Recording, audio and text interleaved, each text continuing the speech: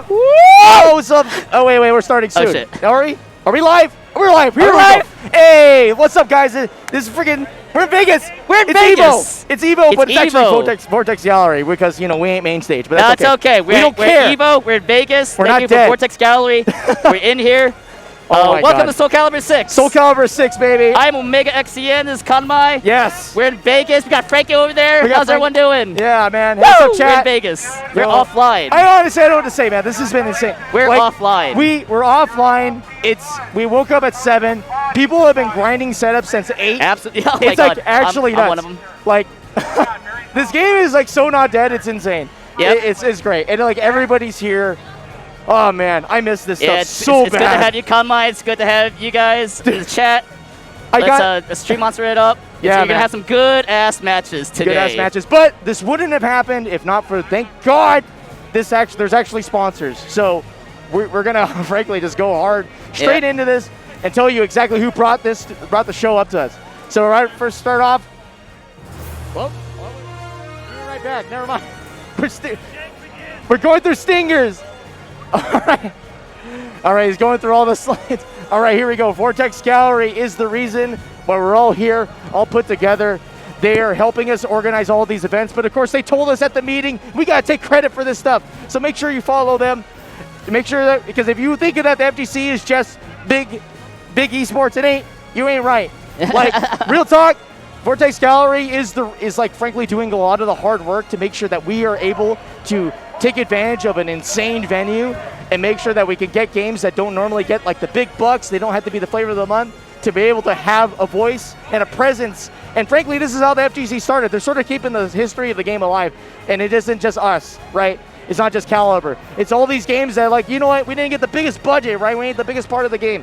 But we're here now, thanks to Vortex Gallery. So, you know, make sure you follow them on Twitch, Twitter, YouTube, and keep watching their content, because, man, frankly, they need some help, bro. Like, you gotta give them some clout. Give them the support. And thank you so much to Kai10 Books for providing $600 of prize money, $600 prop bonus to various game pots, and to help buy staff supplies from Kai10 Books. The Yakuza's Guide to Babysitting Volume 3 print editions are up for pre-order worldwide. They'll be hitting shelves on August 16th. The anime adaptation of the series is currently airing as well, so go check it out. Follow them on Twitter at Kai10 Books, or head over to their website for more information. And of course, we have another sponsor up here that's actually kind of personally close to my heart. Oh. Thank you so much, Fight of Steel, for sponsoring Vortex Gallery. Fight of Steel Infinity Warrior is a new fighting game with ultimate freedom. Players will have the opportunity to customize their own fighter from appearance to fighting moves. And I'm actually not joking, that's actually real. Build your own steel fighter, not steel fighter now. Rollback netcode included. No, it works. It works. It's available on Steam today. Okay, this is the guys who made Fight of Animals. This game is actually like legit sick. If you haven't played this game, it's actually super cool. Like, it has a really crazy freeform combo system, and it's just super fun. Like, they know exactly what they're doing. Like, I swear to God, play this game. No joke. Right, and thank you so much to MSI for providing the laptops for all of Vortex Gallery's PC tournaments. Info on the laptops are provided. The Katana GF76 comes with a 12th gen Intel Core processor and the NVIDIA 30 series graphics card to give you the power of Daryl's punch in Sam Show while being as thin as 2D Teddy in Persona. Cheap character. Head over to MSI.com to grab yourself a katana and sharpen your game. Yes, and of course, you know the sponsor that's coming up. It's Matcherino, baby. Listen, nobody would be able to travel here without the money that you have pumped in with your blood, sweat, and tears into Matcherino. Click those links. Don't be a, I don't know, I can't say that word on stream. Yeah. Just be a man up, or woman up, or whatever up. Yeah. And just click those links and make sure that you're using Matcherino to support us all. Yeah, because this is the lifeblood. Yeah, no, Zephkai. Zephkai, how much money you got from Matcherino? Yeah, give me some of that money. Get out of here. How'd you get from Matcherino? Ah, all right. Check him out. Thank you for Matcherino for being a sponsor. And thank you, Punch Planet. $500 into the pot for their tournament here at EVO 2022. One copy of the game for every event winner. Thank you to our grand prize sponsor, Punch Planet, once again, an indie fighting game created by 3 developers that rewards player expression and fighting game fundamentals. You can play Punch Planet on Steam and Apple Arcade with GGPO rollback netcode for seamless online play. Unique elements like double time cancel and a modern sci-fi art style will have you playing for hours. So join the Punch Planet community today on Steam, Apple Arcade, and Discord. Thanks again to our sponsor, Punch Planet. All right, we're going to have actually a video, so we're going to roll it. Yep. Stay tuned.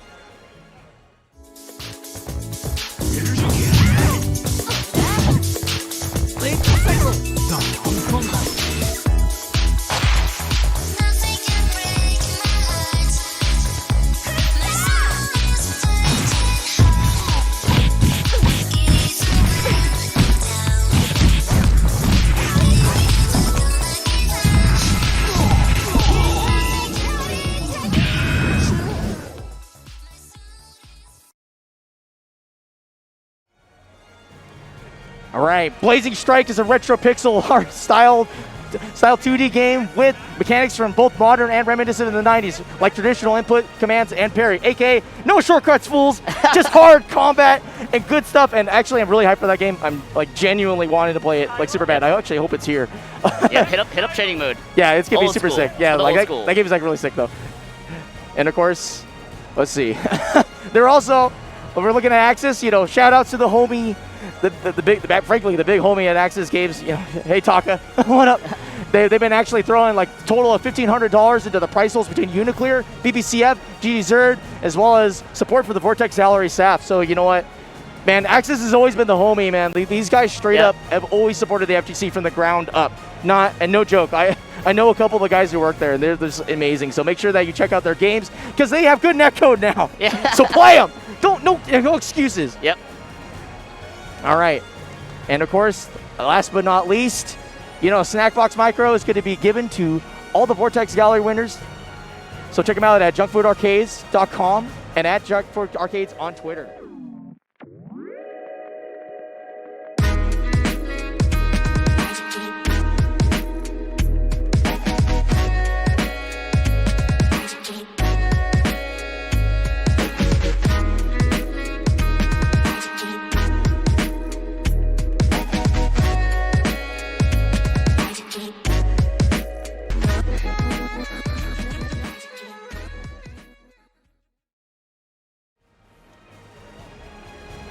All right, well, I guess I'll say it again. Thanks for Snackbox Micro for all the Vortex Gallery. They're going to basically be giving one of these to every person who wins a Vortex Gallery game. So there might be some dude who's playing anime who's going to have a lot of snack boxes. No joke. Just going to snack them up. So make sure you check out Snackbox, the Snackbox Arcade, and all the other items that they can actually have, like, you know, one of those big like Smash boxes at junkfoodarcades.com or at junkfoodarcades on Twitter. They're really cool, and frankly, yeah, shout outs for them being a sponsor. If you're looking for a hitbox that is not gargantuan, yeah, you could get it basically from them. And so, like, you know, shout outs to those guys. All right, at long last, finally we're getting to the action. He's looking away. Look at that beautiful Cambosa. Look at that beautiful Twice a Day. You know him, you love him. These guys are like icons of SoulCalibur 6 at this point. And there's Frankie right behind us. I don't know why. Dude, like, there's yeah, let's go, SoulCalibur. Frankie, Megaphone Frankie in the house. We got Cambosa and Twice a Day. Cut a promo before I can you tell that? I'm undefeated in SoulCalibur right now. I'm unstoppable. I cannot be stopped. All right, sorry. I was yelling at Papa Chunk to get him to take away the notepad. Frankie is in the house. SoulCalibur's in the house. Twice a Day versus Cambosa. Oh, man. Bro, my boys have been training. We got Maryland versus Texas. You know, honestly, these two guys, if anybody, have a lot to prove.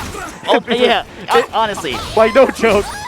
And they're hungry. Cambosa's hungry to represent Maryland. Yes. Twice a Day, very, very hungry. I've been playing, probably have been playing on Steam the most out of everyone, really. Yeah. And oh my God, he is a beast. Look at that timing. Yeah, you can never count Cambosa though. Like, people sleep on Cassandra.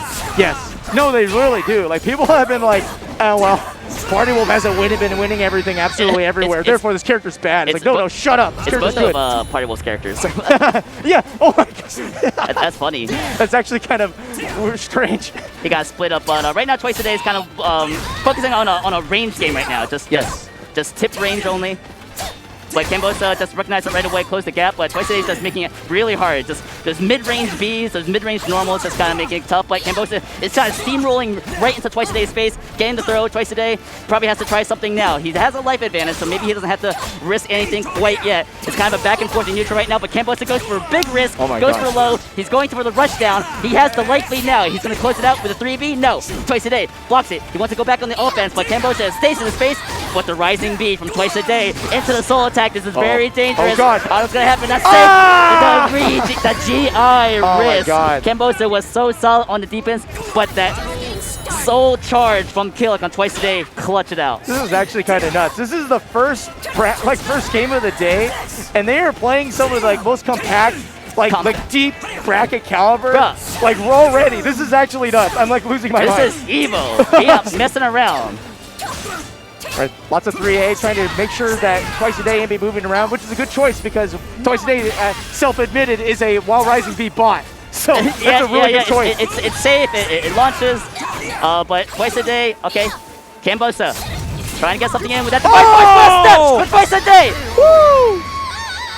Twice. Optimal punish. Read that like a book. The 2-2B fully charged for that lethal hit. Taking the first game. Cambosa needs to make adjustments. Man, Cambosa was literally conditioning for that sequence probably the entire 3 games.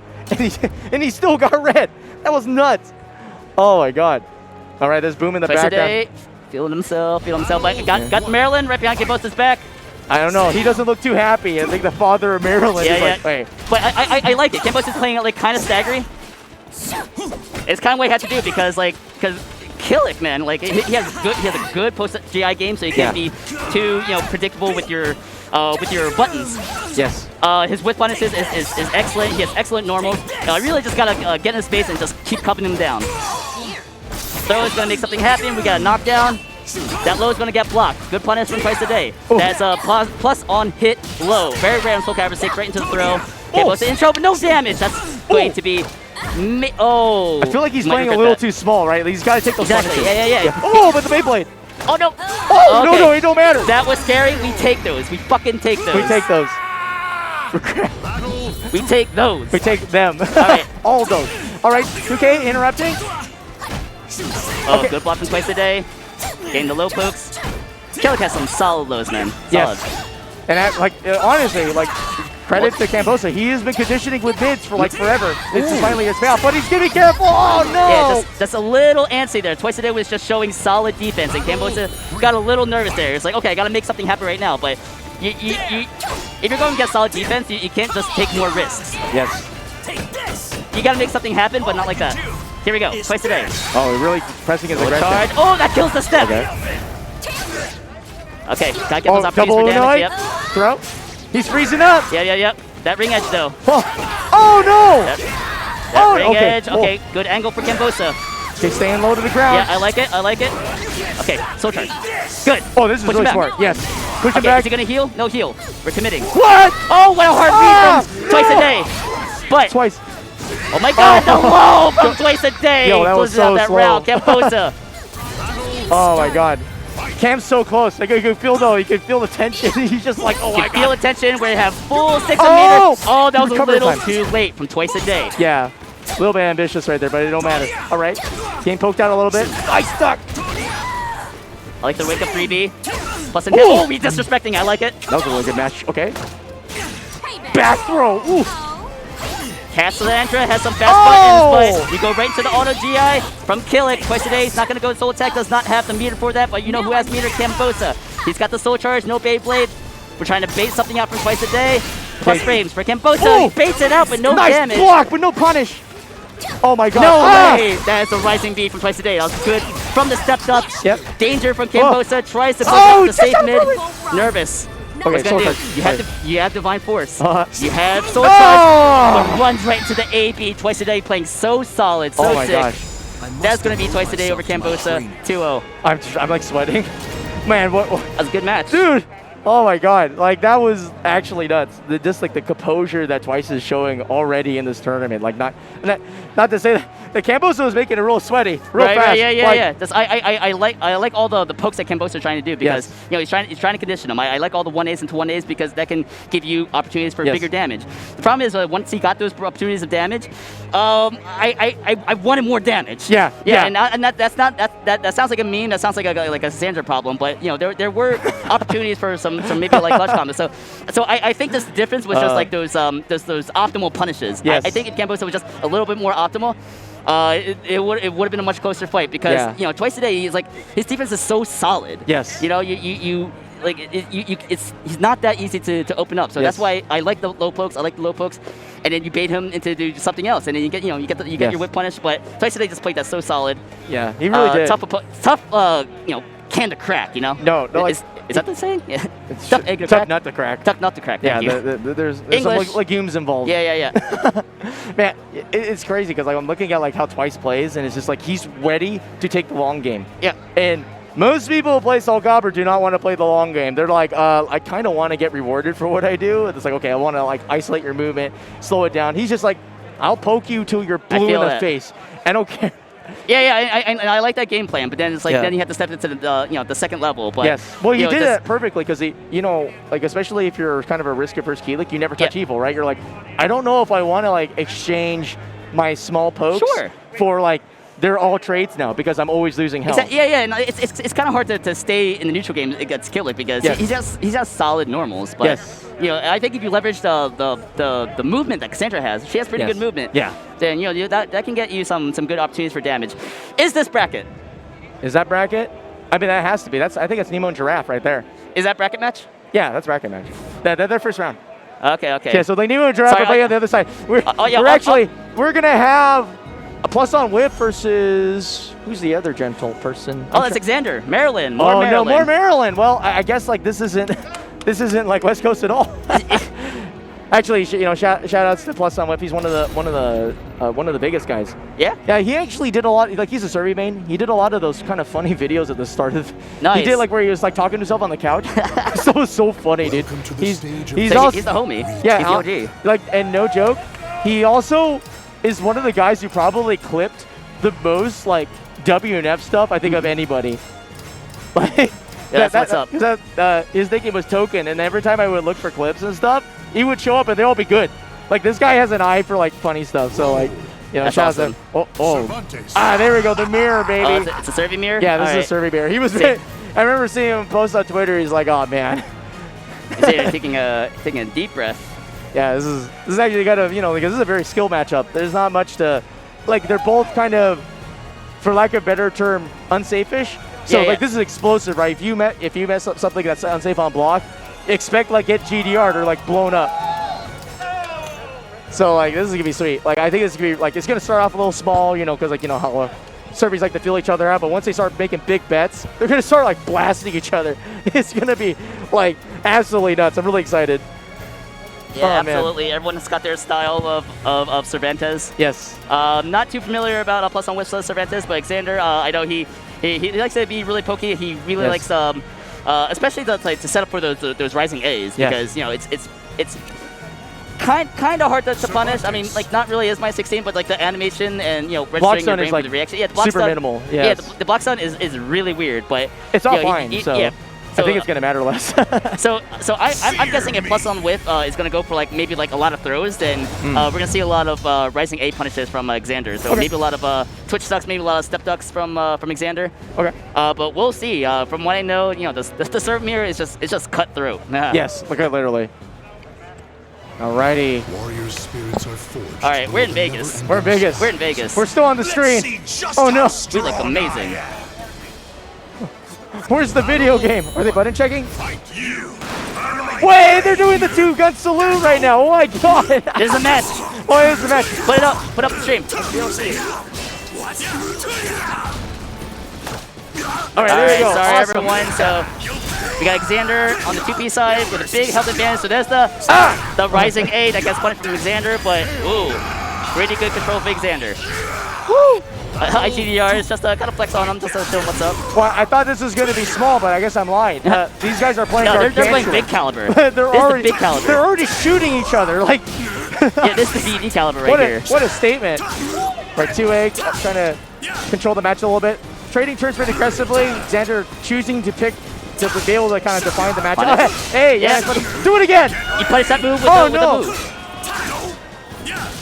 Yeah, don't those 2 orders of Carne Asada serve right up right there. Yep. All right. Xander 1 round away. Oh, triple A. Calling the towing company. Ooh. Oh, he can't disrespect that. Okay, there we go. Rising A. Getting a follow up right there. Going for Oki. No mercy. Shut up. Shut up. All right. Wait. Oh, he tried to shoot his own gun, but it gets interrupted by the follow-up. Xander's just in full control, but we'll see if Plus on Whip can do something maybe with this meter, but with this life deficit, I want to see some meter usage, but that's okay. Xander game 1. Whew. All right, well, my pre-game analysis is complete garbage. They immediately came out guns a-blazing. Yeah, I was like, I thought it was going to be Xander doing most of the Rising A's, now it's coming from both players. Yeah. But we can kind of see who's like kind of the dominant server. Just on the basis of like who's punishing who. Yep. Oh, interesting. Plus on Whip, finally get some initiative here. But we got to be careful about those raw A-slide Bs. Ooh, catching a step, Rising A. That's why that move is so good. It is punishable, but it gives you a lot of damage for punishing so much movement. Ooh, trying to slide in there, but too narrow. Shut up! Oh my, shut up! I just love it. He's screaming shut up after he punishes something. Okay, triple B. If Xander just plays on the defensive, he can just block punish his way to victory. Yeah. All right, and the entertain me to close it out. Yeah. That's really, it's kind of, we'll see what Plus on Whip is able to do. He's not been able to really control Xander. And Xander has really just been content with just moving around and blocking and getting his turn. And here we go, now the tempo read. Okay, Soul Charge. Yeah, if I was Xander, yeah, just block all day, just take your block punishes. This plays super solid. Oh, man. That's me, round 2 goes Xander. All right, 3B does not get punished, but we're gonna get a Soul Charge. Ooh! Okay, A6 again. Oh, triple B, gonna get whip punish. Yeah, the glancing blow, I'm sure he wished for more damage, but I mean, Xander's just really in control here. He knows his own character, you gotta step that, punish it for maximum damage, and then maybe the low poke. Yeah. No, we're just gonna wait for the Soul Charge. Maybe A6? No, we're gonna go for teleport shenanigans. Xander's just threading the duo. Oh my god, he got launched. He landed it. It's not gonna happen, right? The dream? Oh no. Yeah, the dream. One pixel on the dream, but Xander shuts that dream down with the 2K. Moving on through the winner's bracket. Good match. Xander takes it. Yeah, just really was able to fence in Plus on Whip, make sure that he didn't feel comfortable really running his offense, and then you could kind of feel the desperation there. He's just throwing out triple Bs kind of out of nowhere, and this is like, I think that was looking like a man who got lost in the seas. Yeah. Like, you're just like, bro, I haven't had an orange in over like 20 years. Yeah, it's lost in David Jones' locker. Yeah. But, you know, good stuff. Like, you know, shout outs to Maryland. Yeah. The power of Boom. He's like, I got 2 W's on. Well, I got 1 W on the board. Yeah. Like, I lost to Texas, but you know, I'll take my other son. Yep. And you know, Kembo's he's still gonna be in bracket. So we'll see him soon. Oh no! Who's sitting down? Is it the legend himself? Is that Ben with V's? Oh God! I'm so excited. I'm so excited. And then right behind him, if you can get it, I want to really get a shot of the camera. So like right behind him is a guy in a purple shirt. He's actually the vice president of the Band with V's fan club. Not Team BB3, by the way. That's not a fan club. By the way, it's not a fan club. But there is a Band with V's fan club, and it's real because he's right there. Okay, so this is Ben with V's versus Dratheon. Oh my God! Hype! Oh my God! Like all this early, I can't. I don't know what to say. Like this is insane. This is gonna be an insane match. Like this is like Ben, obviously, you know, commentator bias is like the local darling of SoulCal. He's Mr. SoulCalibur. Like probably the definitive Yoshi, especially like offline. Although you know Yoshi 6 has sort of taken the online crown recently as far as like winningness is concerned. Sure. But I've been watching Ben play, and he's been smoking in casuals, man. Like I know people don't count casuals, but like he's been doing some pretty fancy stuff. But of course, that'll translate the tournament, man. Yeah. And then there's Dratheox, who is like the preeminent like execution king, frankly, with Setsuka, and it's just like, you know, we've been in an environment that frankly nerfs the crap out of the character he plays, but like he's going to be able to play in like the native sort of native land of no like dumb like lag drops. So I'm really excited to see what he's able to show off. Right, and you know we can talk about that because Setsuka kind of puts a kind of heavy like execution tax on your body. So you know we see Setsuka, you know that shows me a Drayton that's confident into execution, you know, and just confident to take it with that character who you know let's be real, it's a hard character. I mean you can play her pretty simple, but for the optimal damage you got to land the just frames, you got to get those timings down. Yes. But if the Setsuka doesn't work out, you know, we also have Nightmare. Drayton started season 1 with Nightmare and had some really good results. So I think both characters pretty good matchup against Yoshi. If I was Yoshi, maybe I'd be more scared of the Nightmare, but perhaps Drayton is going to be more confident on the Setsuka. We will have to see. I'd say maybe we start with Setsuka and see if we want to switch to Nightmare. Yeah, I think Setsuka all the way. I feel like, especially offline, confidence. You can't just be like, I don't like. You don't want to go on like some sort of like, for lack of a better term, a fallback. Like you gotta play your main. Like, this is like, because like where else are you gonna play it? You want to play that crap online again? Like, and especially Setsuka, because Setsuka is very surgical, right? You have a lot of, you want to like make sure that your stuff lands, in the sense that, like you have very narrow verticals, right? Wait, I heard an evil voice. That sounds like Nightmare. Oh, that's Nightmare. Never mind. Nightmare. Well, I like that idea. I think Nightmare has pretty good tools against Yoshi. Yeah. Absolutely. He's got a drill. He's got a screwdriver. He's got his shoulders. Unless this is a button check, but I don't think so. All right, here we go. So this matchup's kind of weird because I think under pressure, Yoshi is like an absolute demon when it comes to like smothering characters like Nightmare. But when Nightmare starts getting his turns, we'll see. But right now, this is looking like the Yoshi show. Yeah, I was gonna say that the backstep, you know, like gets you paid against Yoshimitsu, but Ben with V's was able to just keep closing the space, keep closing the space. Yes. That backstep is just like nothing. So I still say to trust in the backstep, but we also got sidestep, we also got armor, we got reverse mix-up, we got auto GIs and stuff. So we'll see if the tools come into play. But in the meantime, it's the Ben with V's show. He's just punching down, but great step from Drayton. Oh, we didn't get the wall combo. That hit was too shallow. That's supposed to be guaranteed, but Drayton's still in it. Got a fist for those wall combos for Ben with V's. With that plus on block launcher, landing it on hit.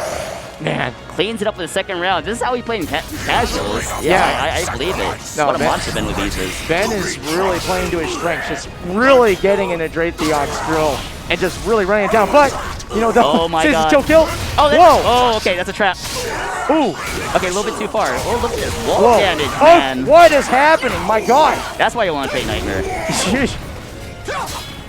Okay. Oh, can't see the backstep. What is he doing? Plus and block. Why? Okay, staying outside of range, AJ, good spacing. Yeah, I question the value of that, but Drayton. Oh, wait a minute. Ben V is capable of a comeback, but not today, says Drayton with that 2-2A for that last pixel. All right, well, Draythion's managed to getting a little bit of foothold and playing really smart by playing really small. Finally trying to GI. Okay, there you go. Level 2 GI. Base from VGI with that A+B for the lethal hit. Break attack. Alright, soul charge. Here we go. Try to catch the step. But Ben steps block with step. Drops the combo. Oh man, that must be killing. Drops the combo. That could be huge. Drayton still in this terror charge mode. 160B will do it. Does any big hit. That's a chunk of damage, but not quite yet. Ben with V's, maybe looking for a suicide kill, but oh my god, rainbow drop. The step with the rainbow drop for just enough damage. Wow. Ben with V's. Man, Ben really took those first 2 rounds and just said, they're mine. That was crazy.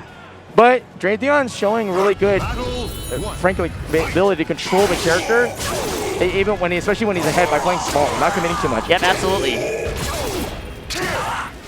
And you kind of want to stagger because you want to play around stuff like that, the Soul Wave. You can armor a lot of your small hits. Oh my god! Jeez, the Woki. Oh yeah, someone's awake now. Wow. Oh man. Someone's awake, trying to get a better grasp on Ben with D's timing. We were able to land that Soul Wave, very good placement there. Ooh, the hole. I like the idea with the GIs though. I wouldn't dismiss that for the rest of the match. It's just the placements. Ooh. Okay, there we go. Nice punish. Got to carry to the wall. Yeah, Benovi is continuing to disrespect, and he's got the character to do so, but Dratheon's got the soul charge now. Big damage potentially coming up. That's a level 3 GI. Oh, no! Face the re-GI again. That's going to be big damage. I think that's going to be a kill. Wow. It is going to be a kill. Dratheon looking alive, looking to take this game 2 here. Yo. Round 3. Man, Dre's Nightmare is so explosive. So it's just like, he gets one turn and turns it into like half health. Oh my god! He's actually obliterating Ben. Ben is just like trying to find a way back in. Okay, 4KB. Okay, getting some door knocking in. Okay, single light, okay, keeping it small. Oh my gosh, what's the Yoki gonna look like? Oh, he goes for the gold throw. Grab. What a read, but does not work out. Oh! Dratheon, 3 straight rounds for Dratheon. Jeez, Answering back. Dre is so good. He is making so many incredible adjustments so quickly. And we just saw, like in a flash, it looked like Ben was dominating by running this oppressive offense. And now Dre is almost like strictly in the driver's seat. He was able to take a life lead and just extend it and force a situation where Ben was just like, oh man, I'm trying to get back into the game, but I have to think that Dre is going to just blast me out of the water. Oh my god, and both players are sticking with their game plans. Benovi is sticking to the rush down, just bulldogging his way into Dratheon's Oh my god! Oh my god, what a rising K from Dratheon. There's a lot of damage, wake up damage too. Benovi is he just want to go a million miles per second, but that is going to be a break of D. Low grab, and that's the BB to close out the round. Man, these guys are playing so fast right now. Like turn for turn, just pounding each other like crazy. Oh my god, what a twitch duck right there. Yeah, perhaps the pace is way too fast. JT has to find a way to just kind of slow it down just a little bit. That's set, but that's an unfortunate rising glow. Oh my god. He's going to do so much damage. No wall clip, but that's a chunk of damage anyway from this soul charge. He's still in terror charge now, but Ben with these. Getting in there, he's looking for a wall combo. He's carrying all the way to the ring edge. Oh! Nice movement! Oh, he breathes on him! He didn't want that. Give him the COVID. Maybe he did. Nice. Oh! Jeez, the movement from Ben with V's. J-Dog cannot find the rising Ks. A little too linear. Ben with V's with the clean movement. That's what he's going to do to close out this game against Dratheon. Dratheon's got to recognize that, try to suppress the movement a little more, to slow him down. He's just always in his face. Oh! My god, what a call out with that raw rising P. Just getting that back counter. Oh, doesn't get the back turn. Oh my god. No wall splat. Oh, what is happening? The wake-up game, though, doesn't get the wall again. Yeah, these walls are mad silly, but we're going to keep her health advantage. Keep it. Just ran it down. Oki was just not going for Ben with these at all. Every choice he made just getting slapped around by Dre. Yeah, it seems as like whoever just gets the offensive momentum, it just like honestly just runs a freight train against the other player. It's just like, so Dratheon is, he wants to play defensive, but it's all for the fact of just starting his own momentum. So, because every time he gets the offensive, man, he just gets so much damage off that. I was expecting a step there, but Dratheon just wants to plays it safe. Oh, that's a punish. Dre is doing a lot of movement denial right now. Notice the AGA is just trying to make sure that he doesn't get stepped around. This is going to go the last round. Oh my god! The AGA, god. The first 2 rounds was just all Ben with B's. Now to be Dratheon, final round. Well deserved for both players. Only one can take it. The I-30CE, are you kidding me? What? His brain, his cabeza is so gigante, my god! The slow clap from the audience from the I-30CE, Ben with B's. Oh, this is splat. Yeah, he's on the ground. Ben with B's. Okay, 2A. Oh my god! I thought he was dead! I thought he was dead! Okay, soul charge. He was dead! Oh! He did not want that. Oh, he's gonna do so much damage. Okay, what's he gonna run with Oki? Triple B. Triple B again. Oh, he tried to take his turn a third time. Slow him down. Oh, flapjack. This is a perfect pace for Dratheon. Oh my god, get to the wall. Oh. Suppress the what a win punish! Oh my god, that's it! He's gonna get the combo! Oh my god! He's gonna take out Ben with B's! Oh my god. So clutch from Dratheon! Oh my god. Trey. So clutch! Keeping a fundamental to the end. Ben was just like, okay, he's gonna keep running his turn. He's gonna come in. He's gonna die to Hell Sweep. He's gonna run into me. And Trey was like, hell no. I'm a classic player, man. I'm gonna watch you kill yourself. Dratheon was playing like he's playing so fast for the most part of this for the set where, oh my god, we gotta talk about that later. But what a match! What a match! What a match! Oh, that was nuts. Ben's torso is currently looking at us. He's just like, man, I'm disappointed in my play right now. I feel so captivating, man. That was sick. I can't believe Fist it. bumps all around for Dratheon. Yeah, no, Good everybody's performance, popping final out. round. That was crazy. You gotta love that. You gotta love that. Yeah, because like the storyline of the game was like, oh man, here we go, Yoshi running amok again. Oh my god! But like he slowed it down when it mattered the most. Yes. Every time he had some kind of momentum, like Dratheon was just bulldogging, and then when he had the wall, he's like, okay, I'm gonna control him. Yes. I'm gonna make sure he does not move away from the wall. Now he's panicking. I'm gonna push him into the wall, get the wall combo. That was just moment of brilliance. I think this guy right there. What's so deeply impressive about Dratheon's play was that he was getting these crazy conversions off of 4-4-A. Absolutely. That is a slow mid. Like, we were talking like, that basically took as long as most people's like East Coast travel times to get to this venue. Like, that was insane. But he was getting these air hits and just creating chaos for man who's just like, what is he there doing? he is. Yeah, look at the king right here. Oh, that was King. sick. Oh my god. King. The king right there. That was so cool, dude. Yo, oh my god, when great. you just slow it down right at the wall, like he's like, I'm not gonna let this guy move. I want this wall combo. You're a genius, dude. I need it. Those 4-4-As were genius. Like, I just couldn't believe it. They were just so good. Oh my god. Yeah, you never dropped it though, man. You just get them clean. Oh my god, that was so sick. He did it. Oh my god. Okay, up next, we're just getting Sly Tiger and Nox. Ooh, baby. This is actually going to be an interesting tale of, frankly, two opposing character styles, right? Nox playing the Ivy. You're going to be keeping the distance. You want the social distance, no cope. And then this chick who's just like, I don't like masks. I'm going to breathe all over you. You know, it's going to be like, wind, as I pumps out of my chest, right? I was like, yeah, go away. It's going to be interesting because they're both like extremely high damage characters. God. And it's so hard to play the small game. And yet, I feel like they're going to try. But like the game state's gonna get too chaotic. They just won't be able to keep it like too tinky, and they're just gonna start blasting each other left and right. It's gonna be amazing. Oh, Like, it's gonna be such a momentum game. I don't. How does? Sorry, I got thrown off. It's time to duel is rocking the suit, and I'm like, I should have brought my suit. I have like Stop! a suit. Look at him. Look at how fancy he is. Stop! We can't The even- suit? Like imagine this guy sitting down on commentary, smoking us Yeah, with, just like- with his drip, dude. Yo, give me your tie. Yeah. Give me your. Oh, here it comes. Give me your tie. You just missed it. Nox. Hey, he's got the official SoulCalibur shirt. Are you kidding me with this? Look at that drip. Are you kidding me, bruh? I thought. Man, this is what KI turns you into. A drip lord. Go away. Look at him. Look at Go away. Yo, man. Did he just floss on us? No. I'm pissed. Oh, man. Well, you know, it was short-lived. I should have brought He my. started off loving the man, and you're like, no. Then he started We're doing in a dance. Vegas. I didn't bring my suit. Hey, is that Nox? I Man. think that's Nox. All right, sorry. Yeah, what you're saying? Okay, Sly Tiger versus Nox. But before we get into that, Yo, we gotta show you some stuff. $160.15 in the match arena. We have 0 codes remaining, so I can't bug you about codes. Good job, everybody. Saban Deus obviously pumping in the $500. Chapter also pumping in the big 500. And Beardley here with the $100 freaking dollars, man. Billy. Yo, Beardley. Shout outs to Beardley here. That man, that man's a grinder. Yeah. I want that man one day to have a happy Twitter post. I'm just gonna say. Like God, he speaks the inner demons out. Yeah. Like I know how he feels, dude. No, but you know, shouts to him. He's supporting the community. You have to have an outlet. Yep. Yeah, he's very supportive. One of the best guys ever. But yeah, just keep supporting Master Arena when you can, guys. But oh man, you just want to hang out with us, that's cool too. I think we have our like Caliber Taquito. Look at how serious. Oh my God. That is the Sly murder face. I love the Sly focus. is ready to energy. rip out this man's heart. Yeah, I kind of want to like back away because I have him in my field of vision. And like, oh, good, okay. Oh, he's good. Yeah, Big Papa Chung's like, hey, stop it. Dude. No, he's like, Sly, are you okay? He's like, oh. All right, here we go. Yeah, I don't know. I feel like this matchup sucks for Ivy. I mean, yeah. Skill, we have royalty in the house. Yo, Skill's here. Oh my God, We he have made it. royalty in the house. Hey! Viva la France. Viva la France. We will never say that again.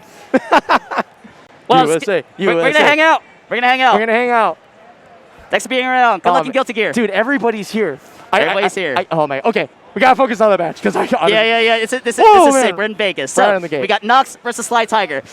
I don't know how Nox can win this as the Ivy because I think the versatile edge cancels are so tough for Ivy to deal with. If you can just keep it at the long range, better said than done. All right. Oof. We good? There we go. No problem. Oh, and that's a CS. So that's a good way to kind of keep pressure on Sly Tiger in the close range because Sly Tiger is going to be dominant when he SGI. at the close range. But that is the versatile edge cancel. coming into play. I think it's very tough for Ivy to deal with. If you can land those CSs, but CSs can be RE'd, so like that's crazy. Yes. All right, well, okay, going Like for reverse you can bait them, but like that's how much damage you get. But yeah, Nox as it plays is so slow. So like if you can pull this off, I'd be so impressed because on paper this matchup sucks for Ivy. Yes. Well, right And now, anyone can tell me ooh, wrong, yeah, there yeah, it is. tell me That's I'm why it wrong. sucks, right? Look at this combo. Yeah, what do you do? Dude, look at him, man. He's styling him. Is this Marvel? Jesus Christ. Yeah, Puts him in the wind, looking like Storm. Woo! Yep, catching the roll. Oh yeah, my it's God. tough. It's tough. Yo, Nox, poor man. He just got. Yeah, he got slide tiger. He dog. just got slide. He What? got slide on. Oh! Gets the counter hit. Gonna get the full conversion. Oh, tons of damage just for one mistake. He's already in third health. It's like a CE just happened. Right, chop, chop. Okay, I like it. You want to keep it at a range game with against SoulCalibur because again, the close range very hard for Ivy to deal with. Yeah, You got the CSs, but you know that could be RE'd. Ooh, nice But duck. I think you believe in your CSs. That's a good combo, good damage for Nox. Really good way to keep these guys. That's one way to deal with Yeah. RE. That's a good answer. Is this gonna kill? Shutting No. me up, Nox. Maybe. Pixel. 100% pixel. Holy, okay, that's a pretty big Okay. pixel. And the low to close it out. The 1B, bro. This guy went slow and low, baby. So now think of the conditioning. I really like that because we have an answer for the RE. It's a risky answer, but I wonder if that introduces some hesitation against Slide Tiger. GI, another good answer. Slide Tiger is a bulldog. He wants to rush down. He wants to press buttons. 2-2-A. And a 2-2-A whip punish. I think Nox might have a recipe for beating Slide Tiger on this very, very scary Talon. Yeah, kind of gentle drop, though. I'm kind of worried about this because... That's a drop, absolutely. Ooh, getting reset. Wait a minute. It's not quite dead yet, though. Gonna get full All right. screen. Is he gonna go for the Oki with Yeah, the full, long thing? Oh, I he's say going for the keep it poke. full stream. Hey! There it is, 6-6-A. Zoned out, dog. Well, it's funny. I Zoned out. I think the matchup the difficulty changes based off of the distance between the characters. Yeah, that's the thing. That's what makes this like such an interesting matchup. Yeah, because you can't even jump over with like wind salt. So like that at that range, I feel like it's like, oh man, it's like if you have a healthy. Yeah, it's just like close range. I feel like Ivy just has to make like hard reads, and you know what? Nox shows that he is capable of those hard reads. So I think like that's what you need to shut down Slide Tiger because he has a big health lead. It's gonna be safe CE, so just throw it out. That is totally fine. Tries to do the hard call out for the RI because we are in Soul Charge, so that's gonna be easy to do with minimal resources required. But look at Nox, just try to like rush it down. But the counter hit from Slide Tiger, tell him. Probably the best counter hit fish character in the game. So much damage from counter hits, so much damage from Tech Crotch that could lead into counter hits. Yes. And we saw the interplay, just closing it out. But surprisingly close, but producer is calling for a short break. I think there's a sound issue. Yeah, so basically somebody plugged into the thing. So like, right, okay, so that messes it up. Thank you. All right. Can you? Sorry for that Twitch chat, but sound is back. Thank you. All right, sorry. All right. Production is hell, by the way. We're all doing our best. Thank you, Big Papa Chunk. Yes. All right, Slide Tiger up game 1. What a way to start out game 2. That's Nox with the 4-4B. Big damage into Wake Up. I don't know if we're going to see a CS. Ooh. Wait, is that safe? Oh, yeah, but this RE cancel. It's tough. Okay, AK. Okay, rising up to the occasion. Attacking the legs. Be gone. Okay, zoned out. Oh. Oh, a little more damage here, but okay, we're finding the damage. Yeah, eating that double high. Gonna get the wall spot, maybe? Oh, no, not quite. Goes for the reset. Oh, pull her in. Back turn 2K, blocking it. AK. Oh, what? How did she hit with that 3A? That usually doesn't hit any.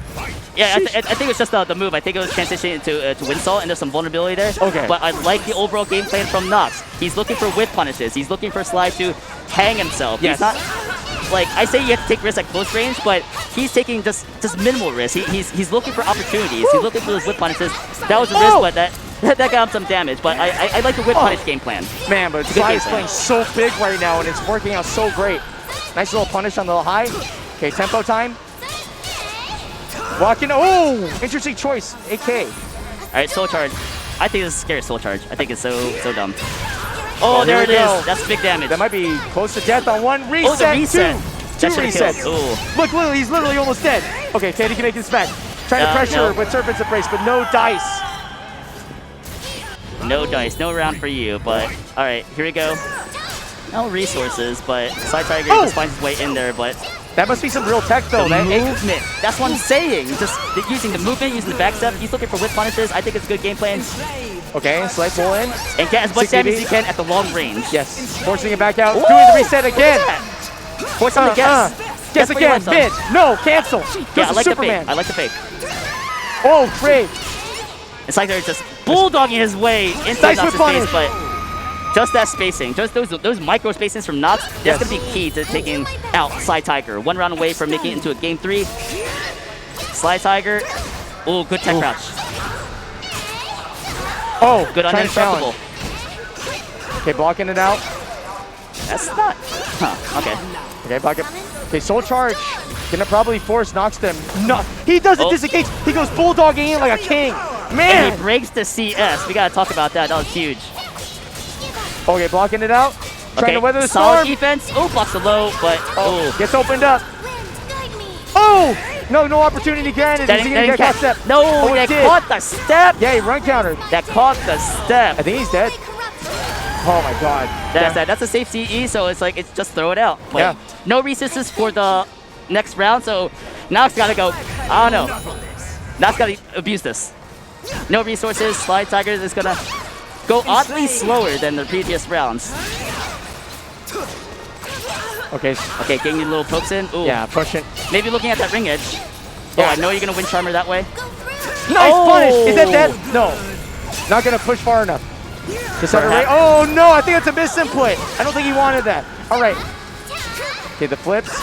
Sweeping the leg. Okay. No meter. No. We gotta close this out. Big drop. He really wanted that guard damage, I think. Oh my God, the Oh RE. my God.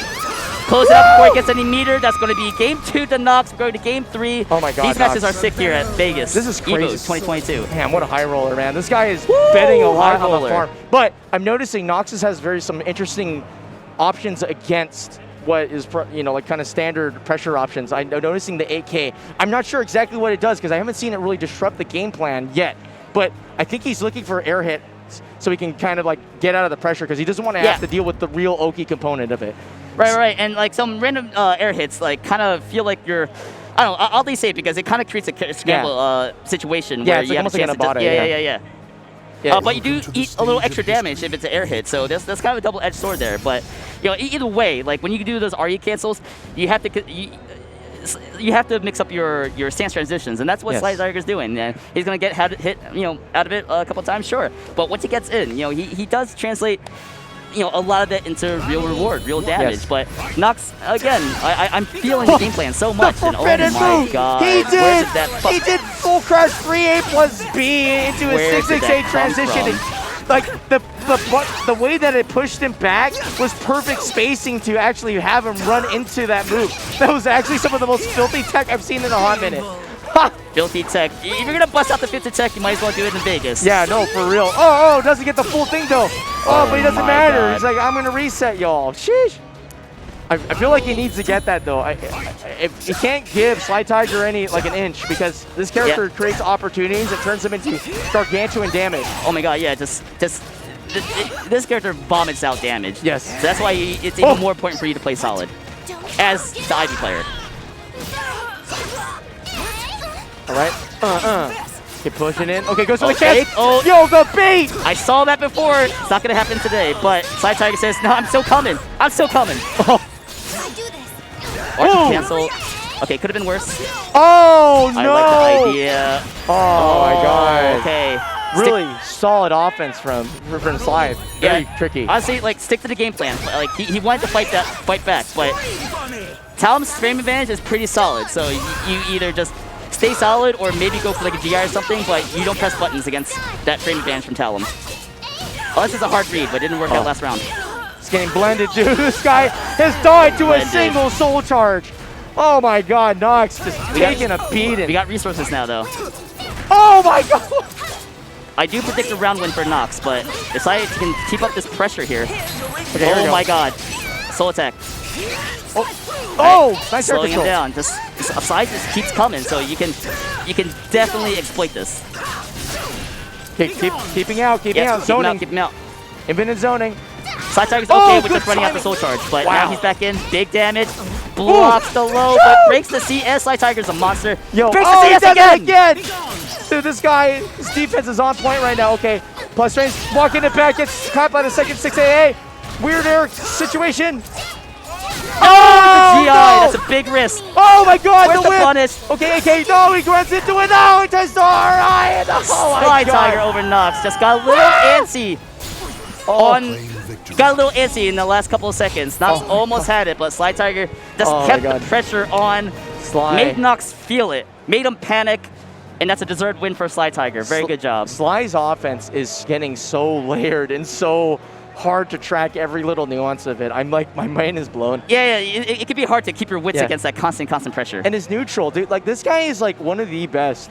I think he's like just like the de facto best at playing the neutral game against like in Right. mid to long for on Tom. This guy just whenever he can wait it out. Like up close, obviously you're a bulldog. You just get to plow through your opponent. But man, when he gets into neutral and he gets that timing down, oh my God, he's like impeccable, and he makes the character look way more like long absolutely. range than she And actually he rewards is. them very often. He's like, oh, I won neutral, time to go in. Yeah, and it's not even cheesy stuff. It's just like straight up like the off, like he goes in for that jump attack, right? It's just like that's not supposed to just fly over stuff like mids or anything. It's just this is the choice. Anyway, hello friends, back to ads.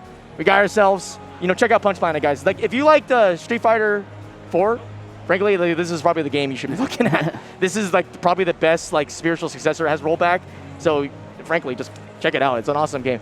They and of course, hey baby, it's us, the Suite of History. So tomorrow, today's obviously Friday, so I think you're watching this, but tomorrow we got our casuals and our team tournament.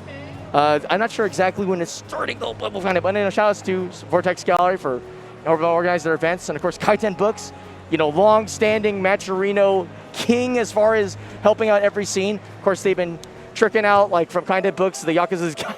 You can check out from Kaiten Books, the Yakuza's Guide to Babysitting Volume 3 print editions. They're up for pre-order worldwide. They're hitting shelves August 16th, so make sure you get it. The anime adaptation of the series is currently airing as well, so check it out. And of course, Fight of Steel from the guys who made Fight of Animals. This game, you make your character, and then you also get to choose your moveset. And there's some wacky moves in this game. It's really sick. It's a really cool game, and the combo system is just addictive. It's really fun. And of course, check out MSI. Thank you for sponsoring and helping out with providing setups. The move to PC is beginning with MSI. So check out the Katana, man. It's running the most recent like Intel stuff, and like that stuff, that battery life lasts forever, so you can just use it forever. Of course, Matcherino, my favorite. We wouldn't have this scene without Matcherino at this point. Real talk. This is the lifeblood that the FGC needed, a way for everybody out there to contribute and help keep games alive. Yep. And so, shout outs to Matcherino. You guys are the best. Yep, and thanks for everyone for supporting Matcherino. So, you guys, it was so important, along with Parsec, to keep the scene alive, especially during hard times, especially during the pandemic. But we have better times to come, so just keep it up. Let's keep supporting each other. Let's keep supporting the community. Yes. Any way we can. And, thank you so much for hanging out with us today. We're here in Vegas, EVO 2022. Let's get it. This is great, man. I miss this so much. Everything We're about, offline. oh my God. No way, not that's oh my God. It's too early for this. Welcome Linkors to the versus stage of Dre. history.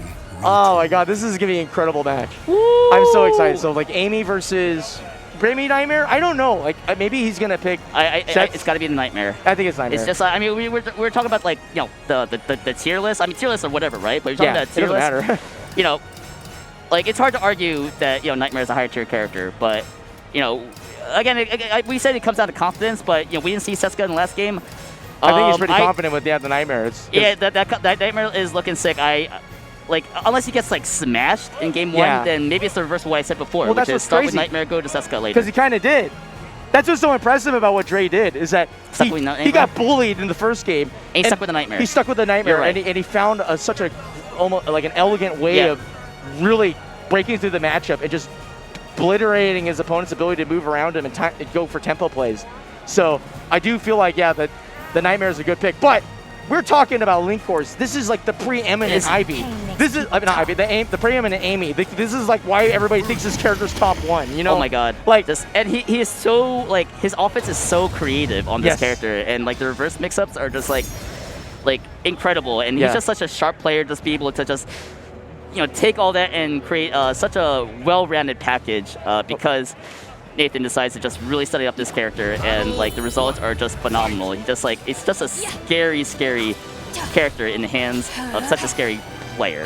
Yeah, he's like it's crazy because I think if anybody, he's like the most self-aware player of like all of us. He's so good at analyzing and breaking down why things are happening, and he does it at such a speed that it's like he's not very experimental in his play. Like when he does stuff, he does so with the sort of deliberation that marks a true champion, and it's like a superpower at this point. Guy's so freaking smart, man. I just love, like, especially when he starts breaking the game down to like literally a one-move mix-up. The only difference is that timing and solid defense. That's it. Yeah, and you're like, what the Yeah, he's got the offense. He's got the defense. He makes you question your own plus frames because he's got the auto GIs, and he's just a scary player to go against. But we are into this match now. Wait a minute, that's Inferno. You baited me. You baited us. I think Inferno's legal. Inferno's not even the Who unlocked Inferno? Inferno sucks, guys. You heard it here first. Are we gonna play the rest of the? Are we playing the rest of the tournament on Slip Out? Is that what I heard? Yeah, awesome. Sounds good. All right, cool. This is the best tournament ever now. Oh my god. I don't know what to say, dude. Like, this has been insane. I'm so hyped to be here, and it's like the matches have been so good, like back to back, just mind-blowingly fun to watch. Oh man. His hands are shaking. Papa's looking at me. He's like, my hands are freaking shaking. I can't wait to see this though. Like Linkor's, oh god, like this is going to be like one heck of a match. I can't wait. Yeah, absolutely. And like this is like, it doesn't be upset. It could be here. It could be here. Yeah, because Linkor's is kind of like the favorite to get like top 8 easy peasy. But honestly, Dre is too. But right now, Dre is getting thrown around like a rag doll. Linkor's has not had a single like sliver on his life, but there we go, get the toss. What? Oh, drops the AGA. Okay. Yeah, perhaps he saw Ben with V's and like, you know what? I can rush down this guy. Oh my god. But he doesn't get the last rose. That's fine. That's like not a misplay, but I'm pretty sure he's like, oh man, I really wanted a rose at the end. Right, here we go. The 4 roses. Nice throw. Okay, chasing him down.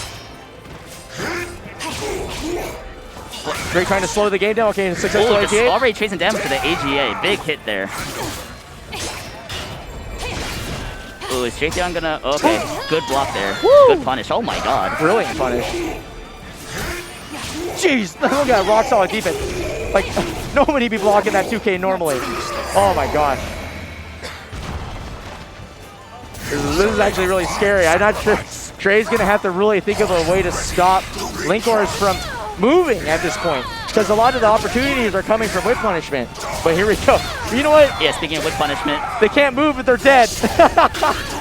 All right, nice just guard from Linkor. It's just kind of just minimizing chip damage just a little bit, even though he's still going to be at some pressure. But Linkor gets the knockdown. We're going to go in, gets the 4AA, catching that step. You're not allowed to move, getting the counter hit. There's going to be a lot of pressure from Linkor's. Oh my god, this whole attack.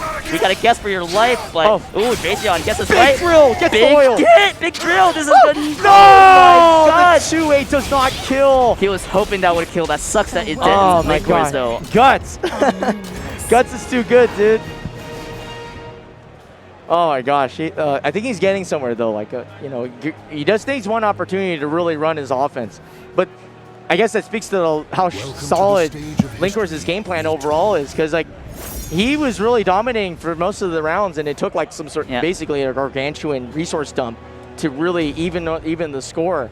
So we'll see what Jaytheon has in store in terms of being able to contain Linkor's movement so he doesn't feel comfortable. Because when it comes to blow, it's Amy. Like, Amy's going to just outspeed you. But, you know, Nightmare's a monster truck of damage, so just get a good read, a good, you know, back step maybe. Then you can get a lot of momentum on the Nightmare. Okay, there we go. Gets an opportunity. Oh, he tries to get a throw, but Linkors is just... Oh, he's matching. He's going aggressive. Yeah, he's not going to give Jaytheon a chance. So maybe some defensive options to come into play. Armor, GI, maybe. They can all be baited, but you gotta find a way to slow down this aggression. Well, right now it doesn't seem to be slowing down. He's mashing his brains out, frankly. Oh, okay, there we go. Soul Wave, good choice. Okay, 2K. Oh my god, the movement from Linkor is like assist this K. Literally every time Dre goes for like something kind of like semi non-committal, he's getting stepped. But here we go. Big pop-up, gonna get the get some extra resources out the door. Oh, checks the movement. Okay, blocking it out. Scary stuff. Oh, nice that K. Nice.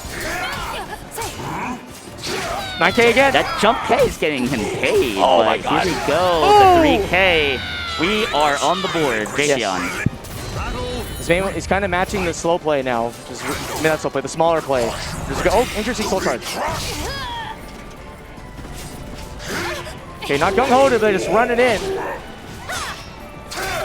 Of course, playing pretty small, non-committal. Okay, right getting slapped in the face.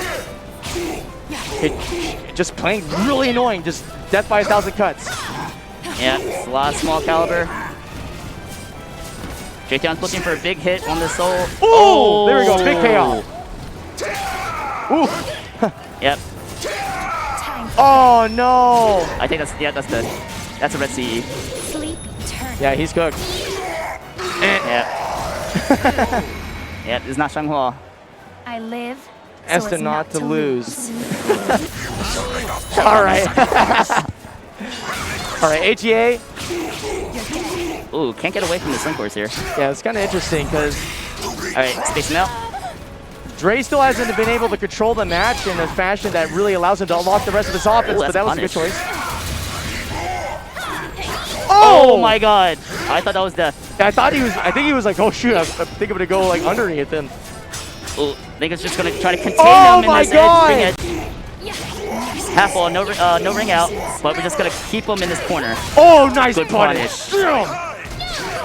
Oh, the tables have turned. Oh! Jayceon with the 3K. Wow. Dre just really managing to just stabilize in situations where you think that he's panicking. But he's doing a good job of reading the situation, which is Linkhorst has been winning by being very aggressive and taking his turn back to back, back to back, back to back. And now Dre Theos is challenging that. But this is a good lead for Linkhorst. Jayceon with the soul charge. I don't know if it's too low, too late, but you can't underestimate the damage that Nightmare can dish out in soul charge. Hey, ironically, these both have the same like borderline damage potential. Yeah, arguably. Yeah. Oh, and I think that's all she wrote. Oh, and soul charge, yeah, and then the extension, the movie. That's a so much damage. God. Linkhorst in top form today. That was. It's crazy.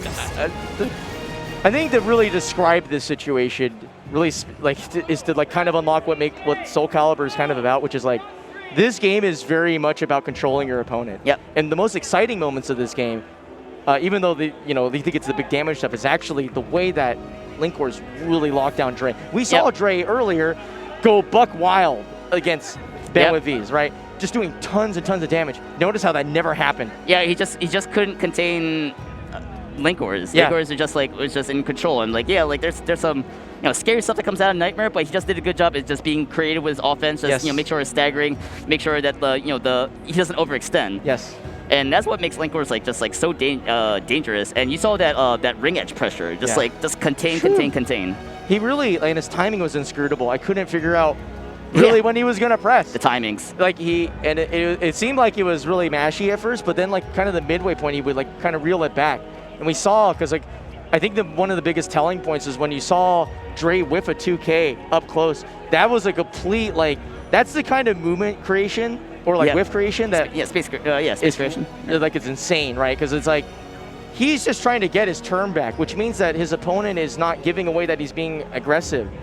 But yet he was aggressive like the entire time beforehand. So it was like he knew exactly that, like, okay, this is where he's going to try to stabilize with something that interrupts my pressure. Yeah, and he just was like, nope. Get whip punish again, nerd. And I'm like, what the hell? And honestly, like the Red Rose 4A just like really brings it all together. Like I feel like I have to play so slow in that matchup with Taki. Just be like, I don't have 4A. Yeah. 3A would be nice. That could be, that could be soul waves. But regardless, like Amy just has like such good tools for shutting down Nightmare. Even though the Nightmare damage should just be like so sick. But like you said yourself, Amy is also capable of all that damage with Red Rose Soul Charge. I think that genuinely explains though why I was like, oh, just armor. It's like, bro, it's a risk. He has 4AA. Yeah, exactly. You're taking a large poke, like consistently throughout. Yeah, like, it's just so hard to place. You can't just be like, oh, I'm just gonna willy-nilly mash. One, it's been proven that you cannot just willy-nilly mash even the most non-committal choices in terms of movement disruption. But then even worse is this like, you're adding that extra layer of just like, well, this entire mechanic is nullified almost by this move because I can't move and I can't mash my sort of core mechanic against my opponent. Yeah. And it's like just removing more tools from Nightmare than he is like removing from you, which is pretty little. But if you like some Amy, oh, what a matchup! Master CJ versus Boom. Oh, we're gonna have Amy versus Wang. Is this the? Are we looking for the crown of Maryland right now? Oh my God! Is it the king versus the king? Oh, dude! Of the province of Maryland. You have to make sure Boom hears that, because I think I'm not gonna yell it too loud because he's gonna cancel. He's gonna destroy me, dude.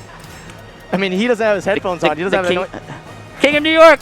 Oh shit! Who said that? Don't say no. They're button checking. Okay, good. The king of New York and the king of Maryland are button checking right now. Oh my God! That meme is supposed to be dead, but for some reason I can't let it go. It was just too funny. I couldn't. Oh man! But I mean, this is gonna be interesting because it's like it's not really a turf war per se, but I will definitely say that like CJ has so much to prove in this tournament. I think his placing in, I think he got like 8th at NEC. NEC, yep. Yeah, so 7. But like Florida man. He's talked up like big time. We're talking like this is one of the premier players of the game right now. One of the like kings of Amy, right? Yep. But you got to get a little bit higher than Ace at NEC, even though NEC is like literally top player. Like I don't know this right, but Boom's a good test here, right? Is he going to be able to frankly out-medal? This is going to be huge. And Master CJ can take this. This is definitely a match to watch. We got a bit of a crowd going on here with this matchup. Yeah, like everybody is like absolutely pumped to watch this match. Like I know, no kidding, this is like SoulCalibur history in the making right now. Despair. Yeah, I know Boom's not afraid of Amy though, so we gotta take him that he's gonna know the matchup. And honestly, like no one knows how to play against Huang, so yeah. So I'm not sure the extent of Master CJ's Huang knowledge, but we'll have to see some solid play here. Because I'm pretty sure that Toothpaste has been making their rounds pretty consistently. Around the lack of a better term, the secret den of Amy's that exists within, ironically, not the Amy Discord. So they gotta have matchup knowledge by now. But Boom is always writing the book. He's rewriting the book. He's changing the book. He's re-editing the book. He's republishing it again. Yep. So he's editing it. This is gonna be really. This is an insane match. I'm really excited to see this. All right, starting off with the throw. Okay, lots of horizontals coming out from Master CJ. Doesn't want Boom to feel comfortable using that superior sidestep. Yep, and I like the Devastation Aura. It gives him a chance for more Soul Charge. And that Soul Charge can be really difficult for anyone to deal with on this Huang. I think Boom knows, though, very clearly that the game plan for Amy is going to be horizontals until they can start counting up roses. Because you're only going to get access to them off of verticals, right? Yep. And Jay says, like, 1 rose and a round loss. Ooh, that's tough. Yeah, tough. This is a really disadvantageous position for Master CJ. And Boom is actually very much up in resources. 5 talismans is big numbers. Yep. Very low risk. You're not taking any damage at round start. Wow. Okay, running it through. Oh, that's a ring out. No, never mind. I'll know Huang, dude. It's okay. No, he's mysterious. He's been hiding behind Assassin this entire time. Ooh, nice step. And great with punish. Yeah, big wall rising punish. Ooh, trying to close out with the mid, but Master CJ with the clutch twitch. Yeah, fourth rose. Wait a minute. Oh, the throw is a little preempted. This is really close. Oh! Master CJ clutching it out. Woo! And getting all his resources on deck. That's a huge win. Right, triple A. Ooh, I love this pressure from Master CJ. This is a huge soul attack. Oh! Back tech avoids the mid option there. Not close enough. Oh! Tries to... Soul charge. Yeah, there it is. Okay. Yeah, if you have to guess, just let it rock. Nice match! That is so good. That's not plus, like, at all. Yes. Oh! Cheeto Unbreakable throw. Okay. Unbreakable grab. Oh, catches him on the wake up. Oh my god! The mix! Soul charge is so hard to deal with. So layered, man. Woo! Peerless. All right, Boom. -3 talismans. But full roses still. Yep. Allowing to probably movement deny a little bit, but right now, Master CJ sort of on the defense. Good soul attack. Okay, with the mix. Oh, that avoids it. Yeah, oh my god. That's good tech. Make sure you back tech that stuff. It's variable depending on the move that leads to the soul attack, but... Oh my god! Oh my goodness. The reverse mix up. They block it out. Okay. Trying to zone. What a GI. Oh, it does not get the lethal hit. Yeah. I think it's the Talisman's. Yeah, it didn't have the right condition. Oh so my nice god, block. he guessed for his life there. Oh! Woo! You can't. Oh, Dan. CJ is picking apart. Boom. Both of their timings are insane, though. Like, this is so hard to do. He tried to step that. He still got caught. Okay, Boom is going to go crazy, though. It's Vice 9 gang, right? Okay, gets caught by the nuisance. Oh my god. Okay, this is dangerous. I think he actually has to get Oh, no, what a challenge! He technically Oh my god, it. he's blowing up the GI, cranking up the gas, weird timings, and the throw gonna seal the round. What You want to pressure mix from Boom. me? You want to mix me? You want to mix I'm me? Maryland, baby. Bro. You will not be forgotten. Yo, man, he's cooking with gas right now. That was sick. CJ thinking about it, he's just like, oh man, I was so close, but not. No, he's actually cool as a cucumber. He doesn't have to worry. I'm sweating over here. Yeah, jeez. There's like Lesson Lee in the back. There's Geist. There's Dre. There's Lesson Lee. Linkors is so freaking tall you can't even see his head. And, Yep. And then there's Ben's chest. Yeah, we got Ben with V's in the house. I think We that. got River Beef Man. We got Alejandro. Got Ramon. Yeah, this is. Oh man, like Incendiate. Oh, this is just a who's who gallery here. it really is. We got Royalty in the house. We got Crazy CD. Yeah. The OG. The OG Maxi, Yep. man. Manta, still holding it down for NorCal. That's what's up. Yeah. But that's it for shoutouts. But yeah, this is so fun. Let's get back into the match. This match is nuts. This is a great match. Okay. Boom, up one. Okay, can I get some Great roses? mid parry, yep. Guaranteed rose. Catches the movement. Catches the movement again. Oh, you know Boom likes his movement, so I like the idea. Just you cannot move against me. That's the Master CJ plan. You have to force it. Like, it's Amy. Amy's first layer of the game is to get your opponent to just deal with verticals, and you gotta skip chop them up. But damage-wise, Boom is cutting ahead. Nice block. Oof. Ooh. Good movement from Boom. Oh, goes for the Okay, sticky that's hand. punished, yep. Oh! What's the mix? Mid. Okay, good block. Good block from Boom. Tries to go for the low parry. RE gonna find no target, and we're once again in that situation with one rose in the L. Yep, REC. Oh, okay. Nice step from Master CJ. That's a good block. Okay, so the he's movement. Okay, I like that he's matching Boom's movement. ooh, nice block, but not a punish. The mid parry, dude. Yeah, staggering offense a little bit. Okay, great throw. Oki, kind of inscrutable right there. Okay. Oh, he went for that's a mash, but he doesn't get the CE, and he's out down by resources big time. So big. Oh, but catching Eating the the side. meter. Oh, Oh, wait a minute. Okay, red rose time. We're nullifying the soul charge from Boom. That's the CJ. This is gonna be huge. Oh my god. He didn't need resources. He's just like, you know what? I'm just gonna play solid and just chip my opponent out. Playing solid, essentially trade for meter. That should have been Master CJ's round to lose, but he didn't give up. He just stayed in the game. Good stuff from Master CJ. Yeah, real talk. Great showing of mental. All right, blocking Yeah, good it out. mental, absolutely. Oh, good stuff. Nice, stay on the ground. Catch Okay, the toes, watch him scary. learn. Yeah, Master CJ does not get any reward from the soul attacks. There's supposed to be a mix-up, but Boom has the answers. Oh, the AMS pressure reset. Oh, okay. Okay, nice I like little patience punish. there. He could have got clipped if he was punished too early. Oh my god. The challenge by Boom. CJ, wait a minute. Yeah, CJ is like really just doing a good job of keeping his advantage, not being afraid to just run it down when he knows he has the advantage. Yep. Sometimes lesser players will end up giving up their turns in those situations, but Yep. CJ's being committed. Yeah, he's contesting it. Yes. He's not making it easy for Boom. If you give him too many turns, man, he's gonna do some damage on you. But okay, that's a good throw. All right, tries to catch a mash. Okay, Oh, Master CJ playing solid. okay. Oh wait. Oh, good step. He's gonna spend the meter, not gonna get the kill.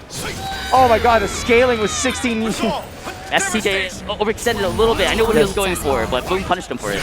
Okay. So I don't know, maybe he has to be careful. We'll have to see. Twitched up. Which punished a little bit more, but you get damage is damage. But Okay. speaking of damage, Boom. Oh. Tries to reset with the throw, but we're gonna shut that down with soul charge. Good stuff. Smart stuff. Oh Master my CJ. god! Caught him out of the air, boom! Getting slapped around by Master God, we're backing CJ. up. Oh, goes with a baseball slide. Oh, Nuisance picks him up, and that's his. Oh my god, dude, this set's gonna go down to the absolute wire, man. Like, Oh, I can't take it. like My heart this can't is. take it. Oh man, this is nuts. CJ is keeping it composed and calm. Boom, still keeping it weird, but man, like, Oh, this is crazy. I don't know what to say. CJ is just showing such incredible like mental right now. Yep. All right, Boom's going for control here. Oh, what the flying flash! Audible gasp from the audience here. Ooh! That's an extension. Oh no! Oh, this is bad. 0 roses. Yep. Yeah, so and you're forced to chase a Huang. Oh my god! Hard stuff. All right, but ain't out of the woods yet. But Master CJ is insanely behind, not like a normal amount. Just insane. Okay, there we go. Taking it back up. Yeah, Here we go. Oh, ring out? Ring goes No, for kill. no. I think you need red roses for that. Yeah. Yeah. He doesn't have it. Could have been a ring out if he had red roses, but still needs 2 more for the red rose preparation. Powering up this Amy, but boom, not making it easy. Gets that knockdown from the throw. Ooh, challenges from the Master CJ. Okay, and he's rewarded with a throw himself. Yeah. Frame advantage, tries to bait out a mash from Boom. Oh, there it is. Out of reach for the throw, and Master CJ punishes him for it on the board. This is going to be a nail biter, Kamai. yeah. I'm not gonna have nails. I'm not gonna have fingers after this. Okay. Parrying mid-trick. Oh, gets caught by the leap. Boom. Rolling it in there. Boom. We guessing. Caught ducking. Okay. Pressure reset. Back in Run up. up 3B. Ooh, nice zoning. Tech crouch underneath there. Okay, great soul charge to get off the pressure. Gonna immediately aggress. Going in. Oh! Okay, the frame advantage from that is sick. I like the throw ins up there. Woo! Oh, the delay, the micro delay. Nobody would have blocked that. Ah, My man. man's like, Oh my god. All right, CJ. What's he gonna do? Going for mid parries. Well, actually, that was low parry. Right. Okay, kicking so out. I like it because it's frame disadvantage, so he wants to save his minus frames. Unfortunately, it's time to end this. Oh, no chip damage for use as Master CJ steps it. 3A. Oh! Lots of mental frames on mental CJ's side. He's able to parry twice without getting retaliated against. Yep, and soul charge is gone, so Boom's just going back in. Yes? Unfortunately, Okay. He still has soul charge, so he can answer back. It's not quite scary for Boom yet. Oh! Wait, What is we this have an anti-soul charge lethal hit Nice on slow. deck. Whoa. Okay, nice throw, better Okay, break. that soul charge is gone. Oh, getting the back step. Oh, Tossing it big around hit. like a That's rag big hit. doll. let's finish this. Oh my All god. right, here we go. What's The he throw gonna will close it okay, out. Just runs up and does nothing. Okay. No, that was a 3B attempt. Cheeky. Oh, he caught God. him. Oh! CJ getting the absolute tip of that. Oh my god. Oh my god, the crowd is Final losing. round. Okay, here we This go. could be the upset. Look at CJ's momentum. He's running it through. This is the combo breaker champion. This is a top seed. Yeah. If Best CJ can take this, he has Okay. a life lead, but he's got He's down on resources. resources. Yeah, oh He's my not god, out of it yet. just slams it into him. Okay, blocking it out.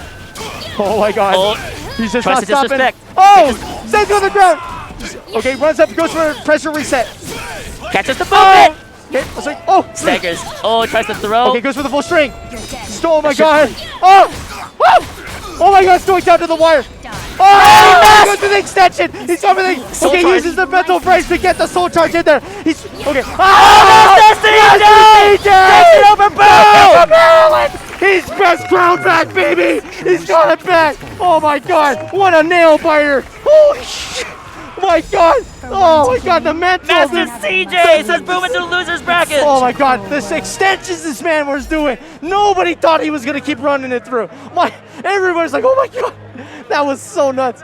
Oh my god, CJ, you're an absolute maniac. Are you kidding That me? was- Master CJ CJ! Woo! with the upset Oh my and god. the fist pump. Oh my god, CJ. Wow. No! Oh my god. Oh my god. Woo! What a match. Woo! Insane caliber, man. That's the combo breaker champion, Master CJ, making a statement today. CJ. He is a top dog He is like in this that. EVO bracket. That was insane. I can't believe it. That then went it down to the wire. Not a single game didn't go to 3-2. Oh, Every single one my back God. to back. Oh my god. What a set. Oh, I'm exhausted. That was insane. What? Oh my god, CJ. Yeah, we're literally getting on our feet. Like we literally got out of our chairs. We just stood up. Oh my god. Now I know these microphone cords extend. What a game. That Yeah, was incredible. we need a minute. Oh my goodness. I like literally. I needed this water so badly. Yo, this heated, man. Oh, with something behind that was me. some Doki Doki there, man. What up, Heaton? Heaton's in the house. Oh my God, what a set! I like that's one of those sets where it's like, hey, listen, if you want to do some content creation, please break that game down because there were so many freaking layers to that game. There were just mix up. Like obviously, like the 3BA was so critical. Using those mental frames where he conditioned with 3BA like I think like game 2, he did 3BA like a million times, and it got to the point where he sort of conditioned Boom into almost a sense of automaticity that it wasn't his turn until, you know, like 20 frames after the move is done. So he uses it, but not like in a sort of like purely offensive manner, but keeps his turn by soul charging right in the middle of it, right? Yeah, that was when it changed everything. And mixing up your string options too, with the mix up with the 3B, mixing it up with the that was just the 3B. It was the 6BB into the an insane string. like, he went through the whole like Boom was not expecting that last part of that extension. No one does that. Yeah, the whole AS thing, like the entire not even there were so many B's in that input. Yeah, because Boom was trying to get his -14, but he didn't expect that last hit of that string that after the -14. Oh yeah. Uninterruptible. I mean, you can deal with it. I think you can GI or step it, but Boom wasn't expecting. I was expecting a Boom -14 punish to cose it out. But Messi DJ on another level. Just like it was a step ahead of Boom. Yeah, and that was like the most critical moment to do it too. Like to be like, you know what, this is gonna work. Like, this kills me if I heavy blocks this, I die. But if I mash, I might win. Yeah, and just if you're gonna be in Vegas, you're taking bets. Oh my God! And that is a good bet to take. Just knowing Boom's not gonna expect that. Yeah. All right. So we got up next. Oh, this is a WNF special. Yeah, this is WNF, boys, but it's offline. We're gonna see some probably in crazy blocks because if there's anybody who kind of understands the Volta matchup, that's a CJ. Oh my God, that was insane. That shit was so sorry. CJ's right behind us. We're like, dude. You're betting it all on that string at the end. That string was crazy. Yeah, dude. Yeah. We were like, he's doing it. He's doing the whole thing. Oh my God. Yep. Oh my God. You're in Vegas. You're taking bets. Dude, man, that guy took the dice. We were like, you know what? I'm gonna shoot through a gun. Good shit, my man. That was so you deserve cool. It. Proud of you. Well played, dude. But anyway. Master CJ in the house, talking to Blue God here. This is one of those matchups that, I think Toothpaste kind of knows how the matchup works more than most people do. So Manta is gonna actually, I think he's kind of in like the sort of like the sidecar instead of the driver's seat when it comes to like dealing with this. And the Huang obviously is the knowledge check now. Yeah. Like you said before. Yeah. So this is. So how extensive is Manta's Huang knowledge? They have a lot of run in WNF, I'm assuming. Yeah, they do, but like Toothpaste plays Manta a lot and also has a Voldo. Right. So this is more of a meta matchup as opposed to just like testing each other's knowledge. Really. Yes. But I would say that everybody's still kind of work in progress on dealing with the Huang. Like heck, you just ran your offense, right? Nice call out with the auto GI to get tons of damage. Where normally, Manta feels pretty comfortable in that situation. All right, backing it up. Tempo time. Looking a little Utoto. You're trying to play a hot meta. Ooh, nice punish. Okay, CR pressure. Goes to the roll. Ooh, nice duck. Oh no! Big risk. Oh, wait! That recovers instantly. It recovers instantly. He's still alive, Manta. Oh, okay. Nice mash. Really good choice. But that's a good statement from Manta. That's a good statement. Yeah. So you better finish your plate. I'm coming back. Well, there's the knowledge checks, man. Like, mid-string, he's like, well, auto GI baked in here. Yeah, you know what? I know Manta was taking this, but I'm just going to take my whip punish, but that was good stuff from Toothpaste. Okay, full strings. Okay, cool, the full string, yep. That's a common counter. Oh, wow. Being really aggressive. Crazy stuff for Manta. Oh, no! Ooh, wow, look at that knowledge. Look at that knowledge. Most people let Manta get away with CR King. They will just block it up. Yep. He's like, I know where the gaps are. Voldo. He does Voldo. He plays Voldo. Yeah, exactly. This is really brilliant. We're seeing a lot of instances where most people don't know where the gaps are, but they're like Toothpaste is exploiting all of them. Oh my God. Woo! Okay, here we go. Roll it in. Oh! Oh my God. Oh! Should have stayed on the ground a little longer. The zone. 9K. Okay, rolls up. Wakes up for CR. Oh. Well played by Manta though, man. Manta really knowing kind of the situation, which is like, hey, round end, maybe go for low, like 1A plus B. Nope, 2-2A. Completely different class of move. What? I mean, that sounds so sick with the headphones. Yeah. Okay, big drill. Ooh. Anti-match from Manta. Ooh. Okay, getting caught by the strings.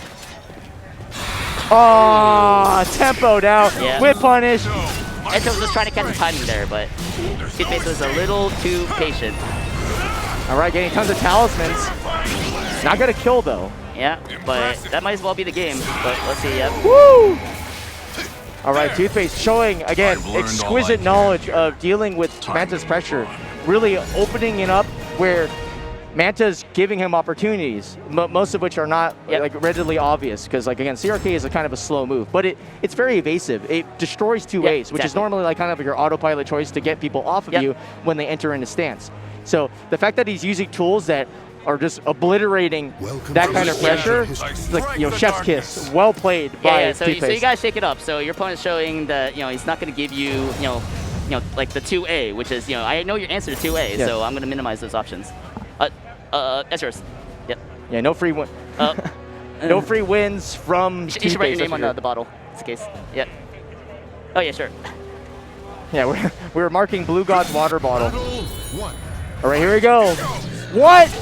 He opened it with 3B? What a jerk. He's memeing. Toothpaste is memeing right now. He just launched him twice in a row on approach. Oh, doing it again. Do it again. I dare you. Just kill with 3B. 3B only. Oh my god, nice whip punish. Oh, okay, there we go. Okay. Comfort zone. Oh, drops the Drops combo. the combo, yeah. Yeah. Yeah. Although, I mean, not much in the department of block punish, but you know, he has some really good whip punishments. Yeah. On top of, you know, the craziest stance games, but if Toothpaste's, you know, anti-stance knowledge is like up to par, then, you know, Manta's kind of all about the stance. So, you know, I want to see some conditioning. I want to see some neutral coming out from Manta. Ooh, nice initial duck, but has to deal with the next part of it. Oh, so the fishes gets the combo extension. Michael Phelps, roll it in. Okay, plus butt frame. Ooh, that's a good step from Toothpaste. That was it. That's gonna kill. Counter hit. Also guts, but yeah, actually really good call too, because Manta thought that the auto GI was coming, because he got counter hit, so he did a double pump. Okay, finally adapting to the anti-approach 3B on literally every round start at the beginning of this game. Toothpaste is making it so hard for Manta to get any like momentum going. Ooh. I mean, he has some, but here comes Toothpaste. Oh, shuts it down. I like it. I like the slow play from Manta. Okay, there it is, plus frames. Oh my god. Blast! Look at this supreme knowledge, man. Like, oh. Manta's mixing it up too, but Toothpaste is always like a step ahead of him. Yeah. Okay, big drill. Okay, ooh, gets the catch. Backstep. Yep, good backstep catch. Oh no, I think he's gonna whip. Never mind. That's not a whip. Toothpaste takes it 2-0 against Manta. I don't think he's dead. Is he? Oh, that's dead, dude. That's dead. I thought he was above guts, so I was like, oh, he wasn't gonna die. Yeah. Now you took condition with the Shanghua CE. Yeah. Most CEs will kill in that range. Man, what a clinic though. That was a dismantling of Manta. Like, man, you gotta look back at that VOD, man. This is like, he pressed very well, and then after he established that the gimmicks would not work anymore, he transitioned to this brilliant game plan where it's like, okay, I'm gonna zone the zoner. Yep. And yeah, every time he approached, he betted big. So that's the thing that I really respect about Toothpaste's play in this situation is that they used an appropriate amount of force, as opposed to what typically happens in like sets where you're like, okay, I'm going to transition to a more spacing game plan. You play really small.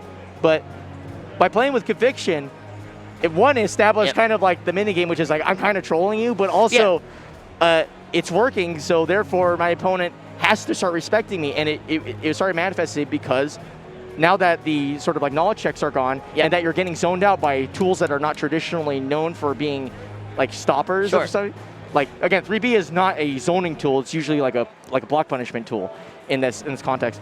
Yeah, you just be like, well, crap, what do I got left? And then it just made it so awkward that the rest almost looked easy for Toothpaste. Really well played. And to be fair with like Manta, I like he tried to play to like a slower gameplay. You know, like I'm gonna keep at range. You know, I got 2-2A, I got 1K, I got 6B, I got good whip punishes. Yes. But then like Toothpaste also just kind of like beating him in the neutral game too. So like it's just like any direction that Manta try to go in, it's just a roadblock of just Toothpaste just going, no. Nope. No, you're not going this way. No? Yeah. So just constant denial from Toothpaste and just plays so solid. And it helps a lot that Toothpaste also plays the character. So yes, you can't resort to gimmicks. You could really see that that was not just a normal. That was like a Huang player. That was a Huang player that also plays your character. Like just like a lot of the auto GI tools were used exquisitely. Again, anti-CRK is probably the most important component because like CRK specifically functions as a way to destroy guard and keep your turn, but its cost is as slow, and so maybe he should have went with kind of a mini like guard break game plan where it's like CRK and then like cancel. Like is that like a you can't really? Well, that's the thing. He was getting slow? interrupted before he would land on his other feet. Jeez. Because like that's the CRK's concept is you steal turns, right, and make your opponent feel bad for being passive. Yep. But being proactive with the right tools is what defeats that. Yep. But again, you have to lab that stuff because you can't just like lab that like on the fly. It's not something that you traditionally like. It's dangerous. A dangerous move because it also beats movement because it realigns very quickly. So it's kind of like this oddly sort of centerpiece move that I think describes Manta very well, where Manta likes to mash, but in order to facilitate mashing, you have to steal turns from opponents so that they feel really stupid when they try to counter mash. Right, exactly. Yeah. So you got to get your frame advantage first, and then you can try to get even more damage. So this is not going to be a button check. We're gonna have Ramon versus Sly Tiger. Oh, this is a crazy match because I mean, Sly Tiger is so explosive, but Ramon is like one of the cheekiest players known to man. Absolutely. We've talked about Sly Tiger before. Very talented player, very aggressive player. Yes. And very smart in a lot of situations. Ramon, we never got a chance to start talk about Ramon today yet. And honestly, in this community, he's still one of the best, if not the best, in the business when it comes to the neutral game. Yes. As I say that, he just runs up throws. That's part of neutral. You establish that it is unsafe to block in full screen. Yep, I didn't have advantage. You didn't have advantage, and you took this throw. Like, I knew you were going to take it. Yeah. It's a good check on an opponent who wants to show that they're, for lack of a better term, honest by playing a defensive game first, right? Yeah. But that was the only good thing he did in that round. The rest was Sly Tiger running him over. So take your neutral and shove it. Sorry, the look on Ramon's face when he ate that ground. Oh, man. He looked like he just saw a teacher outside of the school. That. Oh, man. Okay. Wow. Nice recovery. Doesn't go for the full string. Keep being able. Okay. Gets free damage. Man, Sly is looking like a demon. What is this? Is this man jet lag? And Ramon is like doing the math in his head, so we'll see what happens. Okay, so the run-up throw worked before, and it's gonna work again. Up to 70 damage for the side throw. Dude. We're gonna play some movement. We're gonna tango with Sly Tiger a little bit. Woo. We got a tech crouch in the counter hit. Father Ramon getting another 70 damage side throw, and that's gonna be a perfect. Why are there back-to-back perfects, guys? What is happening? Yep, Ramon did the calculations in his head, and he's going to execute. Oh my god! Whip punish, king. Yep, keeping the plus frames. This is my advantage. There we go. Counter hit. Nice catch movement, but plus frames, so it's safe in Soul Charge for Sophia. Alright, okay, 6B, safe launcher, that's fine. Alright, we're gonna keep this life lead. Ooh, good check. Oh my god, Ramon. More tech crouch from Ramon. Oh.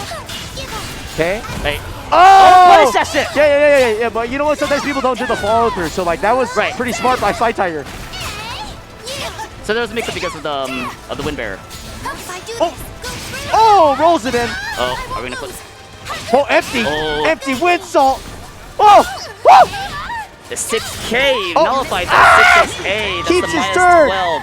Oh my god, that's a heartbreaker for Ramon. Slide, you're a madman. Dude, 6A kind of. Look at that murder face, dude. How did you do 6A against Talon? Because Talon could just 6K that, and it's such a consistent punish for that -12. Don't really have to worry about the the tip rate 6A, which can be a little harder to punish. But maybe there is a sweet spot there. I'm not, I haven't broken it down to that far with the 6K range against 6A, but that could be a factor. That 2-A was just like nothing in that last game. Okay, roll it in. Drop it down. Ooh, ooh. All right, good challenge. Oh, getting picked up again. All right, how dare you disrespect me, the launcher? Oh, man. Clocking. All right, Sly Tiger. Again, he could just fish for a good counter hit. Ah, the back throw gonna do tons of damage. Just jumped over Oh, the why mid. he goes for Penguin Slide, gets in right at the mid-screen. Bob the blade cannon! What is this man doing? It is an absolute ape escape right now. What the hell? Whoa. Ramon has the most "I'm done" look on his face in the world right now, but Sly he's a competitor, so he's not gonna be triggered by this. Sly is absolutely blasting. Sly Tiger is playing like a beast right now. He's going crazy, but he's got to stabilize. No, yeah. he gets freezing You're gonna up. eat this. Ramon's like, you didn't know about this. Let's go. Nice catch to the backstep though, going for some interesting Oki. Getting weird sky hits. Oh, okay, Ramon's got slowed down a little bit. Okay, good GI. I like the GI. Oh, great soul charge too. Man, this is so annoying. All right. Okay, punish. Keys plus range. Solid defense. Wind Charmer. Double Yeah, it up. nice. No, good straight to punish, but he's just I think that was the move string. choice, but we might be able to close out the art and Oh my god, what a follow-up. Just desserts. Woo! Holy crap, dude, this is crazy. Okay, Sly Tiger going for the full screen. Rolling in with wind salt. Claw out of this hole. Oh, look at that schmicks, baby. This is game doing 6 trillion damage on the wall. Gonna eat those rocks for breakfast. Okay, here we go. Block it. No, he's gonna get that wind punish, but not crazy. Very dangerous equivalent to trying to get the wall flat. Okay, wins all again. It's like Goes Sly for the low. Nice block. Sly Tiger's just not letting Ramon get any offense in. No. It's like, okay, it's like Ramon says, my turn. Sly Tiger's like, no. It's, Yeah. it's just that constant denial. Yeah, and no movement whatsoever because the wall is denying his ability to kind of like maneuver around it. So really smart. Oh, but he's gonna take the full charge, take the full combo. And as this is happening, I was just saying, GI would be a good option because, Sly Tiger is just playing so aggressive. GI could be a good way to slow it down. So you just have to be careful. Sly Tiger can bait the GIs, but Sly Tiger is trying to take advantage of these plus frames while Ramon playing solid defense, good throw break, that's huge, but does not get the whip punish. It's like going in again. He's gonna go for a win. So he's gonna win for it again. Okay, backing it up. Okay, the 2-2-A neutral. Movement. Ah, he got back to him, but he blocks it out, and he goes and flies it in. And now Sly Tiger's gonna take out Father Ramon and bracket early on, baby. Oh my God. This man took the win, delayed his flight, and then put him in the losers. Just a constant aggression against Ramon, which is like so much because every time Ramon tried to take his turn, it gets evaded or interrupted in some way. So I don't know if it's a matter of the extensions. Like all the extensions, exactly. All the wind salt extensions were just beating the crap out of Ramon, just back to back, flying in. He was like, "What the hell is this coming from?" You just can't sit there and like guess all day. Eventually you have to make it read. Eventually you have to press a button. That's what Ramon did. Yeah. But like Sly Tiger always has an extension, always have some kind of evasive option. Yeah. We just saw Sly Tiger jumping over a mid when Ramon like tried to interrupt. Yeah. Like. They're just I think that's Sly Tiger doing his homework. No, Sly Tiger, I'm gonna say that. Not only did his homework, but he like took a cram school thing because like the equivalent to trading was so uneven. Yeah, sure. Yeah, Ramon could get his turn, but bro, he was not getting the damage compared to Sly Tiger. Sly was just slamming so many numbers on the board. Yeah, and Ramon might be the master of neutral, and he got a lot of brilliant moments, but it was just not enough to just slow down this aggression. It was just constant aggression, and Sly Tiger was getting such big damage off of it. So just like every good read was just like in like Sly Tiger's favor, and like honestly, like unless you're getting like death fist punishes from Sophatia, it can be hard to keep up in the damage race against Talon because it's Talon. Oh man, oh my heart. Be still my heart. Twice a day versus Dre. Oh God. Can I say something? These are my boys. These are the homies right here. I honestly, so like I think from terms of storylines, these I think are like the two hardest working guys honestly, in Calibur. Right? Honestly, this is going to be whoever comes out of this, the victor is going to pop off, but the loser is going to be, it's going to hurt. Like this is not. I do want to see some emotion from Dratheon, so I would like to see a pop off. I want to see. Like, listen, you want to see Dre? I'm going to even it out. I want to see Twice ascend. Twice. Let's do this. He's not underrated, but I know his results do not reflect how good he is. Absolutely. Oh my God, he is so good. He's so goddamn good at this game, and it drives me crazy because he should be like top 8, like auto every time. Yeah, and he has such a big heart. Like it's like Jaytheon, I love you, but like my heart's with Twice a Day right now. Okay, I gotta go back to Dre then. Yeah. Dre is like the West heart Coast. of Calibur, right? Yeah, Like, West Coast. You gotta Dre. Yeah, exactly. And like he's kind of like a quiet guy, but you can tell. Like if anybody's like honest about their feelings about this game and all the bullshit, it's this dude. Yeah. And I think that like he doesn't mince words. He doesn't mince words. He's just straight up like, no, that sucked. And he like. I really respect that out of it because, like, we all feel this, right? Man, when we get bodied in this game, we're just pissed. So, yeah, and it's just sucks like, to lose. He's so, like, man, I always cheer for him because I know, like, man, I want to be as good as him, but I also don't envy getting that close to being, like, a champion. And, like, just whatever happens, right? It's just like, oh, it's just like, Let's do this. all right, then it's like the moment to prove yourself and moment to shine. Like, this is the moment, and this is for elimination? Yes. Fuck out of here. No, seriously, dude. This is insane. This is this is going to be the losers match, I think, of the century. And oh god, like I don't want either of these guys to go, but it's everything. I know. All right, here we go. Go ahead and check this over. Big drill at the start of the round, making a statement. You want to play SoulCalibur? Hell no, not in my house. Oh, the timing. Love it. What's Nightmare gonna punish that with? He can step it, sure, but on block, Okay, I would like to see a 2-2B there, but 6-2B is okay. Punish that. Nice throw. Ooh. Toss it down. I'm nervous for Twice a Day from what I just saw. No, he don't have to be nervous. He got the W, right? No, he don't. That's it. Oh, the throw, the better right. Okay. Oh, nice. The counter hit. E6. I don't know what he mashed with the second time, but, you know, impressive attempt. Solid. Okay. Yo, blast him. Yo, the reset. Oh my god, he's taking so much damage. Yep, Jaytheon just busting out all the tricks here, but we got Rising B on killing.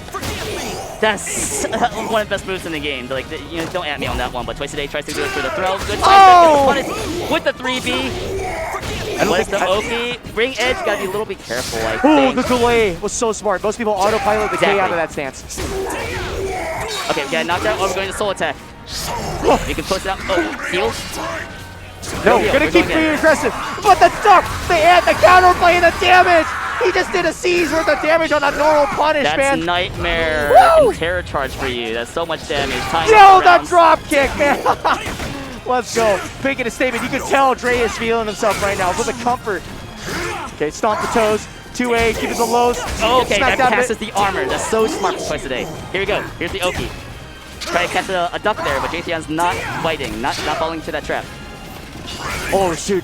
Twice's timing is getting weird, but he's getting caught. Yeah, it's throwing off Twice a Day right now. Okay, good slow throw from Jaytheon. Trying to close it out with that 6-6B. Into the 6-6B. Just out of range of that 2A. That 2A actually has a lot of... It's low range for killing. Yes. It doesn't make sense, but it's one of the lowest 2A ranges in the game. Well, what he wanted was, like, Dre to, like, aggress like a normal person, which is, you know, you whip a move, you're not going to be that crazy. Because you're like trying to shut down the approach, but he wasn't approaching. But he didn't. He's like, I'm going to mash. It's kind of what we saw in his win against Benoit Diaz. Yes. Like Jaytheon just, you know, is okay just not moving. He's just chilling. Because he has the range to whip punish you any range. So. Well, that's what's so crazy about it, because he's choosing the opposite, staying aggressive. Oh, yo! This man just strode underneath that stuff, slipping under the... Oh, my God. Sucks. Yeah, that's... Woo! That was hot. Man, dude. Yeah, that rimshot, you know, it's a terror charge. Like Twice a Day was thinking -12, and it's true, but you know that terror charge doesn't have the tech crouch, so you have to do like a 2A. Yeah. 2A will actually be the most reliable there, but he was thinking I-12, so that's his I-12 in full charge, right? So really unfortunate, but that's only game 1. So that is a 3B whip punish, very good on Twice a Day. Wants to wake up, get a little bit of bonus damage there. I like it. All right, sit on this life lead. Life lead is just really good. When he gets a life lead, it's just so annoying to try to close it out against him. He's playing much bigger. He's playing significantly bigger. Yeah. He is doing way more damage per exchange. Or else you're just going to lose the damage race because it's night. Yeah. Oh, he gets caught big time. Swing bada. Chill. Oh, no. Okay, he's getting fenced into the wall. He's getting poked out. Oh, my God. Oh. Dre is playing this mid-game so impeccably, running the offense, and just continues to harass Twice today. After Twice poked the crap out of Dre and was putting him against the ropes. But Dre showed one of the best examples that I've seen of this character's neutral. What a god. And I hope Twice Today's mental is still intact because I think it is. He's playing really aggressively. He's playing angry, but I think he needs to do it because that was just a fluke, man. He's ready to run it down. Oh, okay. Yeah! Shout out to Malcolm, baby. Get that Breadmaster up in here. 2-2-B hold. Watch that ring edge. Ooh, run up throw. Wait. Get back it up. Jesus. Oh. Get 2K. It's somehow a very scary situation for Oh my god. Oh, this is really scary. He's gonna get zoned. Yeah, baby. Did you see that flex? I think you're right. The mental is still there. Oh, yeah. Because I would have freaked out. Okay, here we go. Great whip punish. Oh, the unfortunate drop. Okay, really excellent. Yo, he's showing the monkey style. Let's go. Yes! The low. Is it rising B? Okay, here we go. Dropping it. Ooh. Okay, this is getting out of control, though. They're both playing pretty aggressively and large. I feel like one of them is eventually going to try to go to a smaller poking game. But, okay, oh, that duck! I like the step duck from Twice Today. Oh, that's a... Wait, it's Nightmare. Never mind. Yeah. It's Nightmare. I'm out. Oh, my Jesus. My God! Okay, ding dong! The witch is dead! One more mix to close it out. No, okay. No, Sword Target. It's going to get next hit. It's going to decide it. Oh! Whoa! Get your hand out! The can, baby! Woo! Bro! What a... Oh, my God. Duck into the punish from Twice Today. He's not out of the woods yet. He's not out of the woods yet. He's still straight in the middle of the thicket, man. He's gonna have to chop down a couple of trees, and that tree's name is Nightmare, but he's got that while Resy P. The bot is back, and he's gonna get a 3-beat lethal. He's gonna be chunking this man for all of his change. He's gonna poke his ass out. God. Let's go, shoot the leg. Now JT has to try to steal this round away. Okay. Well, he can't. Middle of the ring. No. You gotta be careful. He's positioning himself to get a ring out. Yeah, exactly. Okay, yeah, he's getting fenced in. He's getting fenced in. He has to be super careful. He could just die out of nowhere. Right, Soul Charge is gone. Oh, God. Is still there. Okay, yeah. Okay, oh my God, I can't believe this positioning from Dratheon. Man, the patience. He's looking for opportunity. What a step from Dratheon. Oh. Okay, Twice. Close out. Yes! That does Look at that. Neutral. The patience. He didn't give in to the baser instincts of a Keelik. He was just like, okay, I'm going to play it cool. I'm going to let my opponent try to run his offense. And even if he was getting himself put into bad situations, like literally, he could have got wrung out instantly. He just kept it cool. He just kept it calm. This guy's a freaking nut, dude. Everybody else who's standing here, they know. They're like, holy crap, dude. This guy just blocked like 14 years against Nightmare and didn't explode. How solid did my man Twice a Day play that? I mean, shout out to Dratheon. Like, the ring edge carrot was just brilliant. It's like, okay, I have one chance to win. I'm Nightmare. I got Soul Charge. The positioning and pushing him around and repositioning to try to create, this pressure, not in damage, but in ring position. And an average player would just like crumble under that pressure, with the reposition that Dratheon was going on. But Twice Today stayed cool. He stayed calm, and he found that opportunity for the win with that CE punish. That's brilliant. Keep that mental. Please keep that mental. That's so important. And you're gonna take this, but he's trading back and forth. So but Dratheon is an incredible player. So do not count him out ever. That's gonna be a 4-4K that gets blocked from Dratheon. He's trying to close it out with a 6-6B. Twice Today's playing so solid. Okay, going for guard damage. Okay, 2-8 pressure, keeping it up. Nice contact. Oh my God, the tempo! He's been, and that's actually really smart because Dre's been showing back-to-back like run-up 2K as his option to open up the offense. So putting in that delay there just trick Twice a Day into GIing falsely and exploding. Oh my God. Oh, pushback too much. Yes! Damn, look at that punish. Okay, here we go. Pop it up. Dre going in, slap tag. Okay, 2A. Oh, blasting through the armor again, the 2-2B. Keep shutting down that armor. Okay, I think, Okay, stomp. We're staying up close. Oh, he stepped, he's out of here. He's in, no, he doesn't do 2BB hold, but doesn't need it. Okay, that's good enough. Oh my God, I would have 2-8'd that, and I would have got You would have died, right? We would have all died. Like, everybody watching this thing would have just straight up died. Like, he throws him out of armor, my God. What a nut. Okay, nice Oki, waking him up. Giving some Folgers in his cup. All right, bag it up. Okay, Dratheon answering with the break attack. Oh, He's getting pinged at the 2K, the 6XB. this man's best. Oh, he goes for the monkey style. And he's going to catch him, maybe? No. Oh, my God. Okay. Whatever. He Talk about that mental. He's going to get it. He's going to get his meter back, though. It's fine. Nice block. No punish. Okay, AAA. Calling the car company. Jeez. The movement from Drayton has been immaculate all set. Take any fenced in, though. Jeez. Yeah. Just the walls are closing in. Oh, nice movement kill on the side of Twice a Day. Did not complete the combo. There's a little bit of tick range, but Drayton gets a big hit. Oh. You have a lot of meter. I mean, it's risky because it's soul charge, but he's got to pop. No, he got flapjack. Drayton takes it over Twice a Day in an incredibly close match. Oh my God, Dre just kept the pressure up. Kept staying up in his face.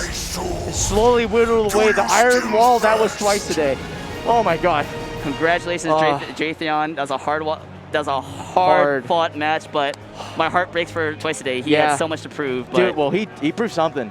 That guy was ice cold, like throughout that entire set. The way that how patiently he played was like, he wasn't freezing up. Like there was a difference between freezing up and playing very like restraining yourself. Right. And it's just like, he couldn't keep it up over just that many games of this man just successfully lowing you over and over. Exactly. At really weird intervals too. And we could talk about that on the side of Drayton. Just like the adjustments was great. Just a lot of the 2K and the 6SB, just a lot of bait, a lot of just that long range, just showing that the power of Nightmare, just punishing Killick is, Killick's range is good. Nightmare's range is even better, and he's got the damage output to, keep that health gap, right? Yeah. So he played that immaculate. Like he didn't need to go in. Like Drayton just plants his feet. Yeah. Like unless he needs to ring position, when he tried to bait for the ring out. But planting his feet, doing just pokes and just baiting reactions out of Twice a Day. Yeah. And he did that brilliantly. You saw the 2-2. You saw the 2Ks, and Twice a Day was just like, oh shit, and then he gets caught by a 6SB. It's just like Drayton just planted his feet and just controlled Twice a Day. Yeah. And Twice a Day's strength was just like. It was honestly, kind of like the close range, maybe mid range, and just getting these I don't know. It's just the neutral was mostly kind of like Twice a Day, but the damage output and the conditioning and general neutral that was Drayton, especially in that last 2 rounds. Yeah, I think Drayton was really controlling the match, and ultimately that was the edge because. It's weird to say because it came down to it is his success in landing lows in a sort of disruptive manner is what gave him the opportunity to be like, well, I'm the one who's dictating the essence of what is going on between us. Yeah. Sure, there would be times when he would be able to fight back, but whenever he wanted to make it on his own terms, he could just backstep and chill out. Yeah. So, yeah, it was just crazy. I gotta tell you that just there's many brilliant moments with Twice a Day. Yeah. Just the fact that he was getting, Twice a Day had the life lead, but he was getting bullied in terms of ring position by Drayton. But just the way he just kept his lead, just kept just kept solid. He's close. And just finding those small windows of opportunities, like, oh, I can get out of this trap, or I can get out of this crappy ring position. That just keeping that mentality is so good to have as a competitor. Yes. Is heartbreaking to see him be eliminated early, but my heart goes out to Twice a Day, and we're gonna hang out all weekend. We're in Vegas. We're gonna have a good time. Buy that man a drink. But once again, congratulations to Drayton. Hard fought match, very deserved win, and can't wait to see you continue. More SoulCalibur taking heads action. in the bracket. It's Drayton is just on top of his game. Today. It's Speaking crazy. on top of the game, shout out to everybody who's committed to the match arena. That is like $100 higher than I remember it being. So everybody, thank you so much for channeling the spirit bomb of cold hard cash to help soften the blow of Vegas's harm on our wallets. If we have a donation shout out, we can talk about that later because that prize pool is higher. So we'll consider that later. But I'll leave that God, Mansa versus Giraffe. Oh my God, Giraffe especially. Giraffe is kind of like this, he's actually kind of the mastermind behind a lot of the Setsuka tech. He kind of came from being almost like a sideshow kind of character to the Setsuka thing to almost like a central figure of figuring out some of the stuff. And he's been handling major after major. He's kind of like the new school. Dude, right? He's one of my favorite new players to watch. Absolutely. He's one of the news versus, frankly, the Fossil, man. This guy has been playing Valdo for 6 trillion years. When they looked at when they were looking at the amber inside of Jurassic Park, they saw Manta's reflection in that shit. Like, he's ancient, dude. Yeah, Seska is kind of rare to like see these days. So like, I'm all for seeing good Seskas. I'm all for seeing new players. Like this is great. This is beautiful. This is a wonderful matchup. I am very happy about this matchup. I don't know where it's gonna go. That's why it's a wonderful matchup. We'll see. I'm curious what Giraffe has cooked up for in terms of tech. Because like 6A plus B against. I bet he has something Mantis. weird against Voldo. Because he has the lab against Voldo. He has to know that like there's a nest of these bastards just chilling out. Dude, I love it. Imagine like the guy. Oh my god, that was so sick. Dude, Shankles, I love the statement. He's like, you run into me, B. Oh, they're okay. There's the your CRK there. Yeah, CRK. It's really important because it's like on hit it does a billion, on block it does great. So, oh! Yo, look at this tech! Everyone just felt the shockwave of that lethal hit in the audience, and we just all whipped our heads back. But Manta undeterred closed that round anyway. But perhaps Giraffe is making a statement saying, "Hey, you see that? Dude, that was one of the sexiest punishes I've ever seen done to a Mantis Crawl. And wonderful execution from Giraffe. So talented player here. But okay. Let's translate this into rounds. Okay, that's ball 2. Oh, missed the glitch. I'm not sure if he pulled it off, but yeah, there it is. Oh, right into a favorable position. Look at the sequences. I love the auto evade from Manta. Getting the super freak lethal hit. Oh, but he's not inside. No whip punish though. Yep, I would love to see at least a 6A plus B there, but that's fine. Oh, wait a minute, the 6K. Good night, sweet friend. CE. Woo! Cankles, man. Oh, Giraffe is showing some of the hottest sets. No, he's not dead. What the hell? Scaling. Oh my god. This kid sucks. No, I'm kidding. Bruh. I'm kidding. How dare you? This kid is nuts. All right, 3A. Very solid horizontal mid there. A little slow, but it does its job. Woo! Give up and die, she says. Get up and die. But he ain't. It's Voldo. He's Italian. Okay, nice. Good step. Okay, yeah. Exploiting the one of the central weaknesses of Seska, and that is that catching step. But Manta staying slippery on Oki. Ooh. Wall slide. Oh, wait. We're going to see a ring out? Is this it? Good night, sweet prince. No! It's a double stun, so he resets it. Yeah. So that definitely should have been a 6A plus B. Punish. Yeah. Okay, goes for tempo time. Yeah. Oh man, I saw this man was whole, but he's got the reactions of a god. Young and fresh. Play like a younger man, nothing held back. All right, backing it up, drill neutral. That man. Manta with the tricky full crouch 3D, just looking at all the lanes. I see something about that move. I love that move. It has so much range, it'll catch people off guard. It's a good move. Good up. Oh, I think that was a drop, but he turns it into a reset with that throw, so... Okay. Great soul charge there. That's a perfect placement there. Okay. Like, I don't want to guess. I'm going to soul charge out of here. Oh! Air hit. Good stomps. Yo, nice punish! Are you kidding me? The 6's Bs are coming full force, but here's a guess. Oh, never mind. We have soul charge. Okay, yeah, we're good. We're good for you. Whoa! Taste your own medicine. Oh, okay, there it is. Nice check. Mix up. Yeah, frame advantage variables depending on how far you are as Voldo, but... Oh! Getting paid! Woo! The styling, bro. He's been fishing for that the entire game. Didn't I say it? This is going to be a good matchup. Oh, this is insane. This is a good matchup. No, it's so fancy, too, because, like... Oh. Yep, and pretty easy. Get out of here, man. So that was sick. All right. All right. Picked up. Drill. Here's the mix. Soul charge? No soul charge. Does not have the meter. We're going to keep going. We're going to go for that break. Oh, we're backing up. I like it. Oh, what an interrupt. This man's got some sweet. He was running his turns for too long. Yeah, that's what happens when you overextend. Yeah. You have to keep an eye on that meter. You got to keep an eye on your opponent's options. He was feeling himself. He overheated a little bit, but that's what happens. I think he's allowed to though. He's throwing it really strong. Exactly. Yeah. He's showing strong play, and he's punishing Voldo in weird places. I think the thing is, I think he's not expecting exactly how they end up falling, so to speak. Because like when you get air hits, you get weird situations. So I think his follow-throughs are a little bit, how should I say, optimistic. But he's getting damage in places that Manta, I think, knows for. And in fact, he's like, I'm supposed to be getting out of here scot-free. Like clearly Giraffe knows something that I don't when it comes to dealing with my evasiveness. So I actually don't think that this is that far away. Like, he just needs to be able to maintain his pressure and then obviously put on the brakes when it's appropriate. Because it's hard to be like, well, just don't attack there. It's like, well, I have to keep my turn somehow, right? And he's on the ground. What is he going to do to me? It's like, well, yep. He's Voldo. He's slippery. All right. So Giraffe gets another chance.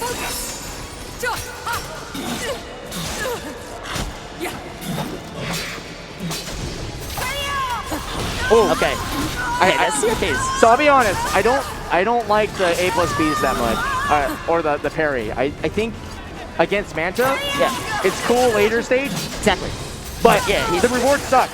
Yeah, he's very tricky and very staggery. So like, even if you do have the placement, the reward is kind of minimal, not worth the risk. Yeah, because he's not gonna get more. I think more than once. Yeah. So he's staggering his offense really well. So it's gonna be hard to catch that. So I see what you're saying.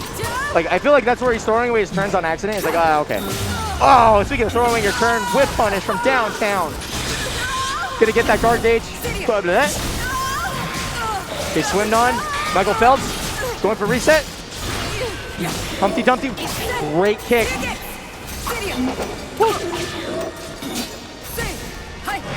Ooh. Oh my God, the whip punish on the stance transition was actually godlike. Holy crap. Manta showing up in full force. Draft, gotta make something happen. We got a lot of meter. We haven't really seen Seska soul charge. I think it's a cheap soul charge. Yes. It's so powerful.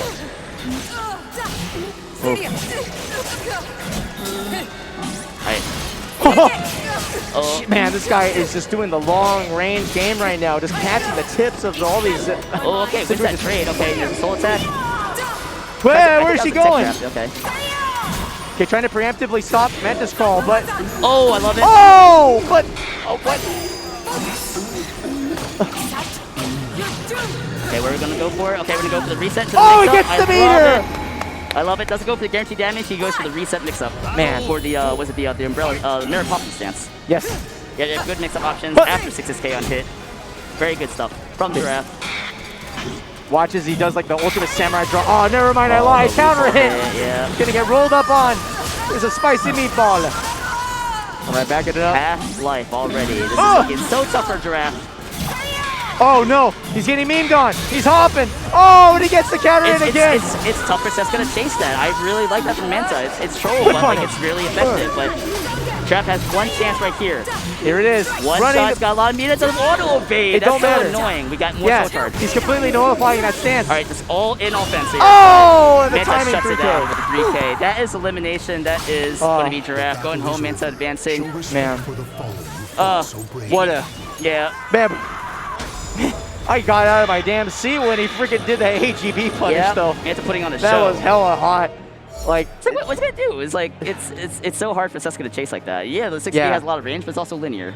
And then you shut that down. What else he got? It's hard. He had good anti-Voldo pressure up close against Mantis Crawl, but you have to have a complete sort of anti-Voldo game plan when it comes to full screen, because that is a neutral stance. Yeah. It's good at neutral because it makes your opponent like have to second guess zoning you, because you're gonna, as a Voldo, you get to engage your opponent faster. So it's up to your opponent to be proactive against you.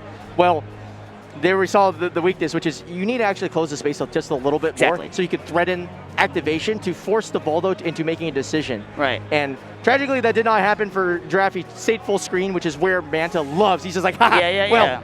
And it's like, it takes a lot of discipline to like just inch your way in, inch your way in, inch your way in. Yeah. Sometimes and just having the patience to do that. It's hard because like you don't want to move because you're afraid of getting your step caught. But I think I missed a cameo appearance, but a cameo appearance from who? I mean, I got my cameo today. I got my cameo. I can't believe he's here. I can't believe he's here. If you guys don't know, like Okubo is here. Like he's literally here. Yeah. I mean, we're not sure if it means anything. It doesn't. We don't know if it means anything. But I know when he walked up to me and he's like, hey. And I'm like, what are you doing here?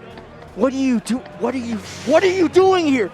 That was a brilliant impression. Right. Anyway, I know what to tell you, dude. Like, I almost cried. I'm about to cry. But we're about to go to something special. Yep. Let's shout out our sponsors right here. All right, shout outs to Matt Torino, of course, and all these people. But we're going to get to the beginning of this reel. All right, Vortex Gallery, the biggest, the best. Thank you so much for Vortex Gallery for getting all the crazy details hammered out and allowing us to express ourselves through running tournaments like madmen. You know, make sure to follow them on Twitch, Twitter, Twitch, Twitter, and YouTube. YouTube, yes. Of All course. right. And thank you, Kaiten Books, for providing $600 of prize bonus to various games in their pots and helping out with the staff and getting their supplies. From Kaiten Books, the Yakuza's Guide to Babysitting Volume 3 print editions are up for pre-order worldwide. They'll be hitting shelves on August 16th. The anime adaptation of the series is currently airing as well, so please go check it out. Follow them on Twitter at Kaiten Books, or head on over to their website for more information, Kaiten Books. Kings of Maturino. All right, next up is Fight of Steel, the guys who made Fight of Animals, baby. Thank you for Fight of Steel for supporting Vortex Gallery. Fight of Steel Infinity Warrior is a new fighting game with ultimate freedom. Players will have the opportunity to customize their own fighter from appearance to fighting moves. No joke, literally, you can actually pick your own moves. And build your own steel fighter now. Rollback netcode is in this game, so buy it on Steam. Go get it. Play it on your Steam Deck. Play it on anything. This game is actually really sick. You should play it. It's really fun. Like, no joke. All right, and thank you, MSI, for providing laptops for all Vortex Gallery PC tournaments. Info on their laptops are provided on their website. So the Katana GF76 comes with a 12th gen Intel Core processor and an NVIDIA 30 series graphics card to give you the power of Darley's Punch in Sam Show while being as thin as 2D Teddy in Persona. Well, God. Head over to MSI.com to grab yourself a katana, sharpen your game. Real MSI. talk. You can stream off this thing. Yeah. Seriously. Laptops are sick. And of course, Maturino. Where would SoulCalibur be without Maturino? The answer is probably dead, no joke. So make sure that you use all the sponsor codes, do all the quests, do everything you can, because these guys, frankly, have created a fair and equitable future for the FGC where we just make the rules and run stuff, and they take care of all the busy, crazy, scary Absolutely. money work. And I can't be thankful enough for this site. Like, yeah, and it creates meaningful pop bonuses for the Yes. players. A lot of it goes to the players. and they barely take a cut. Like, Yeah, it's yeah, like yeah. a couple cents. Like, no joke. They barely take a cut from any of this stuff. Like, Yep, and it's really easy. You can make donations to the pot for free. They have a lot of great quests and achievements. So like it's great. Maturino is like, can't say enough good things about those guys. And thank you everyone whoever donated to Maturino and helped support the SoulCalibur community. Maturino is a big part of that. So Yes. Thank you so much, Maturino, Maturino. and thank you everyone who donated to Maturino. Okay, so of course, Punch Planet actually has a $500 pop bonus added to their tournament, and every person who wins that Vortex Gallery game is actually getting a code of this game. So thank you for the grand prize sponsor for Punch Planet. It's an indie fighting game created by 3 developers, three whole ones, 3 whole developers that rewards player expression and fighting game fundamentals. You can play Punch Planet on Steam and Apple Arcade with GGPO rollback netcode for seamless ongoing gaming. Unique elements such as double time cancel and modern sci-fi art style will have you playing for freaking hours. So join Punch Planet community today on Steam, Apple Arcade, and Discord. Thanks again to our sponsor, Punch Planet. This game is actually sick. If you like SF4, you'll like this game. Like, no joke. And it's actually really stylish, so definitely check it out. It says rollback too, so yeah, play it. All right, and of course we're gonna have a video coming up. Oh, keep talking, never mind. So a total of $1,500 into the prize pools between all these games that you see on the screen: Blaze Blue, Central Fiction, Guilty Gear Zerd, and of course, Unuclear. Bless Anime. $1,500. As well as supporting the Vortex Gallery staff. Like, man, they've been insanely helpful. And of course, they have another game coming up too, which is Blazing Strike, which is going to be sick. It's basically like Third Strike coming back. Like, I can't wait for that game, dude. It has a retro pixel art style with 2D fighting game mechanics from both modern and reminiscent of the 90s. So it's like kind of like a mix, but it also parries, dude. And and it's not like a baby mode fighter. You have inputs, like you have art inputs that's like, thank God, I want those back. And of course, Junk Food Arcades. Anybody who wins a tournament in Vortex Gallery is going to get one of these beautiful, like what is effectively a smaller hitbox. So if you're looking to travel a lot, let it rip. Get one of these. This is the most compact form factor next to a pad. So definitely check them out at junkfoodarcades.com, at Junk Food Arcades on Twitter. Anyway, we have delayed it long enough. We're going for more SoulCalibur 6 action pretty soon. I think so. I'm getting the nod from 5 minutes. Are we chilling? Are we playing? We're gonna swap out. Ah, good. Okay. I'm tired and I need to play. So thank you so much. for letting me experience CJ versus Yep. Boob. that changed my life. So yeah, we're rotating out. We have to compete as well. So thank you so much. Keep watching, and we'll see you guys soon. Thank you for watching. Later.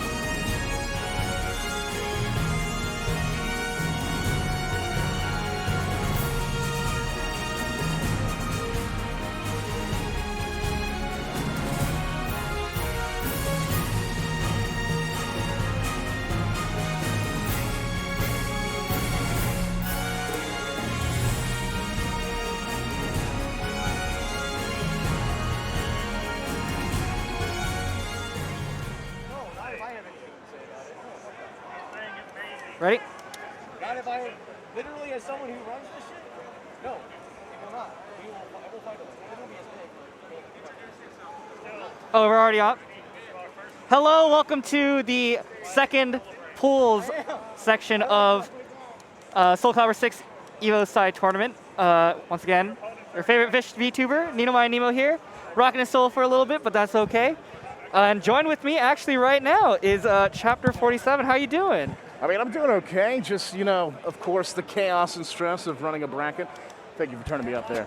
Yeah, well, thanks for running the whole thing. Well, I mean, it's a team effort, obviously. We're so thankful Indeed. to Vortex Galleries and 956 in order to, you know, do this as smoothly as humanly possible. I had basically put out a lot of big words there, and I said, you know, if we're not going to be a main game over at EVO, I'll do the damn thing. And thankfully, we were able to come together. You know, TOs from across the country, you know, Saban and Big Papa Chunk and myself, and do all this. So, very happy to do so. And we're all having a great time. And just thank for all the team effort that just caring for us and just taking care of us and all that stuff. Yeah, and I mean, not only that, but you know, we're going to be doing this over here on Big Papa Chunk until top 4. Indeed. And then we're going to switch over to Team Spooky for top 4 around the 6 p.m. hour. And don't forget that tomorrow we are going to have a 10v10 team match with your captains are going to be Linkors and Blue God himself, who is going to be coming out of retirement to play some SoulCalibur 6 with us. We're going to be doing a full team draft with those that are available. I will say that one of our players, Rastalk, wasn't able to make it. Yep. So we are going to have Mr. SoulCalibur himself come out of retirement, then with these, who is going to be taking his place in the team tournament. Right, very exciting. Obviously, it's going to be a blast. We got, you know, everything's accommodated for, and yeah, we're just ready to jam out with some good caliber tomorrow. Yeah, I can't wait for it. It's going to be a great time, and it's going to be awesome once again just to have a community-focused event like that where we can all get together, have fun like we did at bonus round. Right. And honestly, it's what makes putting all this stuff together, you know, worth it. Yeah, no, and yeah, like once again, thanks for doing it for the community, and yeah, well, I'm excited for this caliber coming up real quick. Yeah. We got, I believe we have Scavenger Null, Maryland, Siegfried, as well as Lean X Triforcer, who is Astaroth. I think Midwest. Not actually too sure about the region. Yeah. But it's not California. Yeah, no, that's one of the things I've been enjoying about that is, you know, we've of course had, you know, an LBC and you know, Wednesday night fights. So but tonight we're seeing a lot of folks that have been unable to compete in those as well that, you know, we've known about in the community for a bit, and you know, they're out here doing well. We've already had some upsets. You know, I'm not saying that Ron the Tryhard is not you know, a competitor, but you know, he did just eliminate Boom off stream, who was the combo breaker champion. So Indeed. Anything can happen at this point. So we're just we're glad to see what some of these folks that you haven't seen a lot online are going to be bringing to the table. Right. And once again, you know, now that we're offline, can't say anything's online anymore. If it works, it works. Yeah, and not only that, we just took all the time to power cycle all the machines. So hopefully everything's running as smooth as humanly possible. Right, yeah, make sure there's no hiccups or anything. And it seems like we're about to get started into the match. Some character select going on. So, and also a big shout out to the Blue God and Potty, who have been doing an excellent job on bracket running as well. Right. I mean, I was expecting myself to be doing all of that, and then they were like, no, we want to do this for you. And I was like, I guess I could just sit around and take all the credit for it. Yeah. So that's the plan, right? I mean, honestly, like, a lot of people are like, yeah, thank you for doing this, thank you for doing that. I was like, you have no idea. So many people are taking a lot off of my plate. I'm just glad to be here right now to help out with this a little bit. We're going to be cycling in some commentators, some actual commentators here. And just a little while right now, I'm kind of eating up some time and some talking with y'all. So yeah, I mean, thanks for sticking with me. You know, it's so hard to commentate solo. So just being able to, you know, just vibe out, especially with you. So yeah, no, I mean, it's I'm doing the commentary for SoulCalibur, and you know, it's a lot of the stuff that I always tried to bring to the table was knowing the players, and now here it is with two players I know absolutely nothing about. So we'll get to know them at the Suite of History. Yes, we're going to get to know as many of them as humanly possible, and I've already gone through one bottle of liquor, so we're going to be going through a couple more, I assume. Yeah, for sure, and definitely, you know, I'm excited. This is my first EVO, so. Yes, it is. This is my first EVO. I mean, we are side tournament, but you know, the same vibes there. And yeah, no, great experience. I did drown in pools, but I didn't drown that far in pools. No, you did great. And I mean, both brackets have been, you know, or all 4 brackets, I should say, have been filled with killers. Yeah. So there was no easy path here unless you got like multiple DQs or something like that. Right. So you know, not going even if you went 0-2, just the amount of talent and competition that's here, it would be hard to fault yourself for doing that. But you didn't. Right. So I mean, be happy in that regard. No, I'm turning up. Yeah, the fish are swimming upstream. That's yes, for sure. that's for sure. Yeah. Well, right now it seems like there's some audio stuff that we're going to try to take care of. Right. And it looks like Chunk and Saban are on it. So, yeah, also to mention for the team tournament, I'll talk about it a little bit more. So, as mentioned, Linkors and Blue God are going to be drafting from the players that we have posted. If you haven't already seen the list of them, head over to Twitter for Esports Faustian, and you can see the list of the players that we had put together. You know, I wanted to add even more people in, but there came a point where I had a ton of talent that I just couldn't fit in the suite. Right. Like, I mean, 10v10 is already a lot, and yeah, absolutely. And then so with that many people there, it was just like we had to cut it back a little bit. I originally had wanted to do a 12v12, but yeah, I think a 10v10 is going to probably be pushing it to the maximum at that point. Yeah. But in addition to the drafting, it's going to be a 2-part tournament. We're going to start off, I'm going to let the chat out there know before anyone else does. After they get their teams put together, we're going to have those teams split up into 2 groups of 5, and they'll be playing against each other in basically a best of 5 in order to earn the soul charge, essentially. It's going to be a way to bring back someone who loses in the second half, which is going to be a King of the Hill style thing where it's 1v1, similar to what EU versus US did for Tekken over at Combo Breaker, except for teams have a chance to basically earn an extra life for someone who's eliminated in the first portion. Right. So, you know, there's a lot of fun. Hopefully, when we go through it, hopefully the players are enjoying it. And, you know, anything I can come up with that's something outside of the norm to try out, I'm just glad that people have been willing to go with it. Yeah. Anything from Secret Boss Santa to the Battle Break formats, we've always tried to come up with something outside the norm for Calibur in the Pacific Northwest. And most people have entertained my notions. It doesn't hurt when you're footing the bill, but you know. Yeah. But I got to say, more so than any other scene I've ever worked with, the accessibility of the players from the pinnacle 0.1% of talent all the way down to, you know, your journeyman gatekeepers. Everyone's been so easy to work with and has been willing to accommodate essentially someone who is just throwing mad ideas against the wall. I'm very happy about it.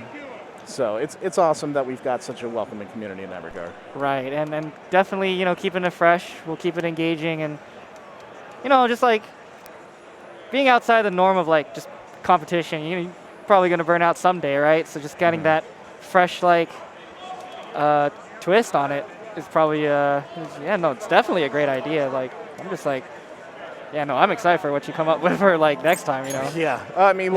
Speaking of excitement, though, our match arena is currently at nearly $1,500, right? $1,434.45. And so if you have the ability to use any of the codes we have left, please do so. Sponsor Quest. Feel free to throw some dollars in there if you can. But, you know, if you can't, we're just glad to put on some exciting SoulCalibur action for you.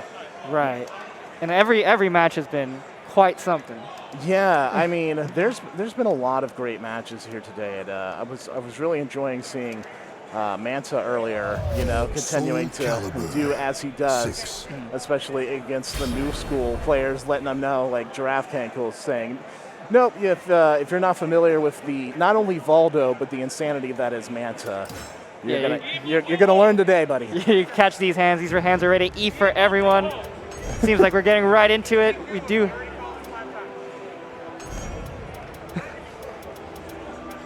Oh, but like, yeah, no, we're about to get started in the match. It seems our audio issues have been fixed. I'm pretty excited to see what, you know, the Astaroth and Siegfried, Welcome to the stage they're of very history. high damage characters, especially around the wall. We have Siegfried doing 6AA counter hit, just hitting like a truck and make you regret all your decisions of stepping and stuff. And Astaroth's definitely the command grabs, definitely good setups, and just really good range as well, being able to kind of lock down certain types of players. So we'll see how Lean and Scav kind of play around that.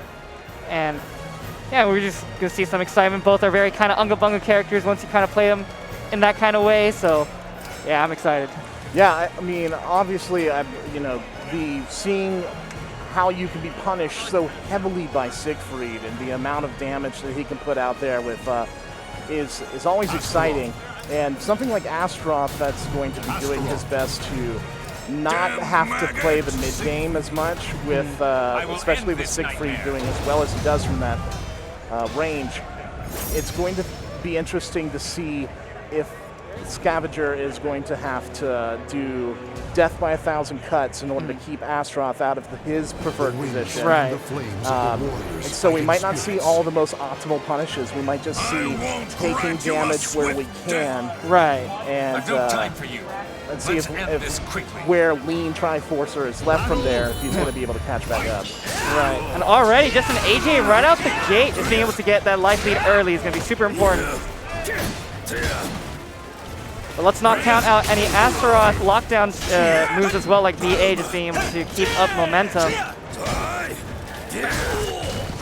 Good shoulder charge in. Oh, he's going to get the wall splat. Oh, Big hits. Here comes Oh, the damage. That counter hit 4B was such a call out, just being able to like, end the round just like that. Get over here and die, like kind of that kind of feeling. Stuff of the HEA, however, is going to break the back grab. If you're always wondering which one to break there, I think the back grab does more damage, so you want to break out that one if you don't know which one to guess. Yeah, it also depends on stage positioning as well, because the back throw could, command throw could also set up for ring outs as well. So it's just knowing where you're on the stage and your risk reward.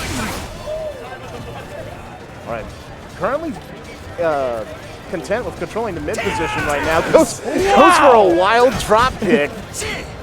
It didn't even get the visual effect either. That's crazy. Still having that good stage positioning from Scav. Oh, and that's it. Yeah, anytime you connect with a wall and you're against Siegfried, it's pretty much kiss it goodbye. Pretty much at that rate, yeah. Just being able to get those counter hits coming from Scav is going to be huge. And big steps going to get the hangman's choke there. All right, first soul charge. All right, so Astaroth gets really good options, right? We have that move, the stab, and we also have double bull rushing and revenge out of that too, so you got to be careful how you approach. And a perfect coming out from Lean X Triforcer. I thought my name had a lot of syllables. Yeah. You know, everyone does so much high damage with the right amount of risk reward, so just got to be careful. And he's definitely trying to snap right there. Yeah, I was doing a can, got stuck for it. Yeah. Your path ends here. So if they break enough grabs, that I'm gonna snap move is a lethal hit. So you also gotta think about that as well. Beautiful stuff right there with the call out. We're going in. Hill is going to push him back towards the end of the ring, and that is going to be a KO from Scavenger, and it's going to be moving up 1-0 in his first match. Right, yeah, they're definitely feeling the pressure right now. Scav up 1 on the board definitely is going to be a little bit more comfortable being able to, you know, think about how Lean is going to react and adapt. So, yeah, we'll see how game 2 goes. It's going to be a slobber knocker, maybe from both sides, you know. And Scavenger, of course, thank you for rocking the Faustian face mask there for the buff. Yeah, that's a true buff. Yeah, we got him. He got the drip. We like Siegfried out in the Pacific Northwest. All right, beautiful wall rising B. Knowing that Astaroth can't challenge it. Great GI there coming out of Triforce. Oh my, okay, being able to break out Astaroth, one of the few characters that could break out of that grab. Being able to stay alive for a little longer. Just misses. And armors through. Is going to get the grab. Oh, that's fat! Just being able to get the phase hold in for the AGA and closing out the round. That's huge. What an amazing knowledge there of the exact timing he needed to do for that. Right, yeah, no, Scav is looking real comfortable right now. However, Lean answers back. Scav has been trying to grab. Trying to go. Doesn't get the wall splat. Yeah. Better luck next time. Good statue guarding there from Triforces. Right, and that's going to be the round as well. Just being able to keep that pressure, stagger pressure, just small lows right there, and just being able to go big for that round. Oh! Bringing the hammer down, the shoulder's just going to catch him. That was a jank. That's the jank we love in Calibur. All right, beautiful punish. Scavenger's been doing an excellent job of sidestepping shoulder charges in his set. Right, and Liam is going to go for a setup right there instead of the maximum Obsidian drop damage into a command grab, so this is huge. All right, soul charge coming out to create some breathing space for Scavenger. Oh, goes for the lethal, doesn't get it. Oh my goodness, just all that twirling and spinning around, you know, it's crazy. Getting dizzy from this already. We're going in. Try to get a hug. I do like the run-up guard. Oh, wow. Beautiful call out right there for the crouch. Soul charge. That's going for the spin cycle. Yep, and it's still his turn. It is +8 on block. You're going to keep that momentum possible with the bull rush. Trying to go for a tech trap right there. Not going to really work out. Scav answers back with even bigger damage. Pushes him back towards the ring edge. Scary position to be in right now. Right, and this is huge because this is Scav's tournament point right now. But let's see if Lean could answer back and stay alive. Wow, the disrespect! Oh, and they're going to trade, and it's going to give it the Scavenger. Yeah. And a bro hug right there. That's what's, you know, gotta spread the love. Yeah, and with that, he's going to be going up 2-0 over Lean X Triforcer. So that's right now. Triforcer is going to be heading down to the bottom bracket. Scavenger, of course, moving on. So we're really glad to. That was pretty exciting there for the first month for our Pool C, I believe it is. C1? Yeah. Just Pool C. Well, I think it was like labeled like CCC1 and all that. A lot of letters, but you know, we keep it fresh here. Well, as fresh as we can, walking around the 100-degree heat. That's for sure. Listen, if I can take care of it, then the rest of y'all can take care of it. I have no sympathy for people that are smelling that.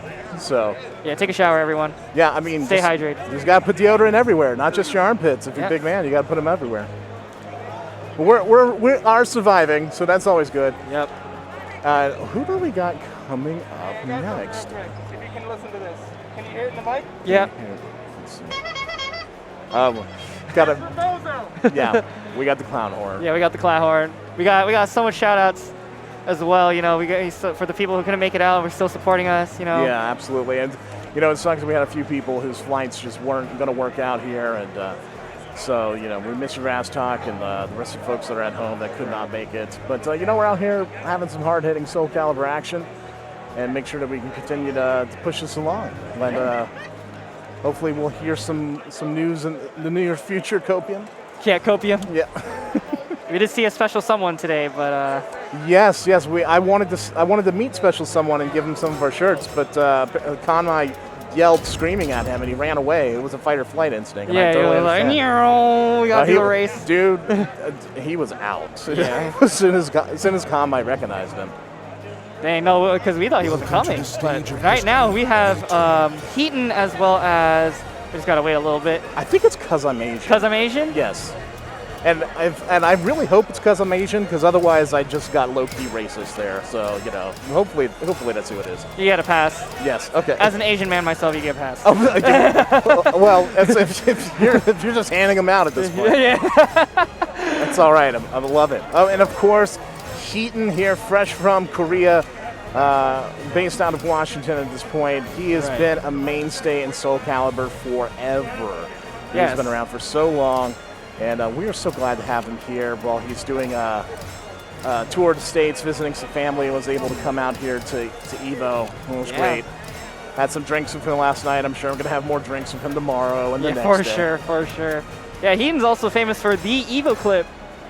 Yeah. Yeah, the Siegfried Eagle clip, scooping him behind and all that crap. Oh, Yeah, no, yeah. that's crazy. That's him. That's him. Yeah, we think of Siegfried stance dancing, we think of Heaton. Yep. And so I can't wait to see what he's going to be bringing here against, I believe, Asian plays Xianghua. And I just heard that in my headset as well. So Yeah, that works I'm out. ready. Yeah. Yeah. It's going to be some good times.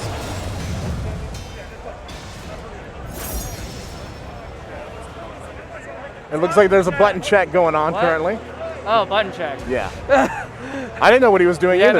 No. It's just, all we see is Chunk going, dude. I was like, are you doing like Chaplin's the Entertainer? Like, what's happening here? So, Oh, you're like check text. yeah, okay. Wasn't sure at that point. Yeah, but definitely they're doing button check, you know, because obviously these characters are high execution. Oh, yeah. Yep, Xianghua, yep. But, I mean, no matter. Yeah, just got to make sure 2-2B works or otherwise delete the character. Yeah, 2-2B doesn't work. Yeah. Just play someone else, man. Yeah. Well, I'm probably going to see here in a second if Mr. Opie himself, Kanmai, is going to want to switch out here for a little bit.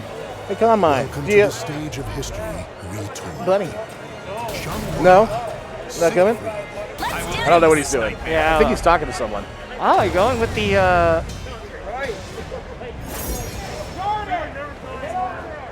All right, this is the start of the second match on stream. The first one exciting, hopefully. This one will be just exciting, if not more. We got tons of caliber coming your way, and this is just the start of it, so. You think you can keep up? All right. Oh, man. I can keep up. Sorry, I just tasted bile in my throat when I saw it. All right, definitely Xianghua is one of the more Death by 1,000 Cuts kind of characters. Oh, yeah. Good duck underneath there, and then Heaton bringing it down. Wow. Yeah, just being able to do those crazy calls. I've never actually seen this kind of tech from Siegfried before. And bouncing like a basketball. Yeah. Okay, just barely getting great spacing. RE release low too late. Oh my gosh, he just wakes up mashing and Heaton's having none of it. Just dunk him. Yeah, at this point, you know, any one of those mistakes is just so costly for Xianghua because of the amount of damage that he's going to be putting out. Oh! I think if he hadn't delayed it, probably might have been connected. Right. And it's such big damage when Siegfried gets those like one-hit callouts. He's just like, look at that, look at that! Bang! And like, Crybaby, throw him off the rhythm here for just a second. oh my gosh, going for those. Yeah, he's going for it. Oh yeah, look at that. Trying to have a little party time, you know. Oh gosh, that's huge. All right, the soul attack coming out. All right, the AGA comes in. Oh my gosh. No remorse. Yeah, and at this point, Heaton looking really strong, but there is 2 sticks of butter on deck because I'm Asian. Right, and Xianghua definitely one of the characters with that kind of mindset of like, oh, I just need to land 2-2B or do something minus. They have to do something minus 12, and that's 150 damage right there. It's stored up. 7-4. Oh, the my hand getting the GI off. I get a little bit cloaked here and there because I'm Asian. Getting hit with the hilt.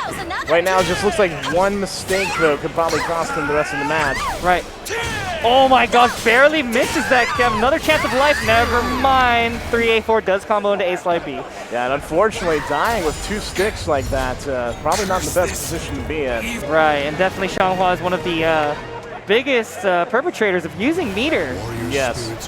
Absolutely. I think at that point, I would have liked to, I mean, I wouldn't have liked to have witnessed it, but I would have liked to seen the CE being used more in a punishment situation. Right. And we are going to see a punish from Heaton right now. A little bit slow on the punish, but still being able to keep up. Oh, I think that was supposed to be a 2-2B as well. It did look like a mistake. Wow. What's it getting bounced? God, the damage. Oh. Where did the life bar go? That was on a milk carton. Have you seen it? Like. All right, great counter hit. Oh, just let him have it, but he did not want to have it. No. Oh, wow. What a call out. Heaton is so comfortable right now. He's mad chilling. Oh, if he does it again, oh my God! Yeah. Heaton No! Was that 4? That was, yeah, it was enough. My goodness, Heaton is just going to town. If he had started the round with that, I probably would have lost it. Yeah, just like, oh, this guy's actually crazy. All right, that's a low grab mix-up right there. Could go for a CE drop. Oh, wow, okay, interesting. Probably trying to conserve it maybe for later in the round. He's holding on to that meter for the bottom bracket. Oh my god, 384. This no, he has to use the meter now. Nope. He's like, now I got 4 meter for the bottom bracket. I'm good. I'm set. You take all that meter into loses. My goodness, Heaton was had a very commanding set. Was dictating the pace of the game, just being, you know, in their face about it. 4 times on a mid dunk. Yeah. Kept getting up into it. It's crazy. Anyway, and not only that, but I don't know if folks have paid attention to that bracket, but depending on how it goes, we could potentially see Rip City Outlaw versus Heaton later. That'll be quite the treat. I would love to see those two. It would reminiscent there of Uncle Gio versus Boom back in with the Yoshimitsus against each other. So we'll see how that works. Yeah, it's definitely great to see the mirror. Yeah.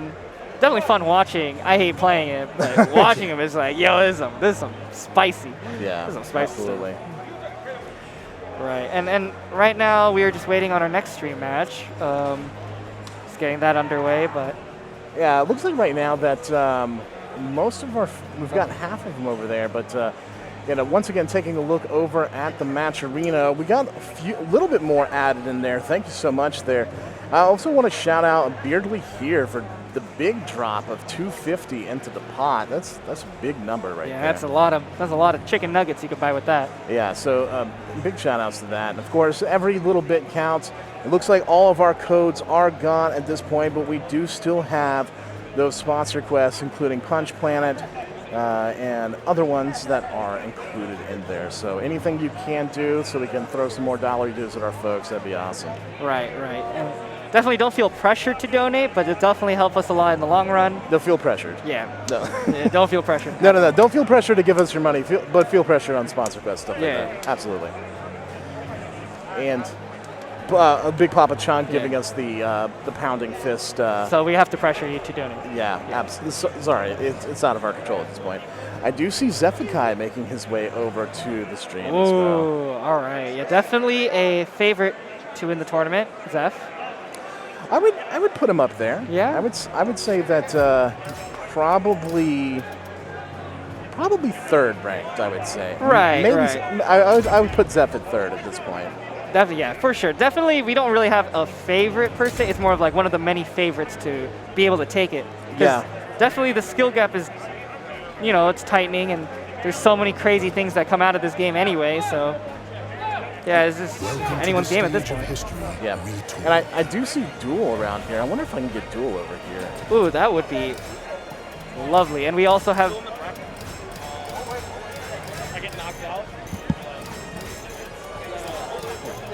Yeah, but we have Stellar, a East Coast Nightmare. Definitely one of the solid players out here as well, just being able to lock it down with Nightmare. Also plays other characters as well. But we are seeing the Huang pick. We're hearing it. Or nope, the Nightmare. Going to the Nightmare. Yeah, we're going to be doing a button check here real quick. Yeah. You know, I imagine that we're going to see Xianghua out of Zephikai at this point.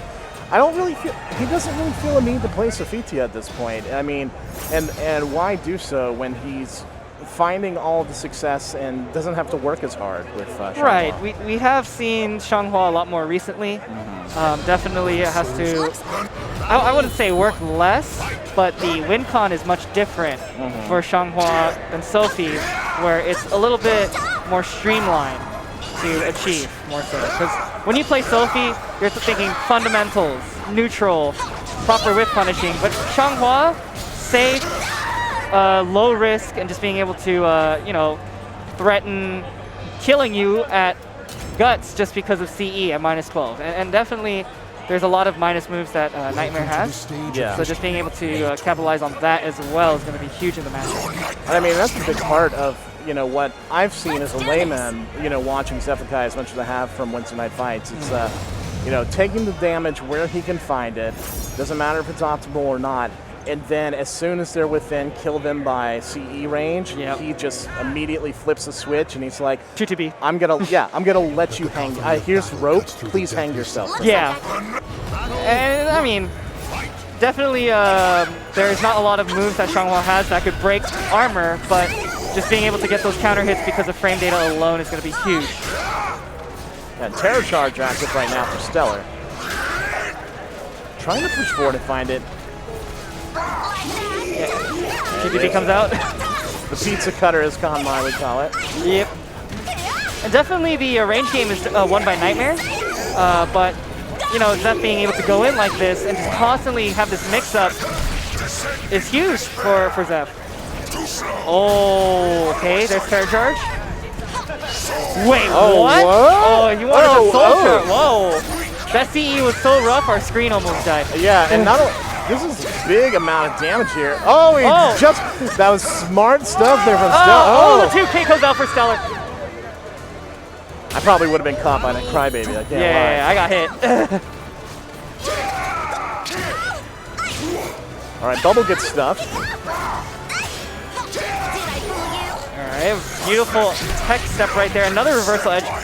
You know, Nightmare's reversal edge is actually faster than most other reversal edges on activation. So that's why it's a huge tool for Nightmare, because you get that meter. Oh my gosh, that's huge. Oh no, that's a tech mate.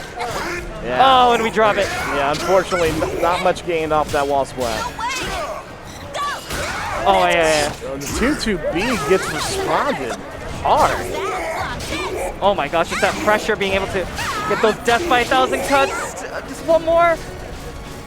Look at him playing it. Oh, the 1B? Are you crazy, Stellar? Buff Shin Guard. One of the slowest moves that Nightmare has to offer, and Zeph decides to get hit by it. All right, gets great wall pressure. Zephyr guy's looking like he's trying to wake up. All right, Terror Charge activated again. Right, and there's so much moves that are available. And the thing about a lot of Nightmare's Terror Charge combos recycle back into Terror Charge. Yeah, look at there's the Crybaby.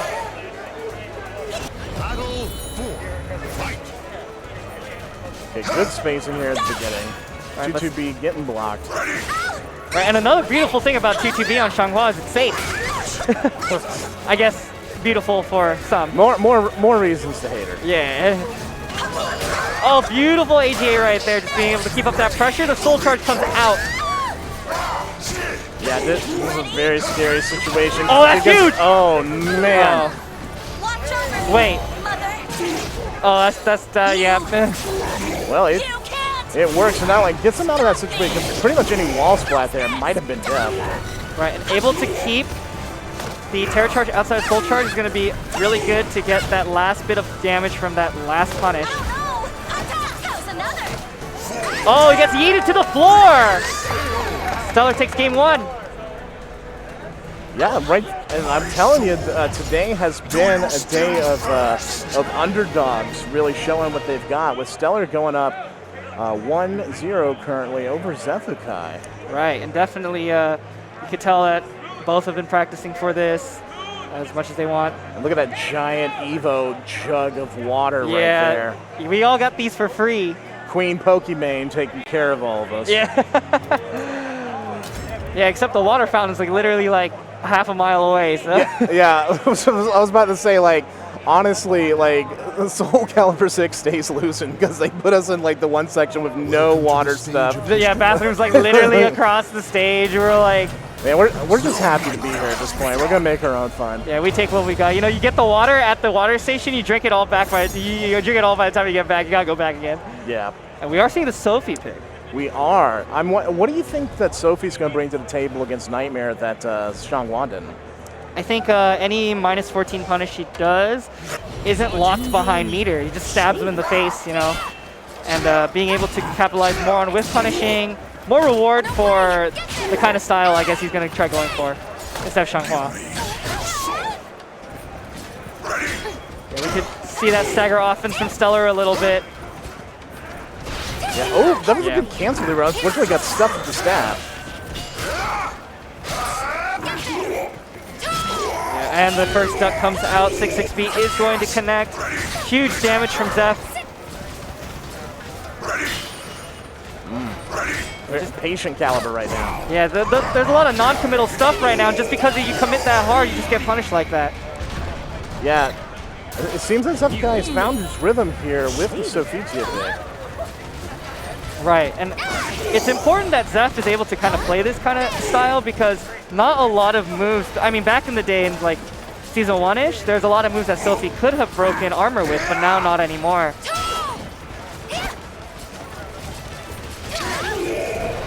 Oh, does connect. Oh, it gets baseball swatted away. Right, and that's huge. Not going to get the wall splat, but able to get a little bit more plus frames.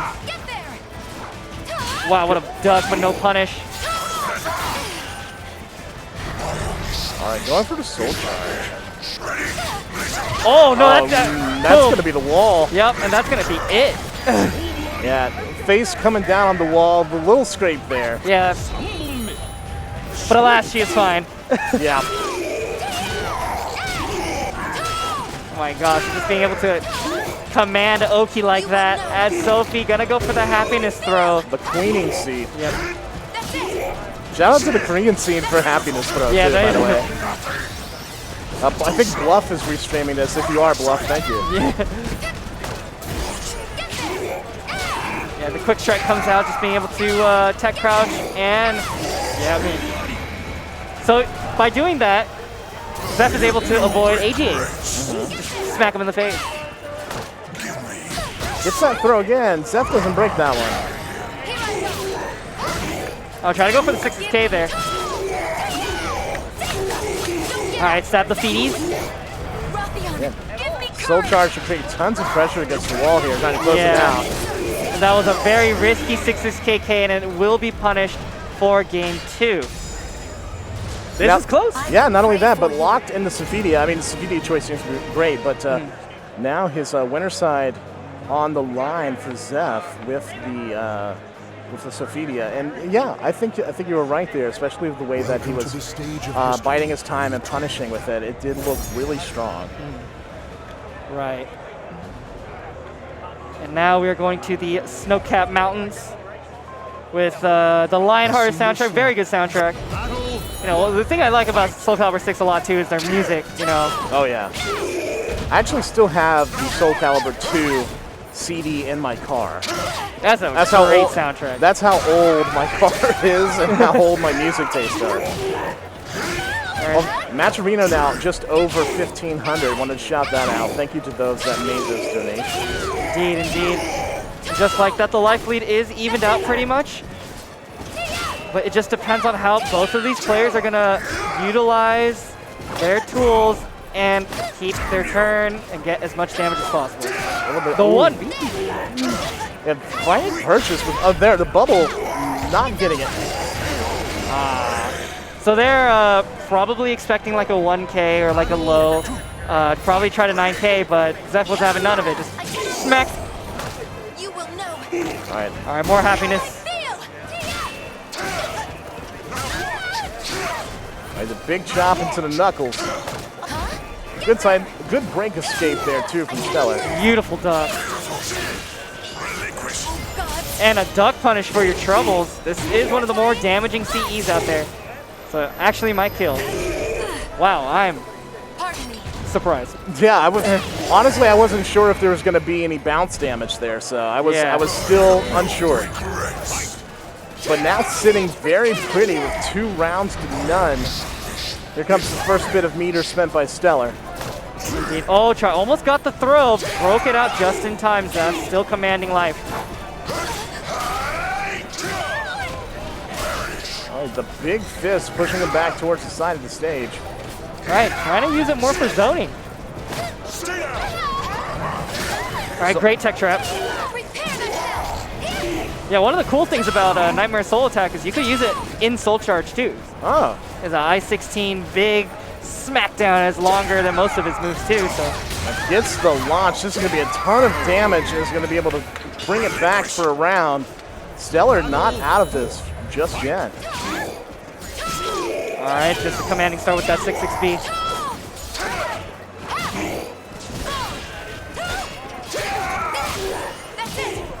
1K finding it. Bubble. Oh, trying to go for a huge play right there, but he's going to get shut down by 1K. Yeah, the Soul Charge does come out. Rothion, give me courage. And another Soul Charge from Zeph. Good spacing right now between our two competitors. Yeah, they just don't want to really commit. They're both going to run out of meter. Yeah. Oh! Not the most optimal one, but we take those. Yep. Oh, going for the side throw for max damage. Beautiful step, no punish. Stellar breaking out of the ground. Get out. Oh! Right. Unfortunate. Yeah, right there. There was just some nerves in the scramble, it felt like. And, you know, Zephikai kept calm, and Stellar, unfortunately, wasn't able to capitalize on a couple of positions there. But Right. I mean, that was excellent play out of him, so I can't wait to see what he does in the bottom side bracket. Right, yeah, and then Zeph being able to kind of stagger that pressure, and so making Stellar a little bit more uneasy about getting that punish. Like, we see Stellar stepping those kinds of things, and we just see it go unpunished. It's like, oh, I didn't expect to get that punish, or get that, like, whiff right there, and just not capitalizing enough. And you know, and I want to say thank you so much for having me on here, Demo. Yeah, no problem. I'm definitely not a commentator by any means. I'm always going to be the TO bracket runner type deal. But right now, though, I don't know if you could tell behind me, I have Mr. Esports himself, Ebonic Plague, who has made his way over here. Oh. And, you know, just fresh off of doing some stuff for Granblue, I think he's got even more to do tomorrow. But yeah. I'm going to be passing over the microphone to him so y'all can enjoy some high-quality commentary from the man himself. Just, you know, we claim him. He's a PMW, right? He's with the cane right there. That's what I love right there. Looks like he's going to do a little shanty, or he's going to kick over an orphan, you know, Christmas Carol style. Beyond that, folks, I'm Chapter 47 XLVII. Follow Esports Faustian, buy our stuff so I can continue to sponsor players. And I'll see you tomorrow for the team tournament. Indeed, yeah. Well.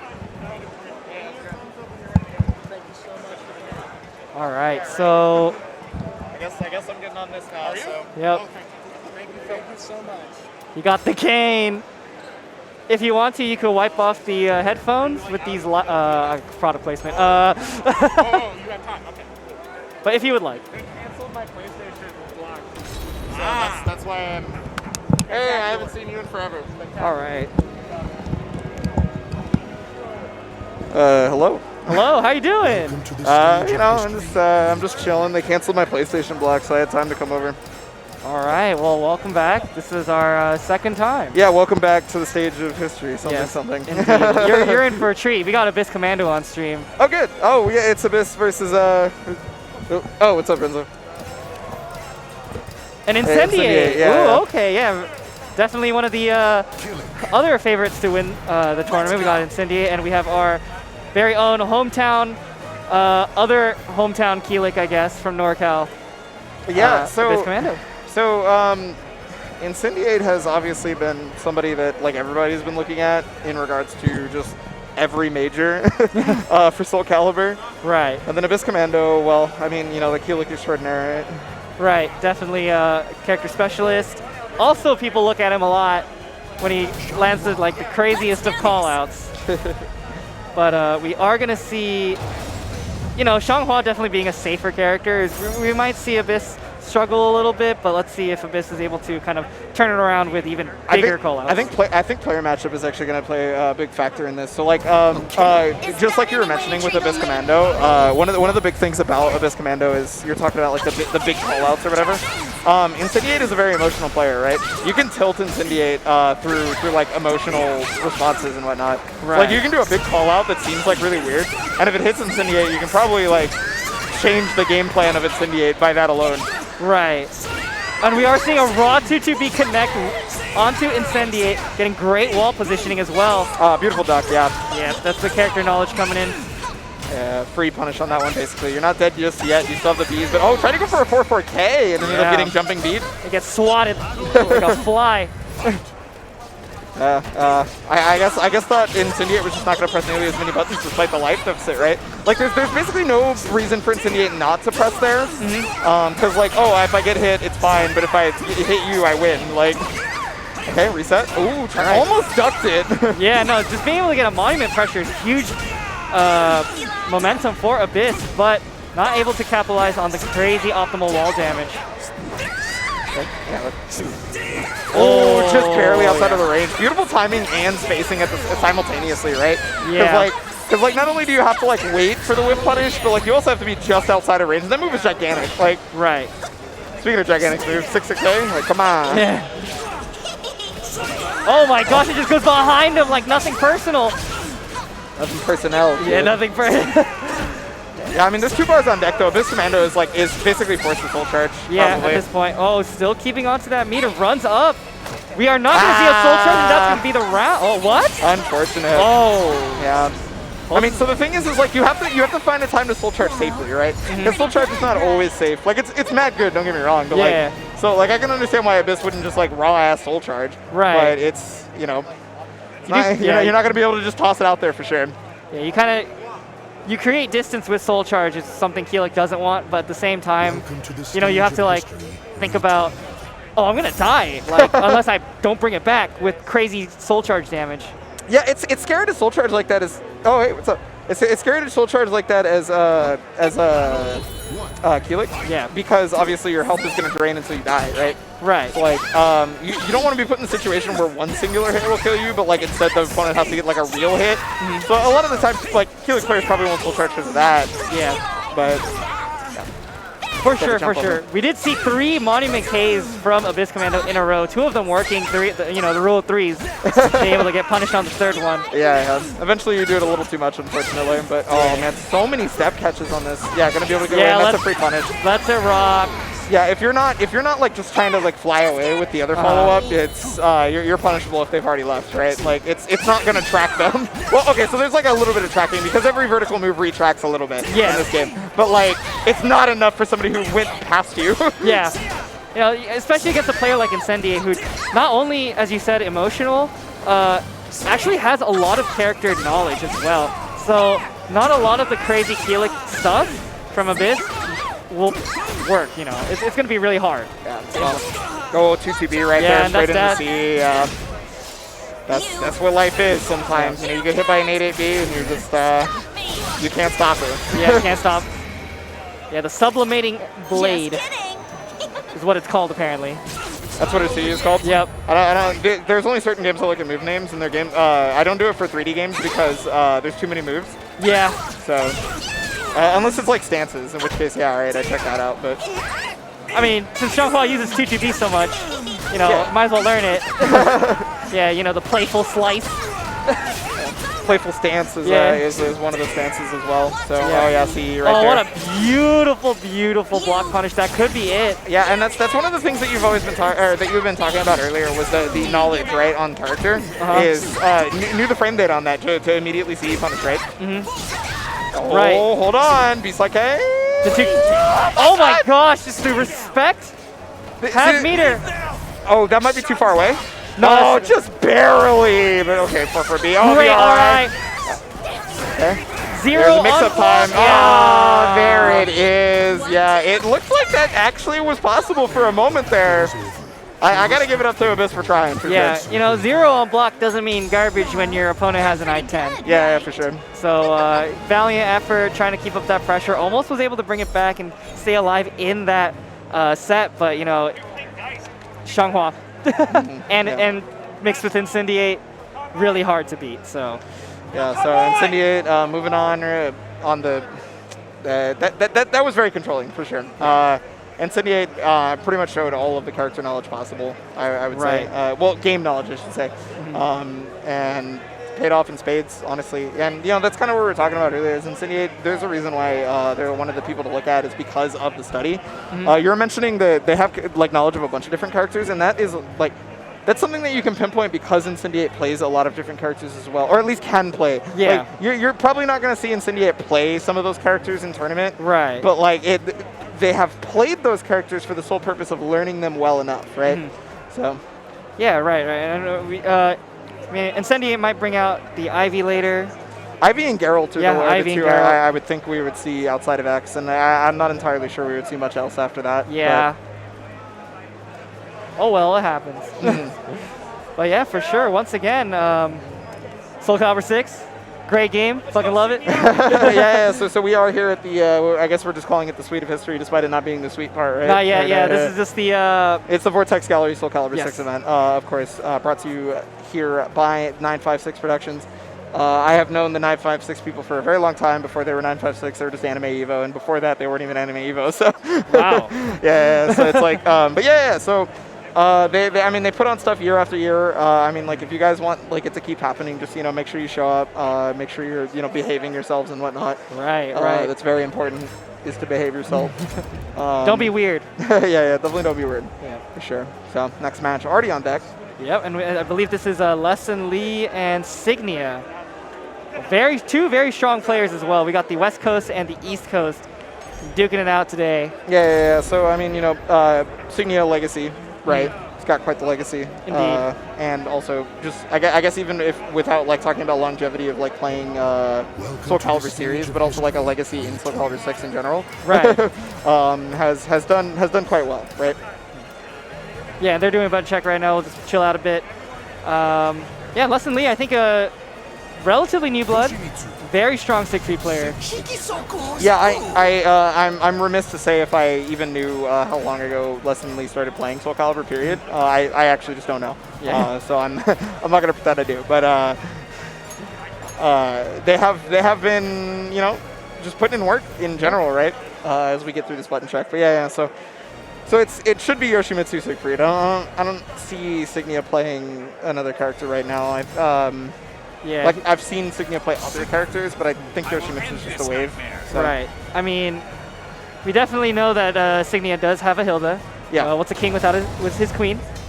And also very strong Hilda. So yeah. We might see counter picks. So I mean, like Hilda at one point was just like so obviously powerful, right? Oh, she like still during this game. But like Yoshimitsu is one such character that Signia has been playing for so long that I feel like it's like a comfortability thing rather than like this might be like one of the best characters in the game, I should play them type things, right? I mean, although Yoshi is like has been incredibly strong as well, so.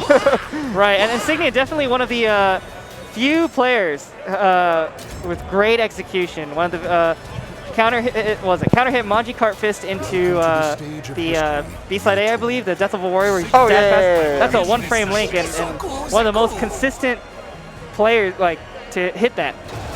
So it's just like you know he's the stuff. If you're playing Yoshimitsu, you have to learn it. Well, okay, I guess you can't. I can't say you have to, but like you really should. Yeah, you gotta be cool. You want to be one of the cool guys. Yeah. Right, so sounded like button check is already over. So we're getting into it. Signia versus Lesson Lee. We got the 2B stage. All right. So watch out for that wall back there. Right, either the wall or even the reverse ring out from 2-2B. Well, I just meant because the gate is a little funky. You might not get a ring out when you think you will, or you might get it. Oh, you're just dead. Never mind. Well, you're not gonna die for sure, but like you may as well be dead if you get hit by a wall combo from Siegfried off of 6A, right? Like 6A wall combo is just like hilarious to watch the damage. Like the life bar just melts. Yep, you just die. I-16 counter hit, just dies. Oh, beautiful wall rising B right there as well from Lesson Lee. I do love the patience. Nice block on the hell sweep. Yeah, that's a really hard block. Commendable for sure. Up against the wall too, so you gotta watch out if you're Signia. Okay, yeah, let's go for the mid. Wow, just guessing right every time. Well, the problem is didn't actually capitalize off that one, right? So like wasn't able to get as good Oki, and then Lesson Lee just got up and said, okay, sure. Like, yeah, I still have like 100 health left. What are you gonna do? Like, oh, duck directly under the helicopter. Nice. No punish on it, but yeah, sidestep here. Yeah, B4. Try to go for more force block, maybe some guard damage. Just being able to keep up pressure. Oh, up against the wall. That's huge. Yeah, stick punch. Okay, so now you're in guts range. Well, just outside of guts range. Just outside. Oh no.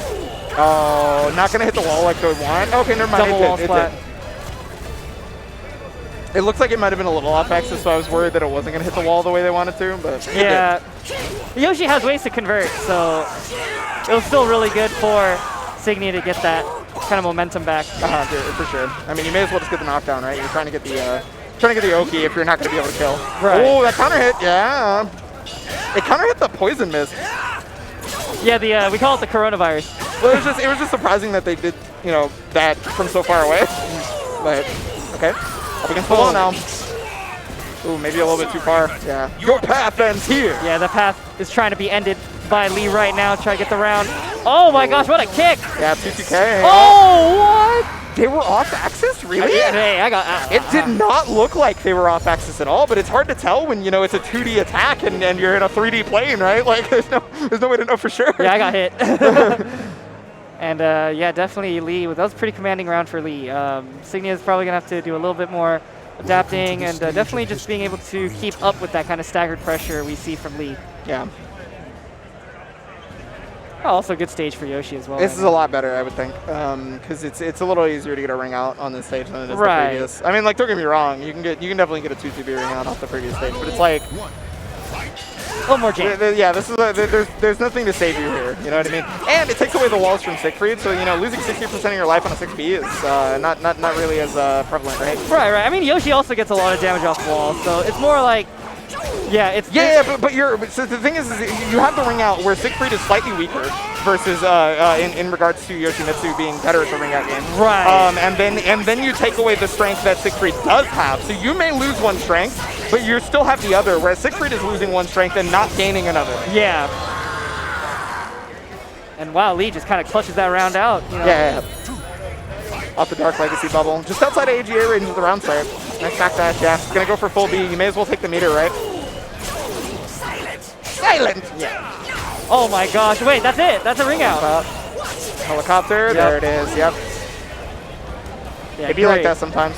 Yep, sometimes you just get hit, and then you can't play the game anymore. And I mean, that's kind of what we were talking about earlier. It's just like, you know, the wall is not there to save you anymore. And then you also are running into Yoshimitsu, who can just get ring outs from certain positions that are insane. We are going to see Lee do a lot of whip punishing, to be able to keep up that momentum with that pressure, but right now Signia gets great Oki. Rainbow drop, no mercy. Yep. Oh my god, I thought he tried again. Oh, yeah. Okay. I am desperate. Yeah, I remember. Oh, cut me in half. go! Cut me in half. We're going in. Okay, Dark Legacy bubble. Goes for Wait, the bacon. what? That happens if you don't roll. Or I mean, don't tack, excuse me. I did not know that. Yeah, so that's not normally a combo. You know, normally you're supposed to get A slide B, right? Yeah. But that's just if you're not teching, you're at the mercy. And I mean, less than Lee, I think it's smart to just try it, right? Because like, if you just go for it and they get hit, they lose, and then otherwise you're probably still okay. Right. A little back turn to mix up time. Okay. I got hit too. Yeah. Oh my gosh, just being. I love the stagger pressure, but you know, Signia has an I-10 and just smacks him in the face with a little sword right there, you know. Yeah. Oh yeah, that's the perfect. Yeah. I don't know if soul attack was the punish that's best, you know, because it was back turn, right? So you're gonna get a lot more damage on any other thing. Right. But you know, that's hindsight, right? Oh, step duck, nice call out right there. He's gonna be able to steal some of that bar. Yeah. Oh. I love the call out to make sure he doesn't get another Dragonfly mix up. Oh yeah. Just, oh. Sometimes you step and you win. Yeah, we don't need Dragonfly mix up when you just kill him. Well said. Yeah, that's the king. It's the king, baby. I'd love it if he shadowboxed into the camera. I'm curious if Less Than Lee decides to switch stage. Yeah, it's possible. Welcome to the stage of So there is that, you know, funny bug with the random stage select where you go back. So to make sure that doesn't happen, you go to character select and select random there. Oh, okay. Yeah, that's trivia, I guess. There was no stage select there, or character select though. They didn't go to character. Well, I didn't hear the noise for character select. Yeah. Is what I should say. I'm pretty sure they just went random select, but regardless, Less Than Lee did switch stages. Oh, what a beautiful 9K. Yeah. All right, can I lose? Sounds like you can, buddy. Yeah, with that life lead? Yeah, hell yeah. Oh my gosh, look at that poke game right there. Okay, 3A4 though, does connect. Oh, RE? Okay. Yeah, RE, yeah. Rock, paper, scissors, shoot. Oh, we forgot about the second hit, I think. I think they forgot about the second hit. Yeah. But not gonna matter. Not yet. Decides to duck there. or stay on the ground instead of blocking. It's funny, everybody always studies like all the other strings and all the other options that like other characters can do, but they forget about the RE options and if they have 2 hits. Because some characters do have 2 hits. Right. Some characters, you know, are multi-hitting RE moves, some are not at all. Yeah, it all just depends on how well you kind of know their character and like if that situation ever comes up. Because let's be real. RE is not used a lot anymore, you know. So when you see it hit, it's just like, now what do I do? Oh, cut the step, yeah. Was hoping for the wall right there. That was classic. Classic misjudging of where you were on the screen kind of deal. That's a little awkward. Might come back to haunt. Yeah. I guess we'll find out very soon, though. I mean, you do get hella meter, but... Oh, yeah, that's the one-frame link I was talking about earlier. That's the spicy sauce right there. Gets a lot of meter, gets a lot of damage, and the positioning as well. Got 2 bars for both. Honestly, I think they both are inclined to using at least a bar right now. Yeah, because next, that's not going to hit. Yeah. Yeah, it is safe, though. And that's... Yeah, because Sid Reed needs a -8, you know, see. Right. Oh, 1-up 2A, and it's a big body 2A, so it truly is a low. Yep, well, we take those anyway. Okay, ooh, the step on the 6A plus B, yeah. Or the AGA whip. Oh my gosh, beautiful duck punish right there. Yeah, the door knocker is a high, so, or at least the second hit is. And then I think the subsequent hits as well are also highs, but the first hit is a mid, so. Right, and we are going to have to see some meters soon. Well, there you have it.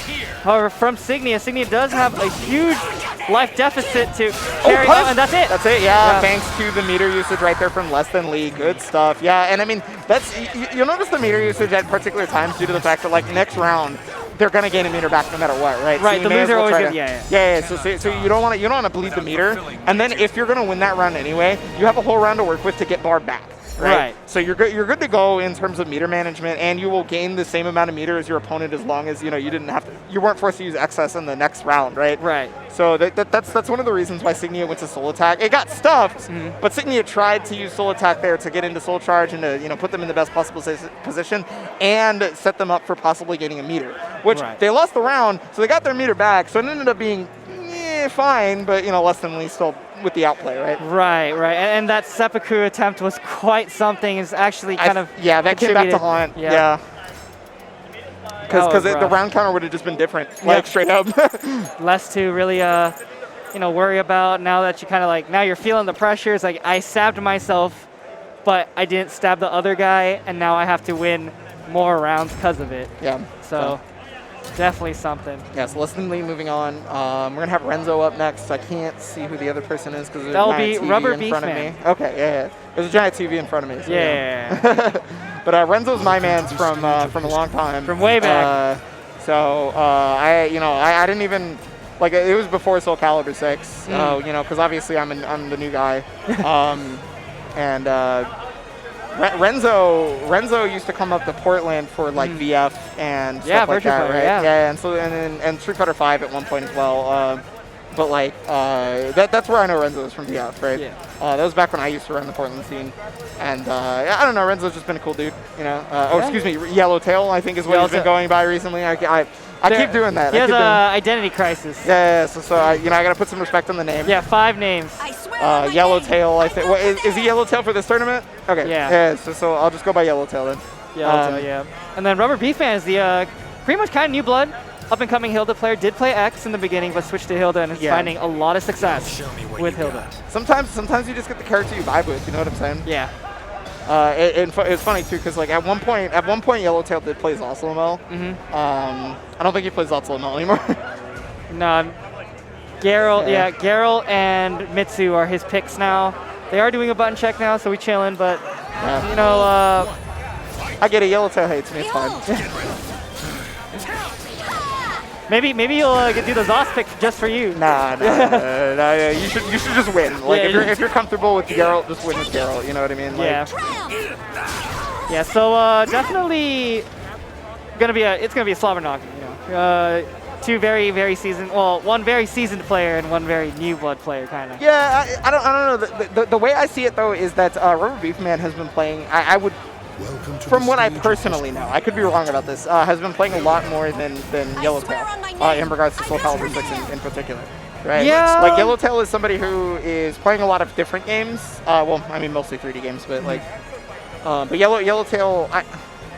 I guess the hard part is like Yellowtail doesn't have like a social media presence outside of Facebook, right? So like I don't really know what like what he's been up to. Yeah, I mean he does sometimes pull up to our locals, you know, being NorCal and all. Yeah, exactly. And definitely, you know, still plays consistently enough, but like not as much of the grind as like Rubber Beef Man, or definitely not a lot like as much as like a lot of the other players right Well, here. You decide if you want to play more by deciding if you're okay with playing online. Right. Right. So. Right. And then we definitely are gonna see kind of like, I guess the new COVID players, and then kind of old school. And we'll see how they kind of interact with each other. Well, fighting for Mitsurugi for this matchup. Time to behold. There's two characters that say behold over and over again in this game, and it's Zaslamel and Hilda. And definitely Hilda, very strong character, still has a really good frame data, but as long as Yellowtail is able to keep up the good neutral, good punish, and good 50-50 game, yeah, he'll be pretty successful in this set, but already you see Rubber Beef Man take. The problem is depending on the regalia Hilda has, she is going to 50-50 you into Oblivion, right? Like, right. So, I mean, even if she's not 50-50ing you, she has some incredible whip punishability, right? Right. So, I don't know. It's just so hard to fight this character. She's very strong for a reason, right? You were outside of the range of that? What? All right, we got the Ghost of Tsushima coming in. We get the regalia for the spear. Wouldn't Mitsurugi moves be called Ghost of Tsushima? Yeah, no, but like... Hold on, what? Yeah. It's funny because she like goes past you, and this is like kind of the Ghost of Tsushima thing. No, that's Sunsetsuken. Sunsetsuken has been around for a very long time. Yeah. But it's from like someone in like Germany, like old-time Germany. So it's just like, I don't know what we call it. All right, fair enough. Kind of just stuck in WNF. Oh man. I mean, I guess you could figure out what the move name is. Yeah, one day. Oh, yo, what the fuck? Yeah, I mean, like, look, sometimes 1-1K is just out here. You know what I'm saying? Oh, good talk on the A's. Yeah. I mean, obviously he's got another option, but you guessed right. So. Yeah, 3-3K is such a good move on Mitsu because it's only -2 on block, so you're able to get so much information off of that. You can also do the 1K right after they get knocked down, and if they decided to Akemi, they die. So. Yeah. Delayed on the A's right there. Caught the roll. Oh, yeah. Okay, get your B regalia. No, decides to try to close it out, but that's the punish. No, that's not the punish. What the? That wasn't even the punish either. This is spaghetti. Yeah, no, Yellowtail isn't spaghetti. Yellowtail's the smartest person alive. Oh, yeah. Come on, get out of here. if he loses this round, that he's... Oh, 2A. Yeah. He's the dumbest person alive. Victory brings my people. I don't know about all that, but yeah. No, we love Renzo. We love Yellowtail. Oh man, Rubber Beef Man takes game 1. Yeah, very controlling fashion as well. Yeah, very strong on that. Was catching a lot of the timings of Yellowtail as well. Yeah, for sure. And I think that was where most of the damage ended up coming from, right? Like Yellowtail was getting not maybe always counter hit, but it's not necessarily always counter hit, but a lot of counter hits for sure. Right, with both regalias on deck, definitely because of how Hilda's a charge character, a lot of the callouts that Rubber Beef Man is doing is a huge commitment. You're letting go of a resource. Okay, yeah. So I'd agree. Definitely being able to control that is going to be... No, Rubber Beef Man's really good at that. Yeah, I got hit by the EVO speed. Yeah, okay, there's a throw. I got some meter. The hard part is actually mixing up after, right? Because like once you've knocked down, you're not as plus as you might want to be. Got the hit. Okay, one more mix-up could very well do it. The B's class. The A's. Oh my God, 2A here. And there it is. Yeah, 1K. It's invisible. Like it's you're standing. It sucks. Like it's a low and it has a follow-up. That is also a mix-up. Yeah. Behold. Ooh. Okay, knocked down on this one. Tries to go for the. Didn't fully charge it, but. Oh wow, just getting it unpunished because of the Rekka properties it has. Oh yeah, there's the 1A, and yeah, you just take the damage. Take the damage. Oh, is that gonna whip punish? It does. Yeah, then gets the Shura Blade as well, gets the Mega Dunk. Yeah, that's the big important part right now, because you know the CD is not gonna kill. Nobody has any questions about that. But getting the Shura Blade, that's big damage. Yeah, just runs up and grabs and gets the round for it too. Yeah, because you're expecting like a Shura Blade stuff, right? At that point, so grab is a lot less on the mind, I would think. Oh, you're up against the wall. Yeah. Oh boy. But I wouldn't strike Mitsurugi as a strong ring out character either. So. No, but if you miss one move at a particular range, you get 3 beads and you die. So True. okay. Getting that meter. That throw has not been. Okay, well I lied, but Commentator's curse. No, no problem. up against the wall, you should be dead, right? Yeah. Bye bye. Yeah. Just gotta have the regalia. That's all, and you can build the regalia during the combo. Yeah. Oh yeah, beautiful whip punish. That's so important too because now that's gonna give Yellowtail Sugar Blade for the rest of the round. You're big chillin', I would say. Yeah, definitely. And one of the strong suits of Yellowtail's gameplay is his movement. He could have run out there. But like, how would you know that that was gonna wall splat? Yeah, like. And you have to know if it was an actual wall splat. Oh no! Oh no! Oh. That should be it, right? No. No. Doesn't get the ankle. Ooh, the latex, very late. Okay, yeah, the 1-1K faked it out, yeah. But looks like Rubber Beef Man was privy. Okay, caught the regalia press. I think that was release A. I think it was. Yeah. Oh god! Oh, that's huge. Time to end you. I don't agree. I don't agree. With the CE With finish? the CE, yeah, because now you don't have any meter. Right, but you don't know if the Katsu would have killed, so it's a little risky there. Yeah, okay, you're right. No, because it's tournament life on the line. It's just the problem is now you're running into Hilda with 2 bars. Right, and his whole damage output is crazy good too, so you gotta make sure that you're able to control the space and make sure that the soul charge is not as threatening. Yeah, and I think your Rubber Beef Man started to smell that, right? Like when it was just like running in as soon as round start and immediately go. The reversal edge gets bodied before the startup happens. The step on that one, that's going to finish it off. Rubber Beef Man. Takes it, yeah. Rubber Beef Man 2-0 over Yellowtail. Yeah, Hilda kind of go hard, you know. Oh, Hilda absolutely go hard. Yeah, that frame data kind of stupid good, you know. Big agree. Character upsets me sometimes, honestly. Yeah, just... You whiffed? Nice. It's kind of like Mina. It's like you did something stupid outside of range like 2. Nah. You dummy. You dumb. Stupid. So Yellowtail's going to be on the losers bracket. Rubber Beef Man on the come up right now. I think we're just getting our next match though.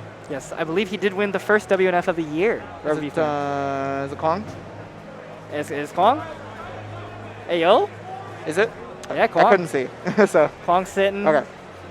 Kwong also one of the commentators at this tournament. You know, doing a lot, competing, commentating. You know, being a homie. Yeah. So much work. The classic. Yeah. It does it out of the goodness of his heart. And who they're going to be playing is the question. Is it Outlaw? Outlaw stepping up. Oh yeah, is Outlaw? Oh my. Yo. Oh. All right, I'm excited. Let's go. Siegfried versus Taki. So obviously Outlaw has quite a bit of, well actually I should say on the both of these sides, both players have a lot of experience with each other's characters due to like, you know, training partners. Right. Well, I don't know if I could say Linkors and him are training partners, but they've definitely played a lot, so. Right. And definitely we see Rip City Outlaw also very successful recently as well with the second place at, I believe, NEC, I believe? I think it was NEC, yeah. Unfortunately, I wasn't there, so. Also there's Summer Jam. I think Summer he also Jam. went. Very, very good place. Been trailblazing, really. Yeah, doing very well. Is actually here for Multiverses, I'm pretty sure. Hey, $100,000 on the line. You know. That's not a joke. He's teamed with another PNW player. So, really? Yeah. He's teamed with Q. So. Oh, Q. Who no longer plays SoulCalibur. So. Yeah. Guilty Gear player, I believe. Well, I'm Multiverses player right now. Oh. Drop the strive for Multiverse. Yikes. I mean, Q just plays whatever he feels like at the true. time, and then he's just done with the game when he's done with the game. You know what I mean? Yeah. So. I don't really classify Q as a particular game player because he plays everything. But that's just me personally. That's just how I feel about it. And that's not really meant to be a bad thing. You know what else isn't a bad thing? The Matcherino here for our tournament. So you guys can check out the Matcherino. There is no more free codes because you have been so awesome, but you know there is still ways to contribute. Obviously you can contribute directly, but there's more ways to do so for free, similar to the claim code situation, right? You have the sponsorship quests that are on the right side of your page or on the bottom if you want to scroll down, sure, whatever. Yeah. You know, you can follow people on Twitter that you should be following anyway, like Punch Planet. You can follow people on Twitch. You can subscribe on YouTube. Sometimes you can just visit a link and that's enough to put money into the pot. So head on over to the Matcherino. You're not going to be able to use the free code, but you are going to be able to use the sponsorship quest. And if you're willing and able, you know, no worries if you're not, you can also directly contribute. Right, and definitely we want to give a shout out as we just hit over 1,500 working on 1,600. Let's go! These donations. If we have a list for the most recent donations. Side tourney, right? Side Yeah, tourney. Yeah. this is a side tournament. Side tourney, am I right? Shout out to Sabandeos Yes, with the biggest contribution. Right. Standing over there, finally met him in person. Yeah, no, everyone, it's a huge team effort, and everyone's just been doing their best to make it the best experience. I'm glad to be a part of it. Yeah. Yeah, no, just being able to talk on mic and have a good time with the homies. Yeah, no, I mean, it's always a fun time for sure. Yeah. Doing Calibur commentary is just I don't know, this game is just super good spectator-wise. Yeah, no, there's so many flashing lights and cool moves and colors and music and everything, you know. I don't know what's going on, but it looks sick. Yeah, dude just like bubbled and shit, like. We're definitely going to see a lot of anime in this matchup in particular, actually. Right. But I mean, this is just the anime 3D game. That's just how it is. And that's how it always has been. As under 956, who used to be what, Anime EVO, now we are officially under 956. So okay, but like this game was always anime. You can't tell me it wasn't. So that is true. No. SoulCalibur 5 was like the most anime. Like, bro, it's like they're kids. And then the other anime game that people don't talk about being an anime game is Marvel 3. But you know, Marvel 3 is definitely anime. Marvel 3 is an anime game. It's Marvel, baby. But anyway, so we're gonna have Omega XCN versus Rip. Yep. Rip City Outlaw rocking the Faustian. Definitely to our team Falchion. We definitely are going to see a lot of good neutral. Kwang definitely being a old school kind of player. Neutral? You know Rip is on the screen, right? They're going to fight. They're going to fight. Okay, Kwang's going to try playing neutral. No, there will be neutral for a little bit for sure. Because Rip does know restraints. He does. I promise he does. But that was supposed to be AGA. Yeah. Okay, Oh, there's the retrack. Yeah, so you got to remember, every vertical move has a slight amount of retracking. Right, and it tracks a little bit more because of the properties counter hit has. So we do have a term now. We have a term for counter hit tracking when you just get hit because you did a move, even though you're on off axis. So going, yeah. That's the hard part. Is like, okay, so normally there's a rule of thumb for teching Taki throw in possession, but when you have no health, it doesn't matter anymore. Yeah, eat this mix, idiot. That's what he's trying to say.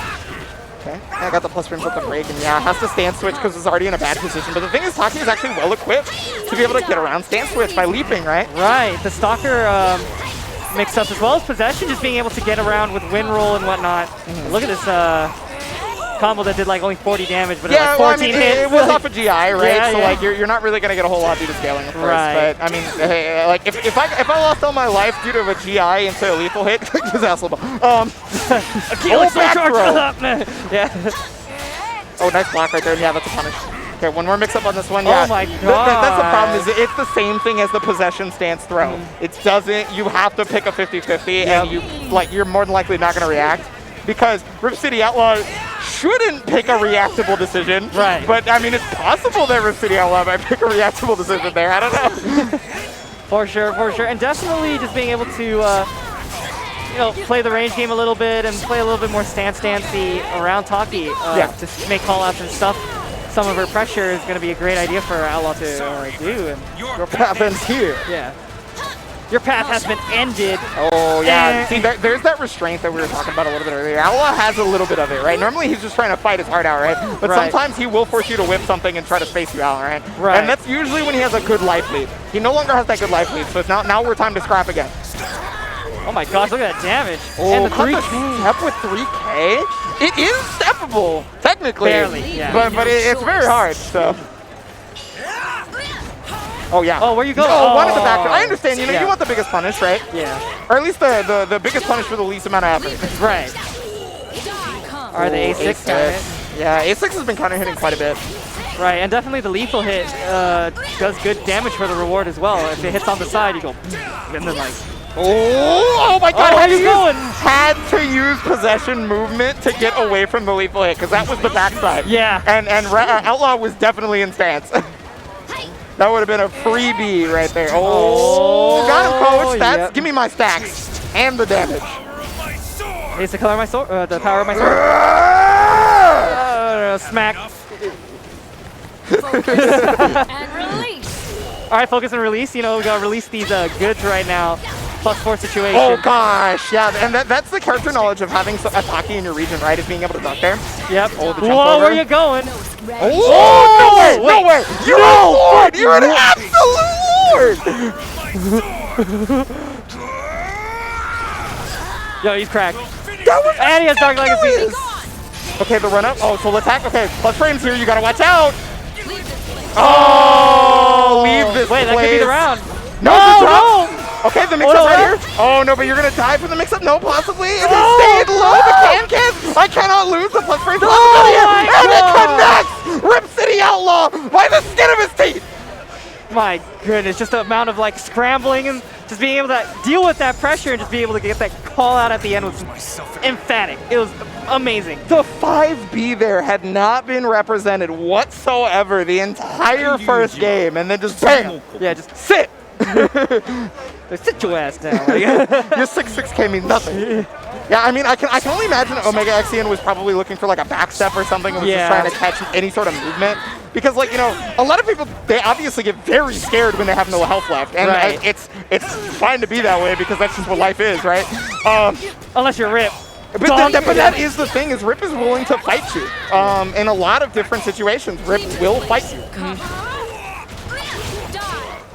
He's like, you know, the situation's like, wait, I'm -8? We're -8. Bugs Bunny shows up out of nowhere. All right, first round of Omega Xian, and that looked a lot better. That was the level of adrenaline that Rip had to have gotten from that is apparently not mattering to Omega Xian.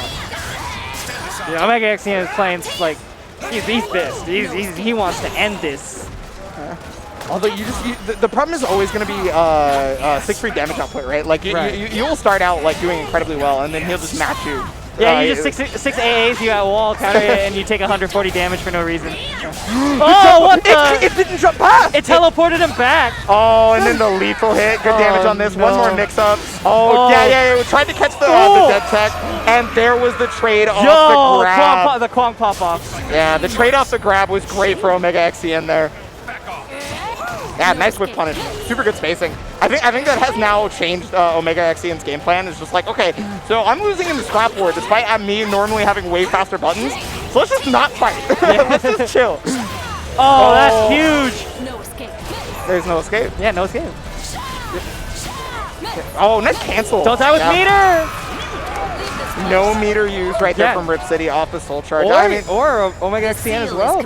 I mean, why would Omega Xian doesn't need to use it? Like, for what reason would he need to pop bar? I don't know, flex maybe. You flex it. You trying to flex at EVO? You need to be pretty far ahead to want to flex at EVO, but you're down a game. Well, that's all I'm saying. Speaking of flexing at EVO. Oh man, and we are going to the Mirakuma Shrine. Okay, yeah, so that's good stage, for sure. Yeah, we got some walls, we got ring out. It is very... I like the stage quite a bit, except for it's not vertically long, right? So you get to either the wall or the ring out very fast. Yeah. Fun fact, Keeler put 2-2B, 6K slide B, ring out, mix up right from round start. So it's definitely, like the horizontal side is definitely scary to work with. Yeah. Yeah, just immediately backs off. See, yeah, he's doing the same thing that we were noting is really strong in the last game. It's just like, okay, we don't need to fight unless I hit you because then I'm a lot more plus. Right. And ducks under. Oh, should I go for the Meki? Okay. Oh, that drops it. Yeah, one at B4, right? Yep. Oh. Mix up time. 3. I was thinking 3B, so I got hit too. Yeah, when you get an I-16 launcher on your character, you might as well use it, and it's relatively safe, you know. Got under and was able to get the punish. Yeah, I like the decision to use 2K specifically to get under because you're covering multiple options at the same time, right? Indeed. If you 2K, you get under the flip kick, and if you 2K and they do the other option, you just hit them. Oh, on the backside, yeah. Okay. Utilizing good frames by Rip City Outlaw answers back. Unfortunate drop right there for Rip. Okay, the 3A. Oh, yeah, I love that. Staying on the ground so you don't have to deal with the legacy mix-up, right? Right, and the Soul Charge will continue on! Yep. Oh, what? AK. I don't think that was a natural combo. AK? AK? I don't think it was, but, well, Kwong takes around. Now on a tournament. Not tournament. Yeah, tournament point. Yeah. You beat Rip, you win the tournament. That's just how it is. That's how good Rip is. No, you're right. You got it. Anytime I get to talk up the people in my region, I'm going to do it. Yeah, that's the Faustians, you know, they be rocking it. Oh, yeah, that's a big damahe. That's what they say in Mexico. Yeah, damahe? Oh, no escape. One more mix-up. And, oh, yeah, I guess was expecting a back off, and, you know, just not at all the case, and by that time it was too late. It's not like you can cancel in time, right? Yeah. Once Rip gets going, he's going. Yeah. Okay. Yeah, back off, and gotta go back in anyway. You know. Oh, yeah, good launcher. Oh, back turn, yeah. Oh. That's extra damage. Not a lot of damage in the long run, but still able to get any sort of momentum going. And you're going to see a lot more horizontals out of Omega in that situation. Now not as many, but like for that situation specifically, because Rip is going to want to step in 2-2A, right? So that they can get the wall hit. So like you have to just negate wall hit. So you're just going to catch step over and over and over again until it stops. Right, we are going to see, the wall. 6A. Oh, no punish though! Still got it! No. Oh, you're going to dead tap? Yeah! Okay, one more mix up here. It's going to be the low on this. There's a plus frames here on the block, and tried to get the jump. Not going to be able to do it. The block here, but caught the jump right there. Omega and the pop off from Kwong. What a good match. Yeah, what a slobberknocker of a match. That's huge. Farewell. Caught several jumps. You know, I mean, so like Rip was thinking that it was low, obviously. It wouldn't have jumped too much. And then also probably thinking that jump was not going to get caught because jump has not happened too often for Rip. How many times during that set did he jump? Not really a whole lot. I think it was only during the end of that set. Yeah. Like, I think it was that game. Like, I could be wrong, obviously. You know, there was a lot of crazy moments that the blood is pumping and I'm forgetting a lot of things that happened. Yeah, but for sure. But yeah, no, all the emotions running through that set, like, just the way Omega XCM was able to shift game plans, and it's just beautiful caliber. That's why we're here. No, definitely beautiful caliber for sure. You can use that word in multiple senses in that sentence. Yeah. All right, so it looks like Zefukai, and I can't see the other person on my Yoshi on the other side. Yoshi 6. Okay, yeah, this is a matchup we've seen quite a bit, honestly. Indeed, yeah. And this is also somebody who has actually taken Zefukai down before. Yep. So like this is on the come up. This is one of those testing moments for somebody who is being looked at to win the entire thing, which is Zefukai, right? Like everybody is looking at Zefukai to be top contender, or at least one of the top contenders. Right, definitely one of the favorites. And so running up against somebody who has put you to the limit multiple times before, has beaten you before, can be your biggest test. Yep. And obviously Yoshi 6 has been improving so much, especially during the COVID era. Dude, I remember the first match I ever saw Yoshi 6. Yoshi 6 showed up on the PlayStation Open Series. Yeah. And I was like, nobody knew who random OD Yoshimitsu was, cooking people with no oil, no butter. And now that's a real person. Yep. And those are real parents in the background. Yep. Taken care of by obviously parents as well as Elemental FGC. Definitely got him out to go there. Awesome. So shouts to them as well. I believe they're also taking care of Sly Tiger. I believe that's the only two, unless I'm mistaken. Apparently their shirts are real breathable and nice. For me, if you take even one person and you allow them to go when they couldn't have, that's big enough for me, right? Like, yeah. So taking two is also pretty huge. It's just the more the better, right? Yep. So super good. Indeed. Super excited to see this match in particular. Yeah, no. I think everybody was expecting this match to happen at some point, you know, whether it was now or later. Yeah, and Yoshi 6, definitely one of the more wilder players. Really crispy movement. I actually played him for the first time like yesterday. Yeah? Oh, I played him a couple times in the tournament, so. Yeah, I'm super impressed. Being able to capitalize on mix-ups and spacing in general, and keeping it aggressive as well. So I'm really excited to see all this stuff. Oh no, this is going to be good. It is going to be good. I'm going to assume like a button check is probably required at this point. Oh, they're ready? No, button check is required. Yes, I saw thumbs up. I'm like, oh shit. Yeah, but yeah, so a button check is required for this, which again, I can't stress enough. I think button checking is a good idea. Yeah, especially on the streams. You don't want to look kind of dumb, not checking your buttons. Well, okay, so you're also at this point of the bracket, like you definitely don't want to mess up now. Yeah. Like you made it far, and you're running up against some difficult opponents. This is not one of those. There's a certain point of the bracket where you're no longer able to give up a round or a game, right? Like, right. I mean, even in general, even like at the beginning of tournaments, like every pool is, it's super balanced. But at the end of the day, it's hard. At the end of the day, the people still playing SoulCalibur, the people who have been doing a lot of SoulCalibur, right? So they have knowledge, they have the strength, they're good players. And so regardless of who you're running into, they probably they know something. Right. And so it's hard to just get away with something versus people, even in the first couple of rounds of pools nowadays. Don't count anyone out, especially in Calibur. That's probably the good rule of thumb to have. I mean, okay, so like, and that could be indicative of even at the very beginning of the game, right? Because like, you know, you could just get wrung out by somebody who has no idea what they're doing. Yeah. Like, it could just happen. Indeed, indeed. And now we're getting right into the meat and potatoes of the tournament. We are at winners semifinals for top I could 16. use some food. Yeah, me too, actually. Yeah, honestly, I'm hungry. Yoshimitsu 6 versus Africa. I'll stop talking about food. All right, definitely Sophie, a pretty good pick as a Yoshi being really aggressive, might be more susceptible to whiffing. Probably going to go for higher rewards for those kinds of whiff punishes, but Yoshi 6, just keeping it up. Yeah, right now it's catching timings of Zephykai, right? Has been catching movement options and button presses. So that means Zephykai is going to have to take a look at the movement options, take a look at the button press timing specifically. Oh my god, another one! And you can kind of tell how Zephykai has classified a player by how many times they either do 1K or 66B. Yeah. Right. And they can classify you if you've done your homework on Zephykai, then he's probably gonna 66B you more because he expects you to look for the 1K. Right. That's my personal like assessment of it. Obviously, there's way more to it than that, but like. Right. I mean, at the end of the day, Calibur is a mid-throw mix or mid-low mix. Game. So. Ooh, B-slide A. Good start. It's always really important to take away meter and get, like, you know, a good amount of damage, right? Indeed. To dust! Yep. For beam. Oh my gosh, just the beautiful Oki situations that Yoshi is setting up. Really comfortable life lead. Yeah, you can tell Yoshimitsu 6 is specifically playing to the strength of Yoshimitsu, right? Yeah. So, but yeah, that's going to be a round right there. 2 rounds apiece on this one. Yoshimitsu 6 is holding it down. Right, but like the last set, you know, Stellar and Yoshi, Stellar and Zeph, you know, he might need some time to adapt, you know. Zeph is one of the comeback kings. Absolutely. There's no doubt about that. If you've watched Zeph tournaments, Zeph in tournament, excuse me, there's been a number of times where you've watched Zeph go down and they just immediately make a comeback, right? And being untouchable in that comeback sometimes even. So yeah, try to get the 6K, but yeah, the jump over, that's free. Yeah. Well, not free because you can read DI, but still.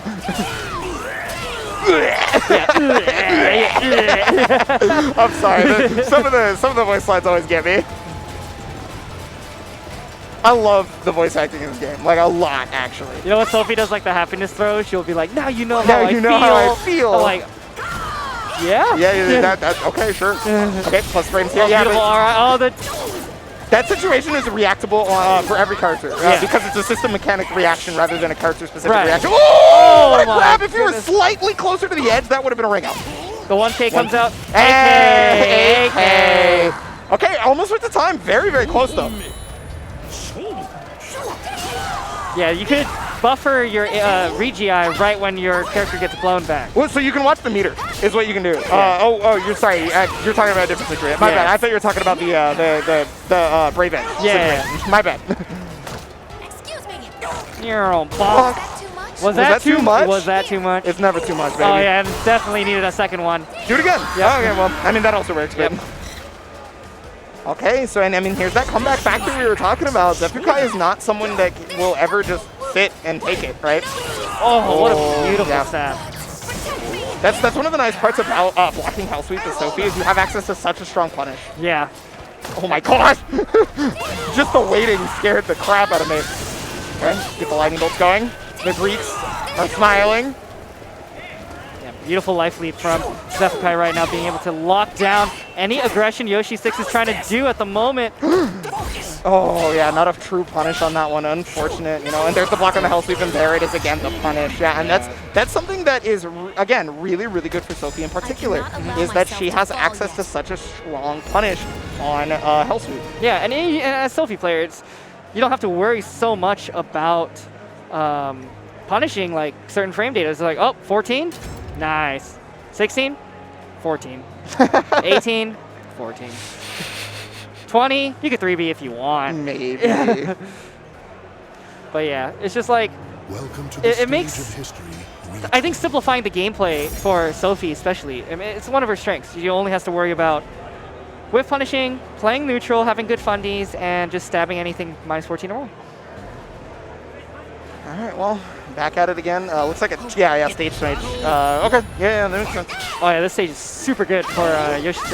Yeah, well, I mean, you know, just lucky you get it on random, right? Like, yep. So A6, full knockdown here, gonna steal some of that bar. The 1K is now online, right? So before the first game started out with a lot of 6XP. Yeah. So now you bring in the 1Ks. And then after that, it starts to become super difficult to tell what Zephykai is gonna do. Oh, well, I mean, you know, that's already an example of it being very difficult to tell. Yeah, And stab, goes stab. for the toe stab. Yeah. I just bought these Nikes. Please don't. Bro, he come out with the number 11s, bro. No way. Yoshi definitely wears an 11 size. Yeah. At least. Ready? I mean, you see how big that man is? Yeah, he got the feet. He looks pretty big to me. He be wearing the... Oh, that's back turn. Yeah, so Zephykai noticed that it was back turn and it planned accordingly by ducking, right? Yep. Because a lot of people want that back turn damage. It's just some of the highest damage you're going to get off a single button, right? Right. Oh, you got to leave. Oh, wow. Excuse me. Was that too much? Oh, 6XP. Just going to finish it off on that one. Zephykai on set point now. Not tournament point because not beating Rip City Outlaw here. Oh my goodness, and just like that. Oh! I'm able to get a huge punish off of that. Yeah, just now it's like a smaller caliber. Oh, they didn't desync pads prior, yeah. So whomever tried to are they just gonna go? All All right, who did it? So so here's the thing: is they didn't desync pads before they sat down. So that's one of the big reasons why this happens, right? Is the second you sit down, you should desync desync all the pads on the console. Yeah, it's a huge momentum killer too. It's not even about the rounds at that point. Are they desyncing pads though? They should do that before they start. Yeah, they should do that.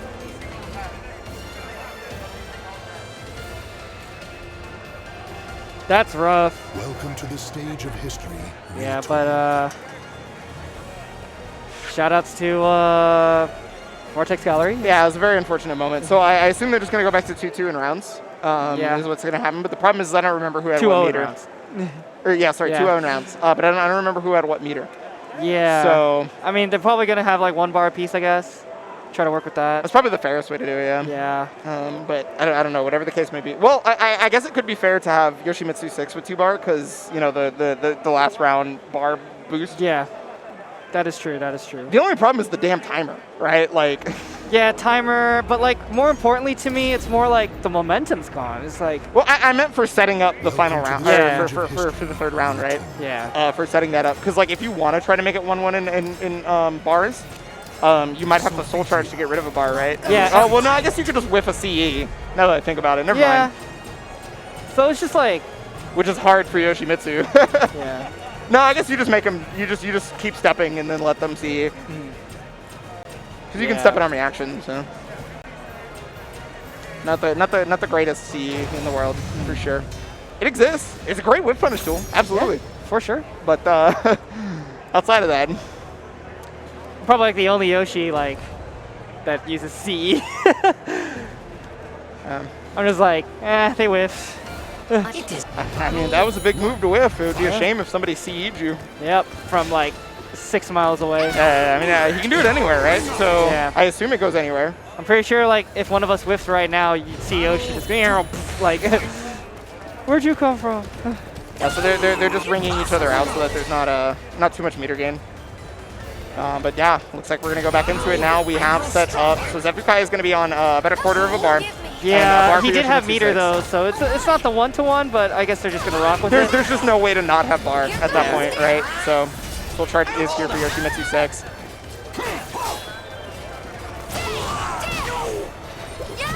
Okay, yeah, tried to stay on the ground to be able to deal with the Angel Step mix-up, but eventually gave... More plus frames, because I believe that's +2 or 4, I believe. Yeah, it is plus on black. That's all I remember. I can check my notes, but that's for nerds. Yeah, who plays the game by researching? Oh, yeah, cut the hell sweep, and that's going to do it. A bit of an anticlimactic end, but I mean, to be honest with you, the way that previous match was going, it's unfortunate. it was going towards Zephycai's favor in regards to that pretty handedly before, so. Yeah. One moment of peace. It is a little unfortunate that somebody hit the button at that time, but I mean, remember, if you're at an offline tournament, a lot of people forget nowadays because they haven't been here in a while. That when you sit down, you got to desync the pads if able. Yeah, I mean, obviously, if you have like third-party stuff, it's not too much of a big deal. But well, yeah, I mean, if it's a third-party pad, they're probably already wired. So yeah, so luckily for me, I don't have to worry about that. Me and my Astro, which will be retiring after this tournament. I'm gonna switch to mix, I guess a mixed box format. Unfortunate. So the Astro has served. Shouts to Astro, I think they're over there too. Yeah. They've served me well. Maybe I could buy like some more stuff. Oh, we got the young Heaton. Oh, Heaton. Who's the versus? I can't see. Yoshi 6 again. Oh, so Losers was waiting. I see. I think. Yeah. Oh, yeah. Okay. Yeah. Sounds good. Sounds good. Okay. So, wow. Siegfried versus Yoshi. So Heaton's out of my neck of the woods before he moved to Korea. But that was before my time because I didn't play SoulCalibur until 6, obviously. Well, okay, I played SoulCalibur, but I didn't play competitively, right? Right. So, much like everybody else, I was mashing buttons like when I first started. So, so I didn't know about Heaton back then, but he'd been around for a very long time. Yeah, for sure. In PNW. One of Washington's brightest and finest, right? Indeed, yeah, no, very strong player. Famous for the clip of going to town, I believe on Kayane at EVO. Yeah, I was commentating that. Yeah, yeah, no, it was a trip down memory lane. Yeah, that was EVO Japan of the first year that SoulCalibur 6 was out.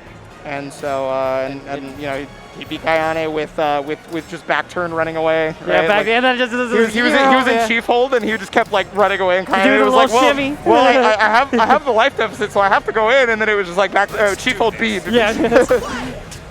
Yeah, that's when everyone stood up and clapped. Like it was sick. Yeah, I was like, this is who's next to me right now. It's cool.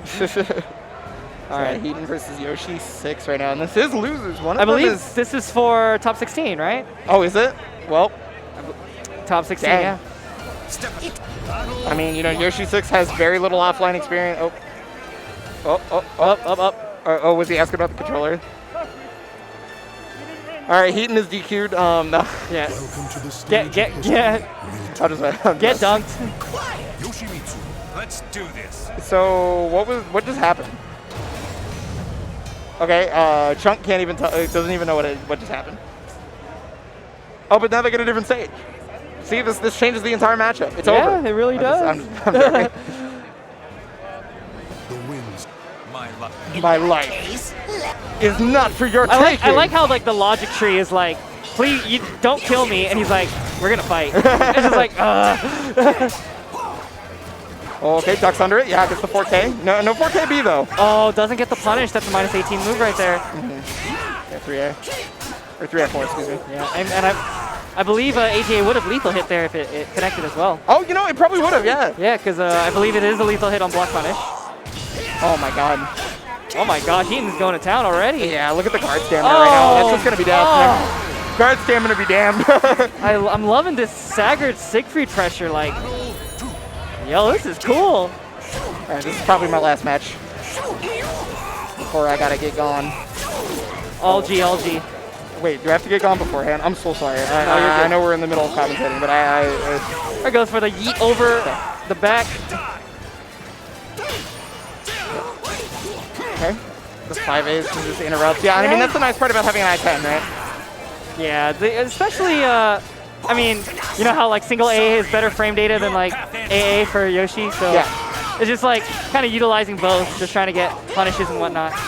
He is trying to break this guard something fierce right now. It might be prudent for Yoshi to start stepping more, but yeah, and then Heaton was looking for that, I think. That's a good play because you either stand in guard and take this guard crush and die, or I get to mix you up for free. Yeah, and that's what he did. So I mean, there was no good way to put that, right? It was just wanted the back hit because you get a lot.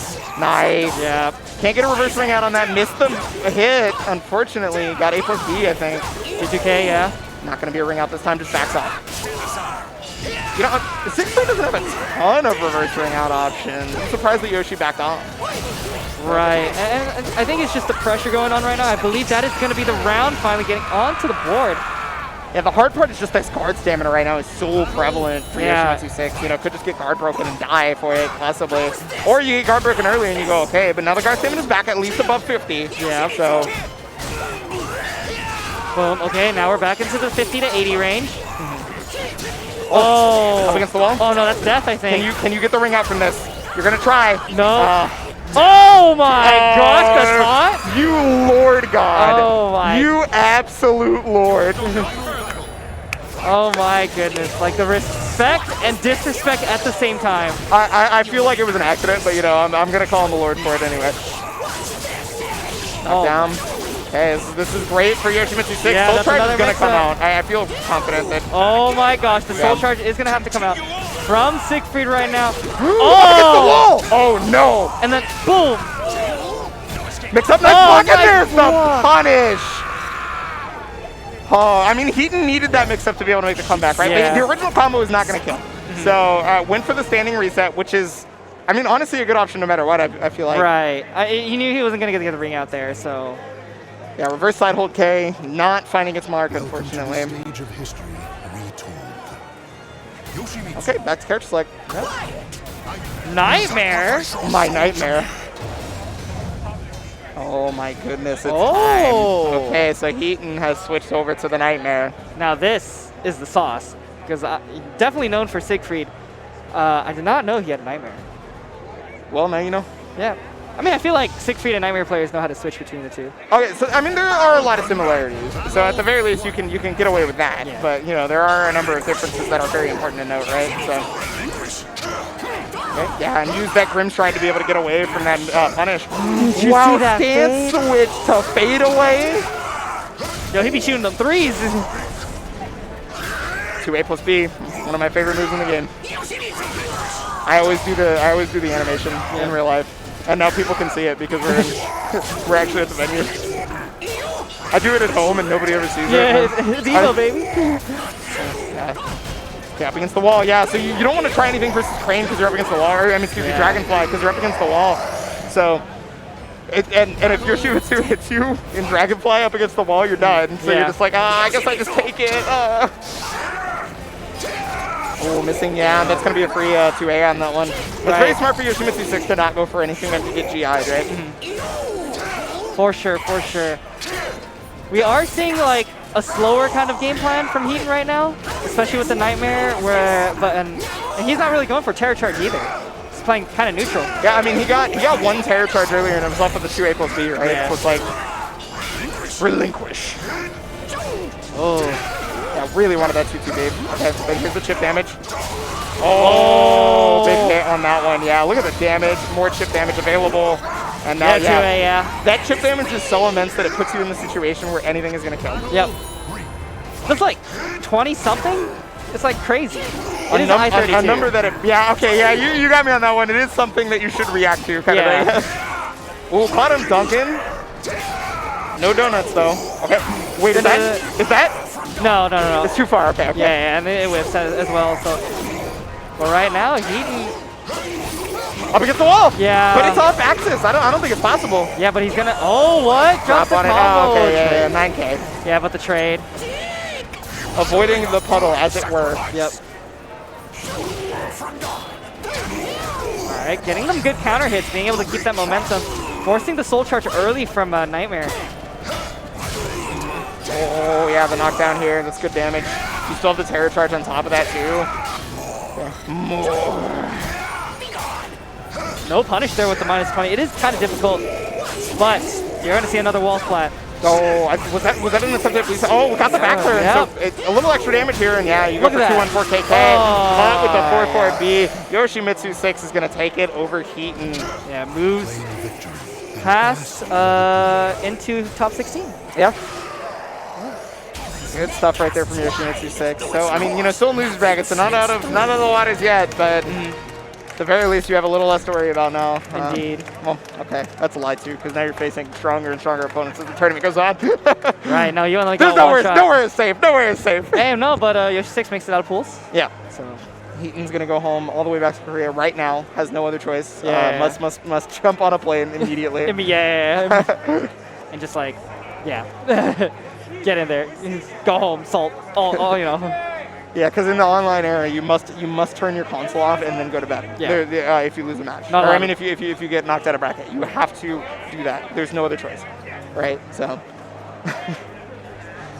So I guess we probably only got a couple more top 16 qualifiers at this point. I believe. No, we're done. We're done? Oh, okay, good. That top was 16. Okay, because that's my last match. I gotta go. All right. Well, it was an absolute pleasure, everybody. I was not actually supposed to get any Calibur because I was supposed to be too busy, but they canceled my PlayStation block. So I'm glad that I was gonna be here, even for the moment. Indeed. I really appreciate that. You guys are gonna get the young Conmai out here. Yeah. Well, I assume so. Yeah. Because I'm getting ready to head out. You gotta go. Yeah. So thanks so much for having me. Thanks, Bud, for commentating with me. For sure. It's always a blast. Yeah, absolutely. So I will see you guys. Well, hopefully during top 8, but I mean we'll see. Yeah. All right, I got you. All right. Hopefully you guys are still here for some exciting ass Calibur. We got so much up ahead. The match arena has gone up once again. Although you're not able to claim the code anymore as those are all full.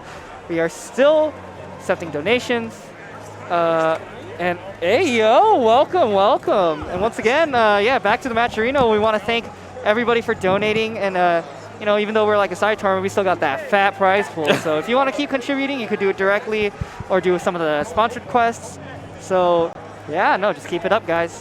Yeah, definitely. And as you can see, I just joined up right over here. I want to make sure I don't have the ET antennas. Welcome, you guys. I don't know if you know me, but it's okay. I'm time to duel. There you go. Get the thing over here. Very excited for the SoulCalibur 6 action that's been going on so far. We've had some amazing games. Yes. Amazing games that's been getting on from the offset. And you've been following, most of that. It was just, I saw some things in the background, some heartbreakers, a lot of, in fact, I'll tell you before, that close match between Master CJ and Boom happened. That was absolutely insane. That other one that happened with Stellar and Zefukai. That one was absolutely also amazing. Yep. And I'll tell you one thing. Even though we're over here, twitch.tv/Big Papa Chunk. Shout outs to them, for hosting the Twitch as well. One of the main things I love watching from the SoulCalibur scene is how dedicated, how much they show up, and obviously how after the games happen, everybody's competing. It's like everybody wants to kill each other, and then. After that, everybody's like, "Oh man, get over here!" Yeah, we're drinking. Everybody's drinking. I can definitely do it. But don't test me. That can definitely happen. But we're over here, man. EVO 2022 Vortex Gallery, EVO side tournament right over there, and we've had competitors show up, high-level action. Right? Yeah. And definitely these pools, and definitely throughout the whole tournament, you can't sleep on anyone. So. Especially not who we're looking at right now. Yeah. Top 16 match. Yes. So you want to know something that I saw? It was the competitor on the right, Linkors. Yeah. We know for a long time in his heyday, I've seen from 5 to 6 when he's committed, tops any bracket. Yeah. No, definitely one of the strongest players here. Definitely also one of the favorites, and we also have a. Up-and-coming Toothpaste as well. They've been tearing it up at WNF. Really good placings at majors as well. I believe Combo Breaker 4th. Yes. Frosty Fausting 2nd. Yes. I was there for that, and to see the growth of Toothpaste as a player, especially being a pioneer of Huang Gang, as we like to say. But I come from Maryland, so Boom flexes that as well. But one of the great things about seeing a competitor like Toothpaste, I feel like it's that breakthrough, the coming out party, where it's like you get a sense of like the veteran players or the players who've been grinding. Yeah. And you get a sense of like, okay, this is the level that I'm at, or this is how comfortable I am playing against them. I don't really feel like. And there's a couple of other contenders in this bracket, too, that you can look at a Toothpaste and say, I feel like I can beat Toothpaste. I see a couple of people say that. I'm not going to say what match was who. I heard one person who probably won a major a couple months ago that said, I'm going to beat this person. It didn't go in their favor. So anything could happen. But if there's any boss to test that against, it's going to be Linkors. As we go into this matchup right over here, Toothpaste with the Huang, Linkors with the Amy. Yeah, very strong Amy player. Definitely using Amy, especially in Waffle, being able to do really well there. And especially Huang, not as the last character to come out, character knowledge might be a little bit lacking. Yes. But still is going to require a lot of neutral from both players to, you know, be successful in this set. Oh yeah, definitely. But as we can see, Linkors has the better positioning right until the side swap right over there. The counter hit into the stun confirm is actually going to switch it up, but Linkors is doing a lot of small caliber decisions that are working out in that favor. Right. And the thing about that kick right there, the axe kick, is actually the kind of the multi-purpose Oki tool. Like you have to hold that. So just being able to see that used against like a character like Amy, who has a lot of that kind of some escape tools, is super big.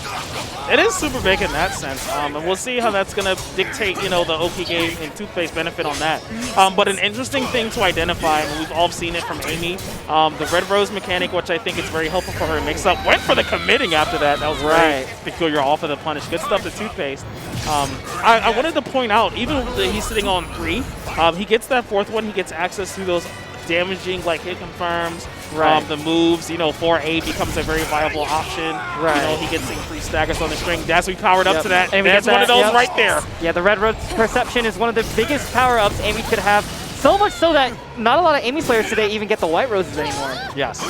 And White Roses being a lot more defensive and, you know, maneuverability amount of buffs that come to that. But when you have the ability to punish the mistakes of your opponent and aggressively do so, especially at a range that both of these competitors are playing in this set, as he takes the round right over there, it's a strong thing to commit to that. For sure. And right now they're about a round apiece. We do see the minus come out, so Toothpaste will get a little bit of a health taken out for its punishment.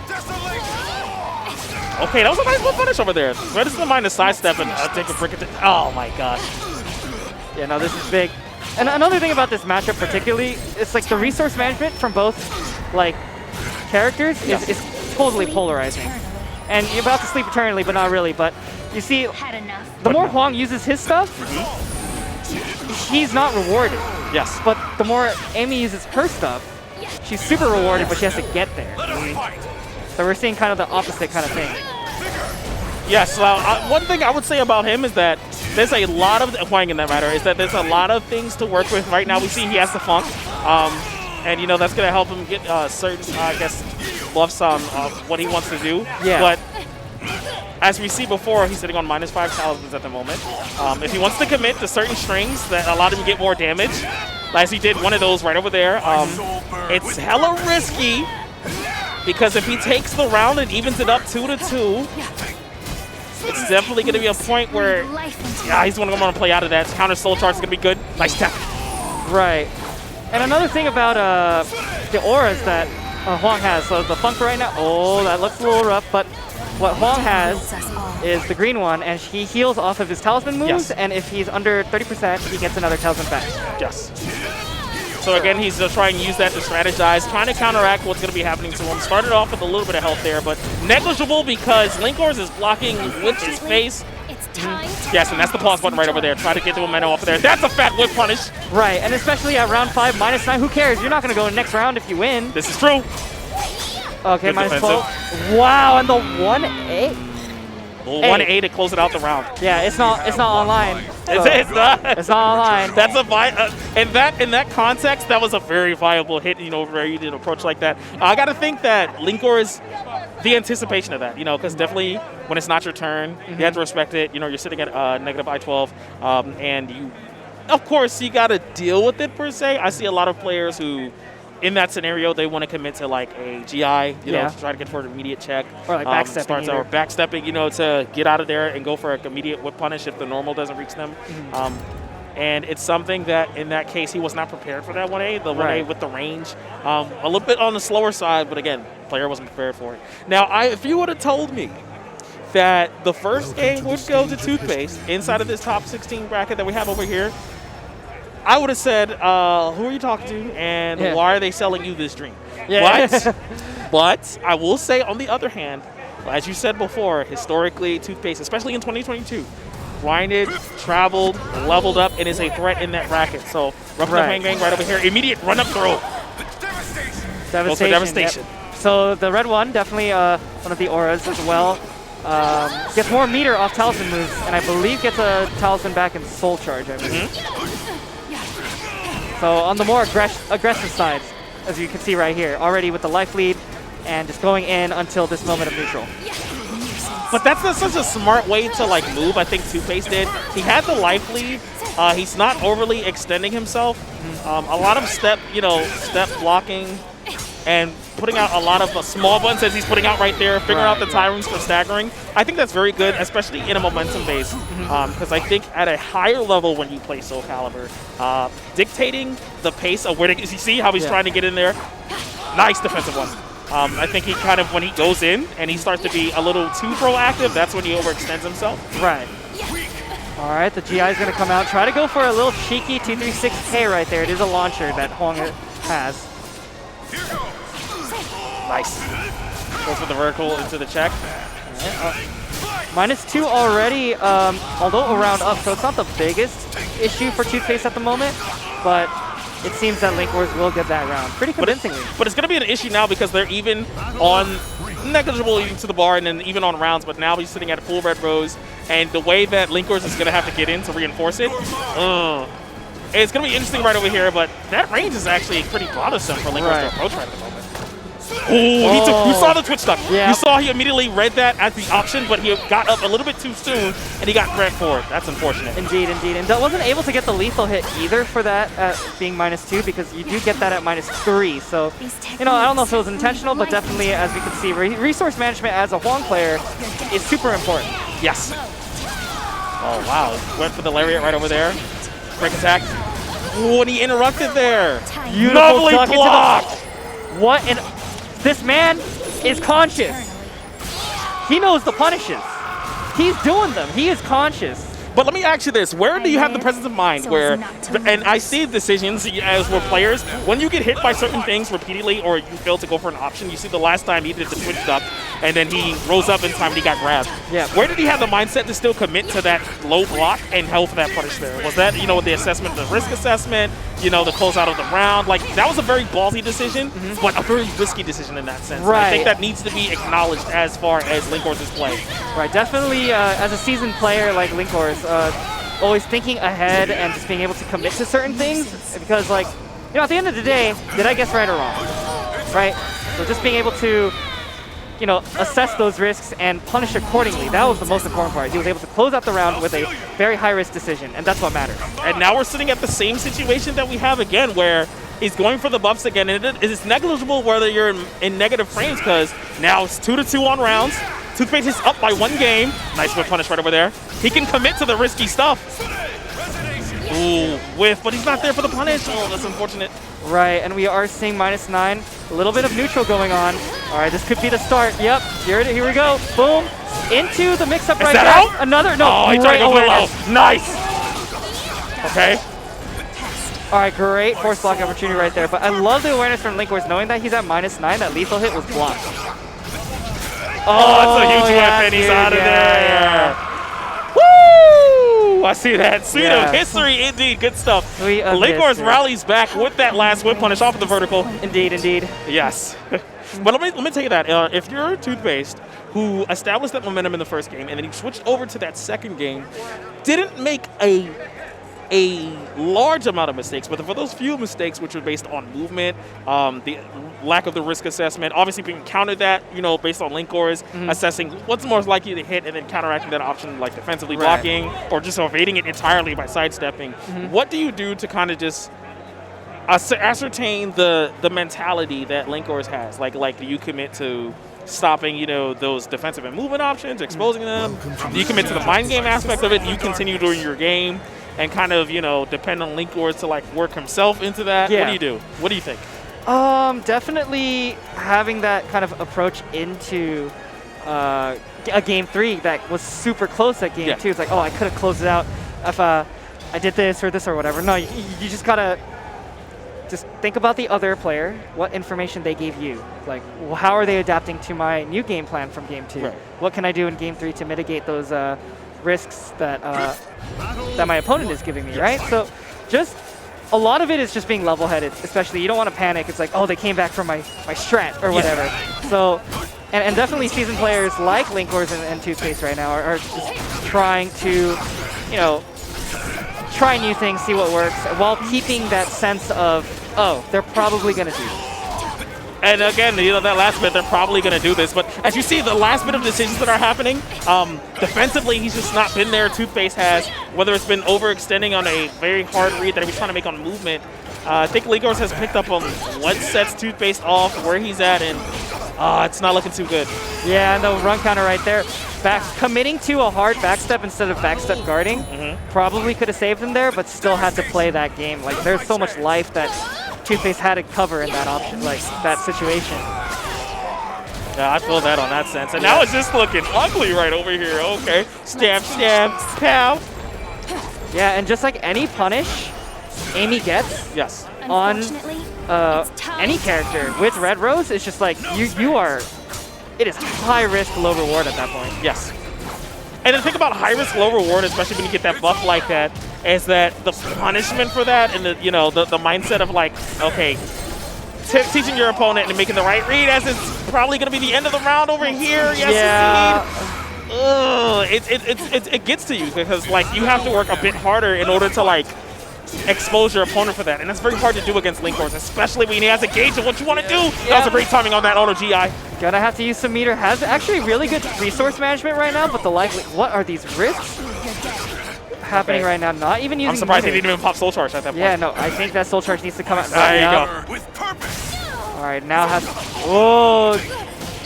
try to call out with a slower move, but Linkors mashed back. Nice duck, and he goes into the immediate Yeah, no, that's dead. Yeah. That's gonna be dead. Is it red? Yeah, he's dead. Yeah. Yeah, Hong said, yeah. Yeah, smackaroo. I live so as not to Wow, lose. what a very high octane game 3. Yes. I believe Linkors was able to figure out kind of some sort of timing or some sort of pattern that Toothpaste was doing. But yeah, Linkors takes it. And with the exaggerated grace of Raphael's adopted daughter, Linkors is going to be going forward into our bracket, trying to see if we can contend for our top 8 portion of the evening. Indeed. But thank y'all for making that match like very incredible. Both of these competitors, long history with the game. Toothpaste, somebody who's definitely wants to improve and go from there. But good stuff for them of making it out on that winner's side. But he's going to have another opportunity in the losers. I'm excited to see where it goes. Yeah, don't count any of these players out. Anyone at this point has a chance to win. Like. And then also, crazier stuff happens in losers brackets. Am I right? Yeah. Gosh. That's what we're going to be fighting outside of where it's supposed to be at the moment. As you guys can take a brief look at where we're going at right now. As we see, this is the suite of history. We're just saying where we're getting our match go along. So as you just saw, Linkors 1-2-1 versus Toothpaste. But we got a couple of other winners contenders that could be going up there. It seems like I see Master CJ getting prepared, and we got Sly Tiger, coming over there. And the match that Sly Tiger had up in winners to beat Father Ramon. Yes. Out of there. Very sick stuff, and Ramon's one of those like constantly solid players. Right. Very hard to very hard to like find him overextending. Right. But Sly Tiger, and this was the first point where I realized that Sly Tiger had that Zenkai boost in him, like, for lack of a better term. Summer Jam. I think he came out. He made that top 8. I believe he beat. I don't know if it was like Yoshi 6 or it was another competitor. He came out and like he really had a strong out showing in that sense. Right. And on the other end, Master CJ, let me tell you what, we said it earlier, beat the Combo Breaker 2022 champion in a nail biter 2-1 last round, last decision. Yep. Last Pretty much, yeah. It was down to the wire, Yes. and just like everyone was watching. It was super intense. It was super intense. Yeah, we're all talking mad crap. Oh, we haven't. We haven't saved right over there. Like it was elegance. Yes. But no, we're seeing these competitors, and we're only really talking up those last matches because these are names that you see established in top 8s, in top 4s, in winners finals. Ramon and Boom, they went to Texas Showdown. They were in like the top 3. Yeah. And then these are the guys that beat them. Yep. So you guys, out of anything, you should be paying attention to this match. Yeah. Definitely, we have seen a lot of quote-unquote upsets, but anything could happen. You say upset. I say growth. I think a strong thing about the caliber scene, and especially the players who are excelling and beating like our established veterans, is the fact that like they are still grinding and growing. And I've talked to both of these guys, Master CJ. And other people in the bracket, like Twice, Sly Tiger. Right. They won it, man. And Sly Tiger, he's not too far from me in the region. I think it's in lower, Virginia Yeah. and everything and like that. And I think he has Silva. I think, yeah, yeah. Silva. He Yeah. has good people to contend with and practice Yeah, with as well. no, definitely. There's Trey Starr who's over there with them. There's Kazi, the next legend, the Sungmina player. Like he wants it, dude. For sure. And yeah, definitely can't count anyone out. And this is this matchup is a treat, just because the craziest stuff could happen. If we actually throw it back to bonus round, that was one of the matchups where actually Sly fell out of a hitbox, or JSAP fell out of a hitbox, and he lost the whole set for it. So it's just like two really small individuals. Oh, it was just a middle school fight. No, I'm just saying, I get it. So anything could happen in a middle school fight. I'm just waiting for the teachers to break up the scuffle, Yeah. but we're in the middle of like a snow mountain. That's okay. Ooh, doesn't get the whip punish over there. Oh no, saved it for too late. Nice duck on that. That's gonna be a punish with the Oki. Goes for the low. Ooh, fakes him out with the low. Goes for the hit grab. The unbreakable grab is super good because it keeps you in a back turn Oki as well. Yes.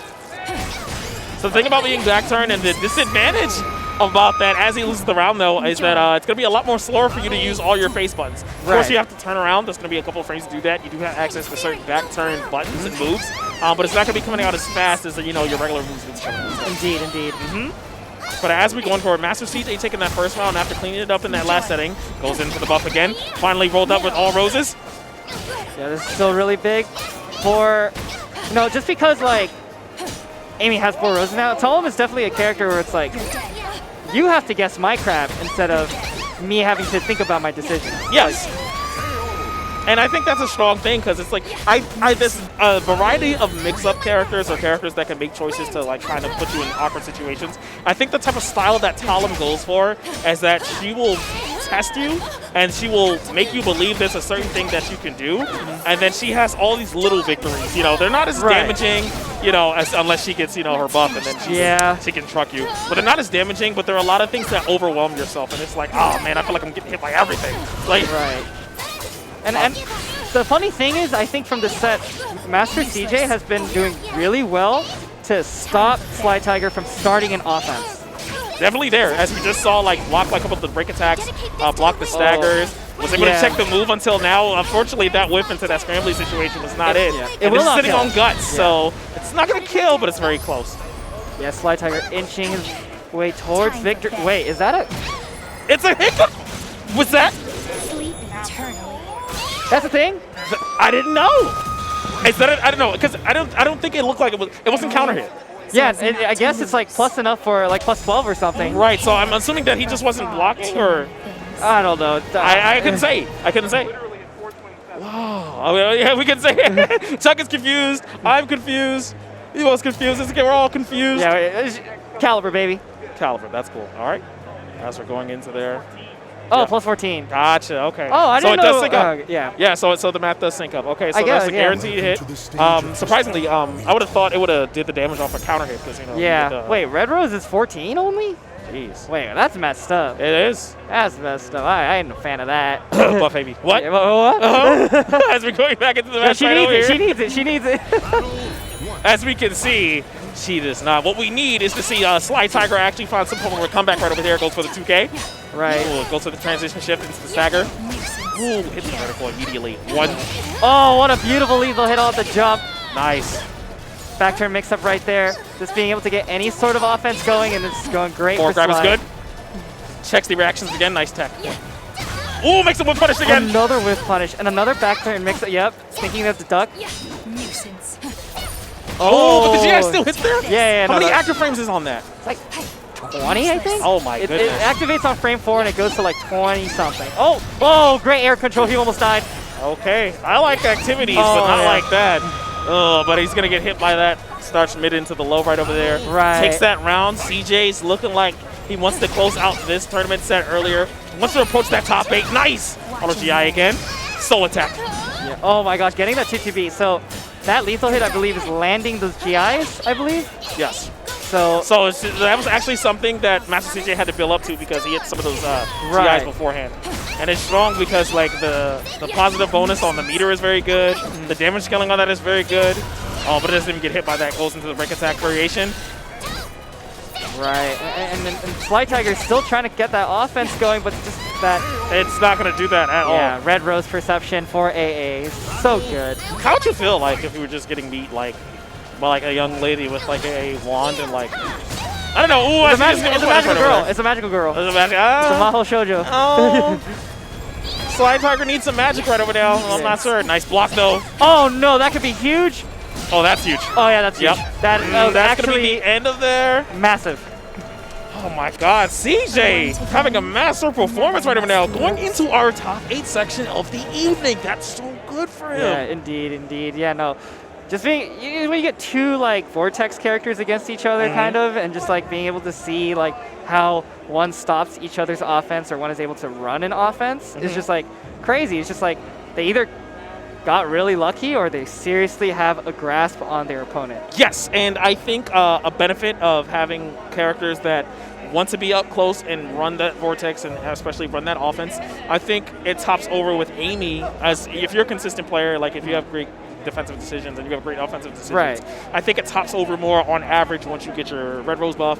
You're normally doing like more damage or like you're a lot more safer on things. Right. But the meta of that match specifically had a lot of good Abare callouts, I'll call that, because of the auto GIs that landed and interrupted the type of turn stealing and the pressure that Slide Tiger wanted to go for. Right. Slide Tiger had a bit of momentum, made him block a couple of break attacks, and Master CJ was just sitting there. He's like, I got it. Yeah. I'm not messing up at all. And, so Slide Tiger is like, come on, open up. Like, I'm trying to hit you, and it's just not working. Yeah. And it's also really good because, like, how Master CJ notices the patterns of the move properties, right? Because Amy has a parry for, like, high, mid, and low, right? So just being able to get really successful AGIs off that is a lot of momentum, and that's how the set ended. Got a mid AGI or high or something like that, and just got a ring on of it from that momentum. So.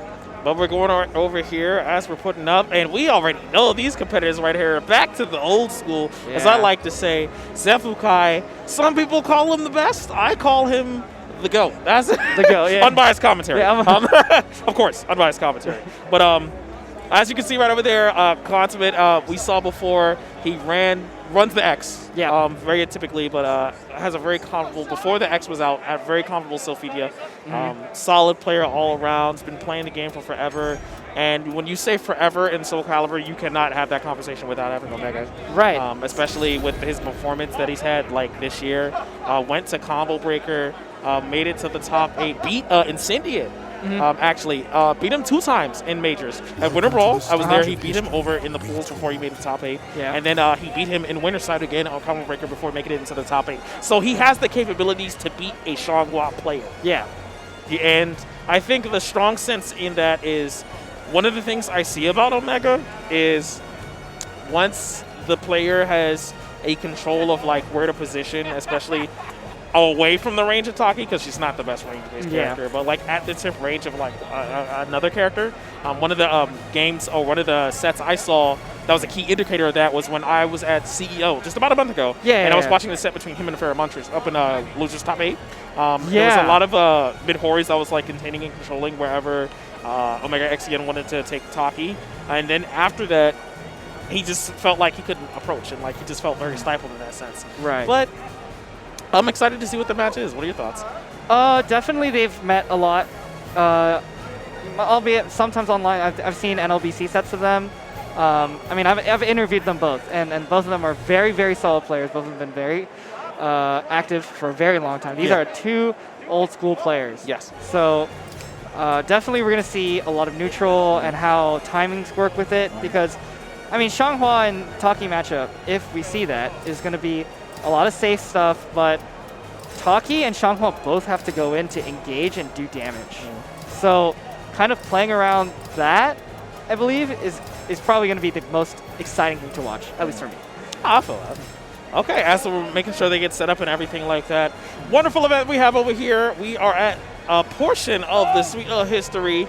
Welcome, produced by Big Papa Chunk, that lovely Tio right over there. As we got Zefukai going over there, and Omega XCN getting queued up. I was just like, one thing I would like to acknowledge, if you guys are so excited for more SoulCalibur action, there's actually going to be the 10v10 team tournament that's going to be happening a little bit later. It's actually going to be happening tomorrow in this suite around 2 p.m. local time. 12. 3. Yeah. 3. Oh. Oh, 12. There you go. Yeah, 12. Quick Mots. 12. There you go. Local time. And right over here, I think it's like, what is it, Pacific? I believe it's still Pacific. Yeah. Okay, there we go. This is my first time in Vegas. I've never. Me too. Yeah. This is my first EVO. This is your first EVO? Yes, my first EVO. Yeah. Let's go. Hey. Yeah. And I didn't go 0-2. Hell yeah. Me neither. Hell yeah. I'm sorry, guys. As you're seeing, the nerd commentators are marveling over the excellence right here. We're going to marvel over this matches are coming up right now. So, Fitia vyes for that pick over the Shangwa. I'm not surprised. Yeah. Knowing Omega XCN's history over that. As we're getting back into the match, you guys, let's be active right over here. And we're on the, I call it the Boominati stage because it's the triangle. Oh, yeah, definitely. Sorry, but I can't back down. Definitely not backing down. Nope. At least your stance looks good. All right, so definitely this matchup is quite an interesting one. Not because they're both like waifu characters or anything, but definitely is about the neutral. I dig it. All right, grab is good. Goes to the back. Oh, that was a very nice animated grab. Yeah, give me that neck. I'm just saying, like, I would feel some type of way about that. I would have to have a conversation with him like after that. It's like, hey, man, I appreciate it. Okay, go for the 1K again. 3-time, 4-time, maybe a little bit too many. Oh, that's a huge win. Oh, yeah, that's, yeah. Yo, he had those? A6? Oh, he had A6 just those. for him, yeah? Yeah. No, this guy got mechis, bro. Like, Yeah, I8, boom. I Like, feel that. All right. As we can see, Omega's, going back, turning the clock back, channeling his young man reactions and execution as we're going back into it. Break attack is good. Yeah, one of the best I-12 punishes in the game. Yes. Ooh, the whip over there, but not prepared for it. Oh! Bennett. Who? Bennett. Who? Oh, Okay, they're we're gonna gonna let let it rock. Yeah, these guys no strangers, to accidentals happening. But as we're going back into the game right over there, they know how to adapt to it. Nice tech crouch on that AA. But the Rising K is going to do that off the counter hit. Yeah, and another cool thing is that people might not be able to notice, but Omega XCN's possession cancel. Yes. Really good. Like just being able to commit and cancel when he needs to just also shows a mark of a great execution player. Yes, it's definitely a mark of experience as well because, like, unless you're not conditioned to know that, out of playing a lot of SoulCalibur, it's not something you're going to be confirming to. And it also allows you to get a lot of guaranteed damage. Me playing a Raphael as well, you got to commit to, like, your stances in order to get that in there. But as we're going into the match, ooh, works up properly. What is this weird juggle combo. And 2A. 2A very doubles, yeah. And that's a weird state when, like, you have, like, a glitch of health and, like, you have to fight from so long when the opponent was just beating you for the past, like, 15 seconds. Yeah, it's like you get smacked me around for 15 seconds. Yeah, how many decisions right do you have to make in order to make that work? Yeah. Nice tech. I'm just going to 2A you at the end. You know this 2A is coming. You know it's coming. You know I'm going to hit it. Yeah. Nice cancel confirm. Look, all of that. The execution is phenomenal. Yeah. Oh my gosh, does the guard cancel into possession, the soul attack for more pressure? My resolve will never fall. Nice, the pause button establishes himself right over there. God's caught whiffing, but doesn't pay for it. Oh, that's going to be a huge. confirm. No, that's not a kill, though. Magic pixel magic. No, 1K. Shin check. Yeah. Give it them toes. Yeah, shin check for the Fendek. As we're doing right over there, evens it up 2-2 first round. Nice immediate counter hit launcher. Decent damage. Yeah, nice interrupt. Okay, yeah. Oh, takes the meter though, and that's very risky because now he doesn't have access to that soul charge that will allow him to take the pressure off in case the round does go wrong. I love the double ninja bomb. That was like. Oh, that hit from there! Nice. Oh my goodness. He was not prepared. A6 is to confirm. What's the Oki? Oh my gosh, and the possession. Again. Oh, this is huge. That's gonna be the end of the round if he gets it again. Yeah, Omega, good stuff to them. Yeah, a little bit of a pop off right there. Farewell. I would pop off too, man, if I get that victory. Yeah, I would also pop off. that's crazy.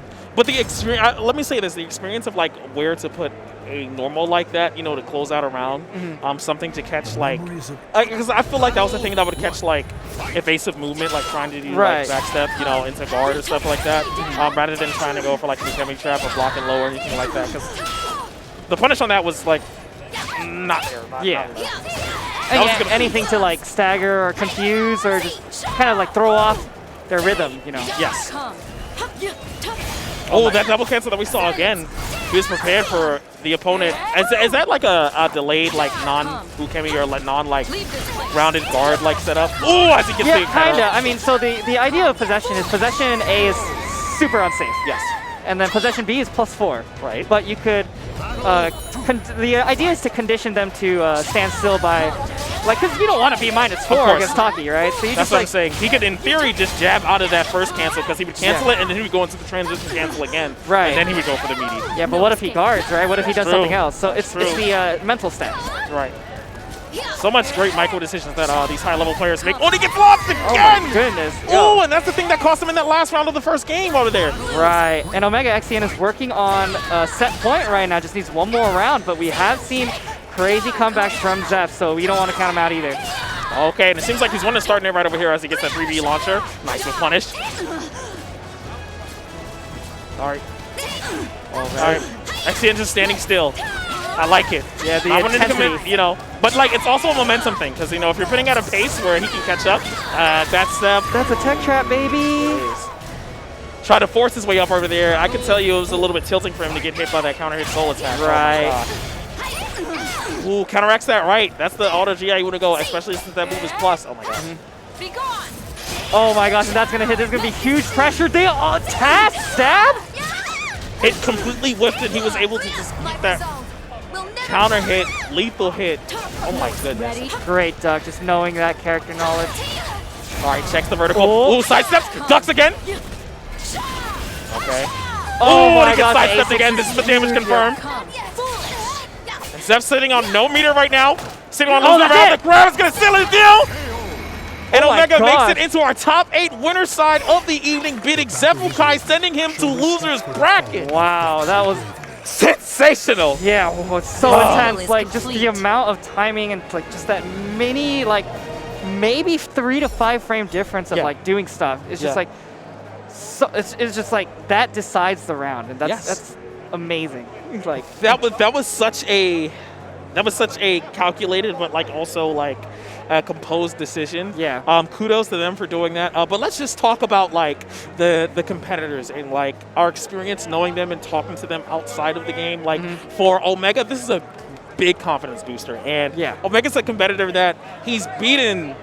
He has victories, I guess, over every top player you can mention, but in comparison to a lot of our contenders, you know, Insidiate being one of the ones that's going to be coming up, with Omega, it's always felt like there's been like an offsetting, like he hasn't come to that top 3, that top 2, that grand final switch for quite a while, and I think I'm gonna put a hot take out here. I'm not gonna say it's hot, like a lukewarm. Okay. I think with that potential, there's a lot to go there off of that, and you know, as we're vying back into it, we're just.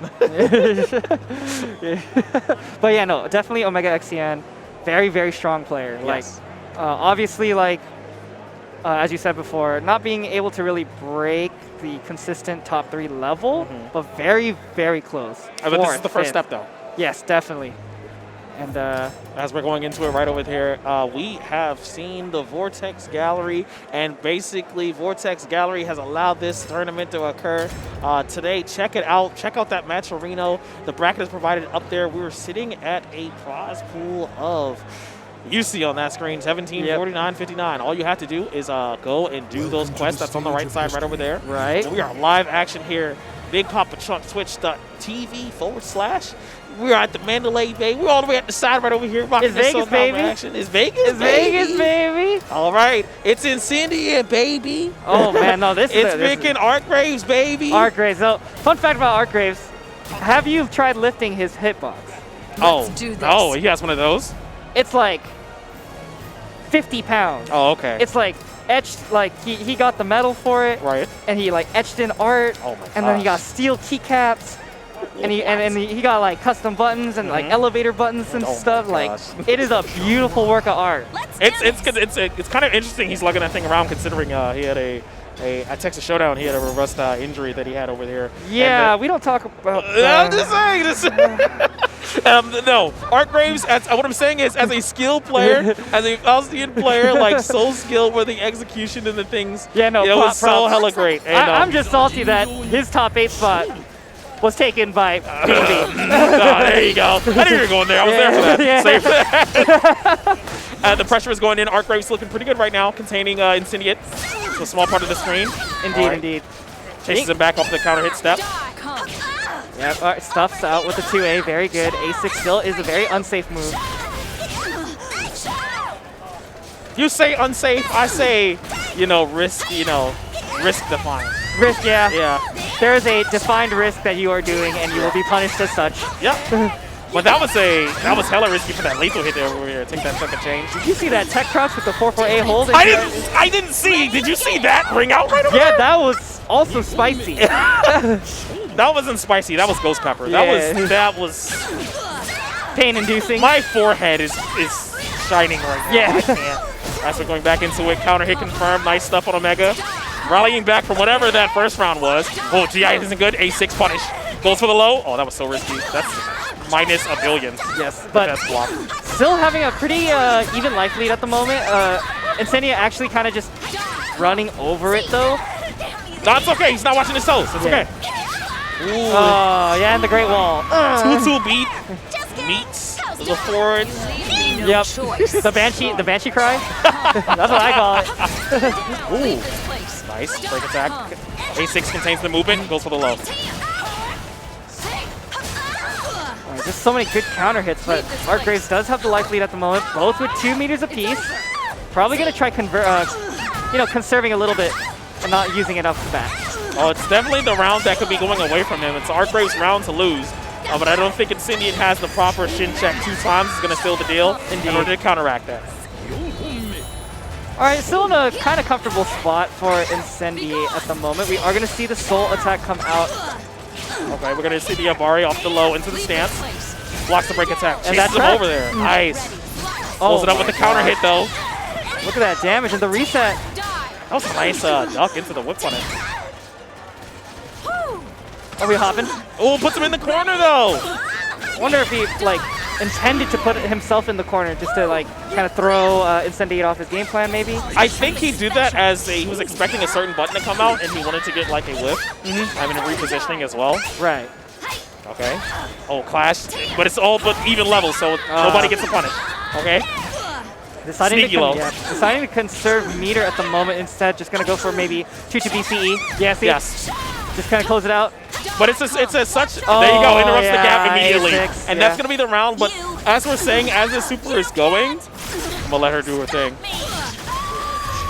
But she stopped the game. But that's okay. As we're saying, a common win condition that I see Incendiate go for, especially in that last round, sitting on 2 bars, is that he likes to play that fine line between, going through that 2-2B, to check people trying to tech duck and stuff like that, and then going for throw because you get a certain throw, you can hit your hit confirm or you get your OP and they can see anyway. Yeah. So it's a very strong thing that you play around. But in that sense, the 2-2B came out and it didn't hit, but immediately you get that with punish and then CE then done. Nothing can stop me now. I'm a top tier. There you go. As we're going into the match. All right, and definitely, Incendiate is definitely known for the adaptability that he can do. Definitely a Game 2 player, but winning Game 1 also is very important. But yeah, no, he's able to adapt really quickly to certain situations. And just like that, able to, fix timings and kind of do the death by 1,000 cuts kind of game plan right now. Dude, did he get to play? Just kidding. Once. Oh my goodness. The back step to make the A6 lift. That was so good. Okay. Checks him back. A little bit of waiting, trying to respect, Incendiate taking his turn, but didn't take his turn in that setting. Goes for the low. Checks the side step. Nice throw. Stay down. Yeah, stay down, she says. I'm just saying, if you're a normal character, you get stomped on the head 3 times. Yeah, usually your life is over. But when you're Incendiate, you built different. There you go. I just love this game because you see Nightmare literally stab you in the back and drag it out, and then you just get a fine, and you're mad chilling. Oh, I could usually shoot to this lovely game called Mortal Kombat as we're going into the game right here. AA, stance, lows. Oh, he was staring at his face for a lifetime. Jeez. Oh yeah, the pork. He did the pork into the soul attack. Okay. That's a nice countermeasure in order to do that break attack. Crybaby. That's out of here. A home run. Going swimming now. Oh my gosh. No, it's okay. It's okay, not for long. Yeah. As we're going back to the round. Oh, tries to go for the charge grab right over there. Didn't work out. Nice block. Gets checked. Oh, the hit from behind over there. Oh my goodness. No, as we're going into the match right over there, it seems that Art Graves is trying to force certain turns for like slow plus on block moves because Insidious doing a lot of blocking after that, but he switched the pace now to doing some short jab checks. You know, whether 5A, 2A, 1K, 2K. Yeah. Like very good like setup approaching now, and to see Art Graves doesn't know where he can take his turn now. Right. He's being a bit more patient to what he's giving his opponent credit for, and I think it's costing him in a decision-making sense. Yeah, oh my God, that's the whiff. Yo, why did he overextend in that sense? And this is going to be with Guts too. That's raw. Yeah, no, this does more damage than like most E's. Yep. So yeah, that was such a huge whiff punish. As long as she gets the flash, she's invincible until impact. And it U-turns too. So yeah. Okay. Art Graves suddenly went from being outstepped and outmaneuvered with some small pokes into being back into the set right over here.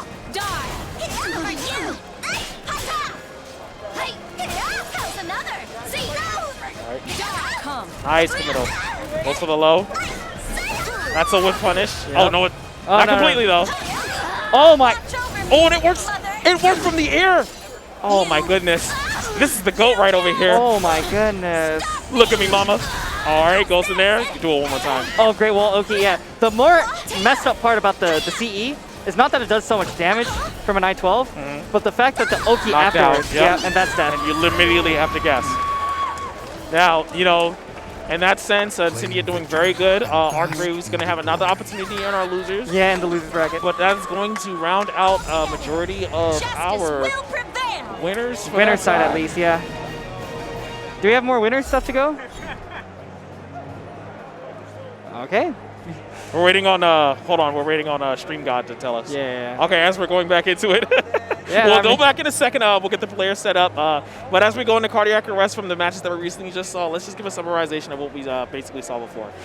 The match we just had on stream was just Insidious versus Art Graves. And right. It's going to be taking it in a very calm sense. Earlier, before that, we saw SoulCalibur versus Omega XEN. And not surprising, but not a common victory for Omega XEN in that regard. Taking it 2-0 over Zefukai, who went for the Sophidia pick. Right. Earlier, we went for the Link Ors versus Toothpaste match. It was looking good at the beginning for Toothpaste, but then Link Ors made the quick adjustment, was able to take advantage of the fact that Toothpaste was being a little bit more risky. Tried not to commit to like being minus at rounds of health. Yeah. But the only way he could like optimize certain opportunities that he had for damage and like for opportunities is to go that route. And then from there, at the beginning, Master CJ coming back again to show why. He's a force to be messed with, especially with that 80. Indeed. And let's go over some losers round stuff. So at least in the losers round 1 for top 16, we see Yoshi 6 take it over Xander. Yes. It's going to be fighting Art Graves, who just lost that last match to Insidia. That's going to be a good match. Indeed. And we also have Ron the Tryhard taking it 2-1 over Stellar. I think it's the other way around. I think, oh, there you go, Stellar. Yeah. There you go. That's a heartbreak. Right. And then we also have Manta against Rubber Beefman. So Rubber Beefman will take that 2-0, as well as Lesson Lee over Dratheox 2-1. And in losers round 2, we have played 2 of the 4 matches. We have Toothpaste taking it over Ron Tryhard 2-1, as well as Lesson Lee taking it over Sly Tiger 2-0. Amazing right over there. So as we're going to see how these rest of these matches ink out. But we're on the winner side, so we're going to keep into our top 8, keep that momentum going. Indeed. Yes. So this is a winner's side. This is top 8, although only top 4 will be on the big boy. Yeah, the big boys. Big boy shit. No, this is where the big boys play as well. Okay. Spooky. So you guys can check it on Team Spooky right over there. I think you guys know Spooky if you guys are chatting right there. Big look, but also pressure because, and one thing I've noticed about Omega is when he's in Zen, one of the scariest players. Yep. Feeling the pressure is a toss-up. Or when he's mad, he's well, yeah, so when the pressure goes into high emotions, that's a toss-up. I don't know. CJ, it's not a player I've been able to gauge from like an offline sense of like, his mental state as far as what he plays. But rationally, I see the decisions that he makes hella smart. Right. I've not seen anything that seems like questionable or very scrambly or like he hasn't set himself up for success like before. Right. So I'm excited to see what this match is going to be yielding as far as who's going to be advancing into our winners finals portion of our bracket. And don't get it mistaken, don't get it mistaken.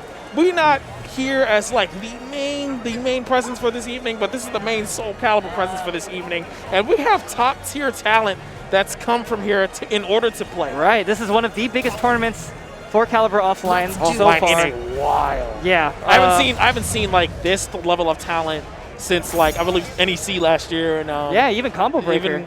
Even Combo Breaker was good too. I Combo saw that Breaker is a little bit bigger. I think it had 96. Yeah. We have about 80. Yeah. But yeah. But I think the ratio to like established competitive talent, so even compared to that numbers wise, I don't think it compares as far as like the heavy hitters that we have over here. And these are two of them who are playing immediately. Okay, as we're going into it. Right, and already we're seeing the roses come out. Happy Valentine's Day, we're going in with the magical girl getup. Alright, as we're going into it. Okay, checks him over. Nice, just respects the plus swings over to that, but gets out by the low. Oh, what a grab. Oh, but a nice step too. That's going to be a significant whip punish.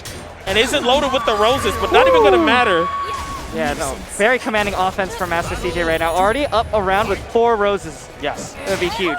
And that's a strong round to be able to get by. Because even if your opponent is making the right decisions, they're pressuring you, you have to be able to, defensively look out for what is happening. Oh my gosh.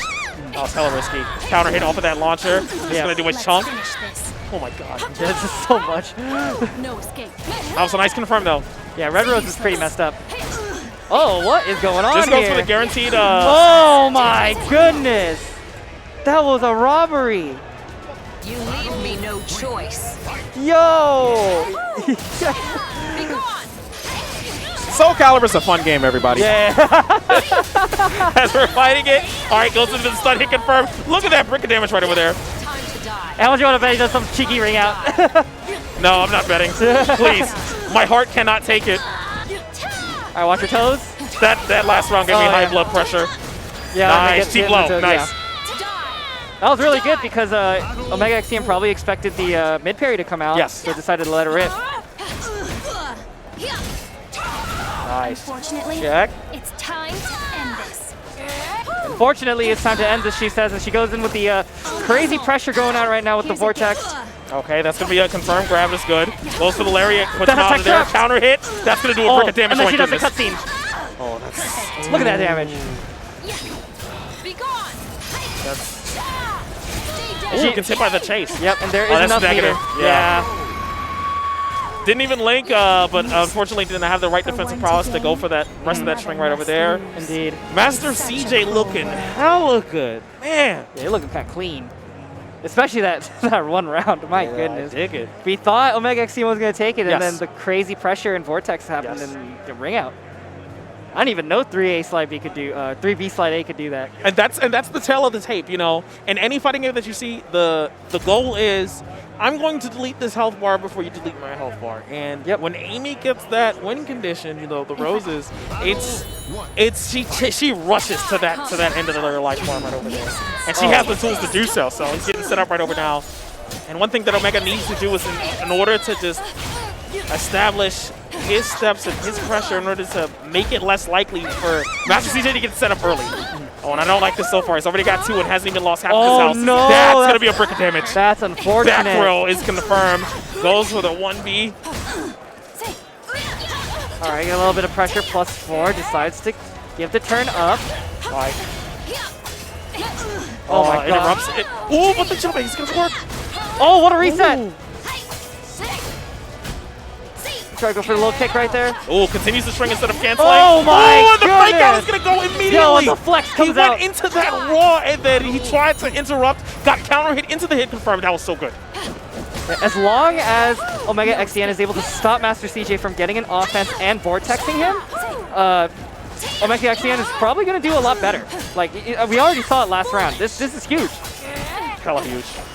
Oh, whip punish right over there. Oh my gosh, back turn. I don't know why I'm complaining. I play healing. Gets hit by the back throw right over there. Yep. Ooh, standing reset. Doesn't take the advantage. Plus, ooh, got caught blocking low. One more guess. Yep, 3B. And in that neck level choice, like he was sitting on meter.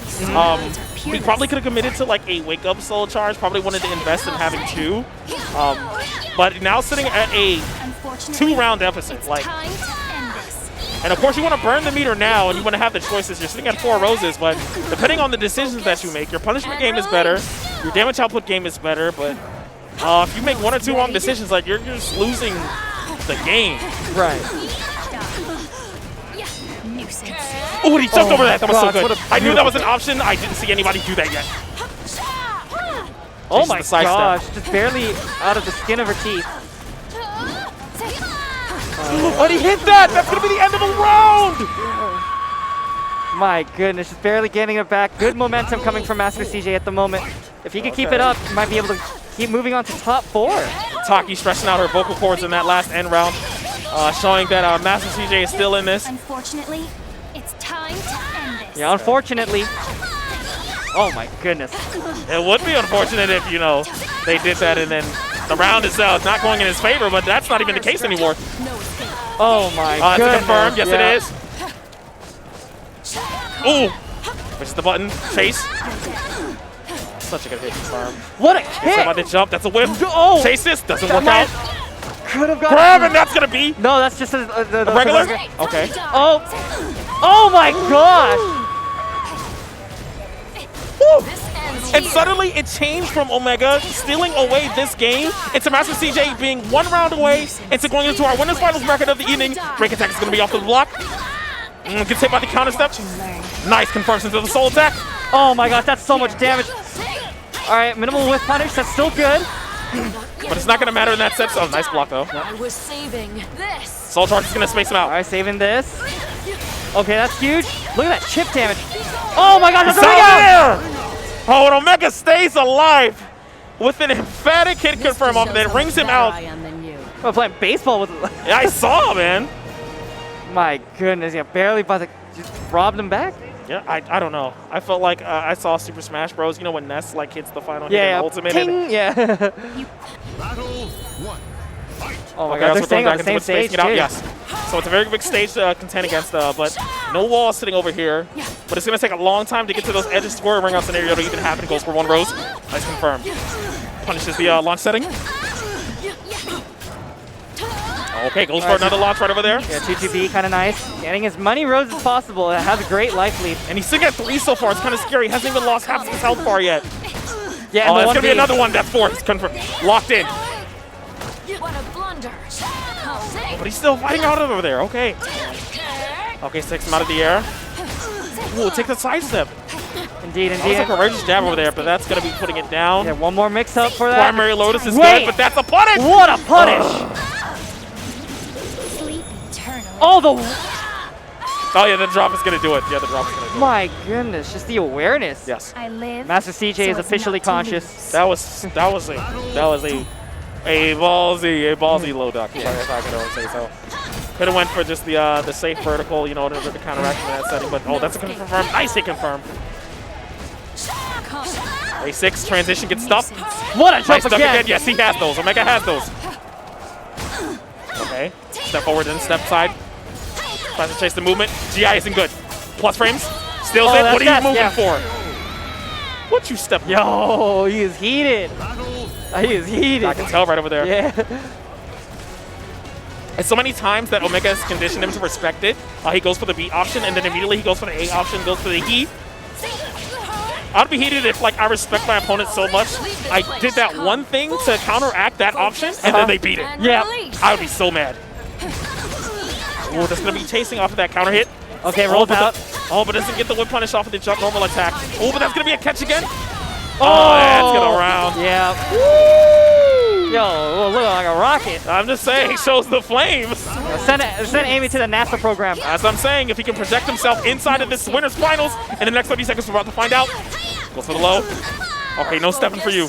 Soul charge, get off of me. But this is risky now because Amy's sitting on 2 bars.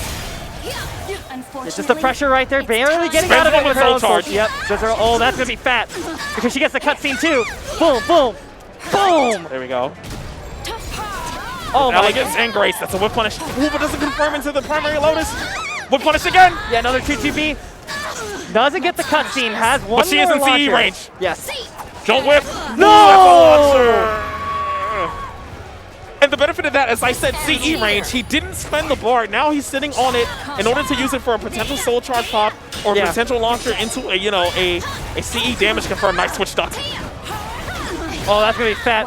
Gets the soul attack, gets a mix up. Gonna try sliding in fair. No whiff punish. That's crazy. Yeah, just the amount of respect and fear from both players.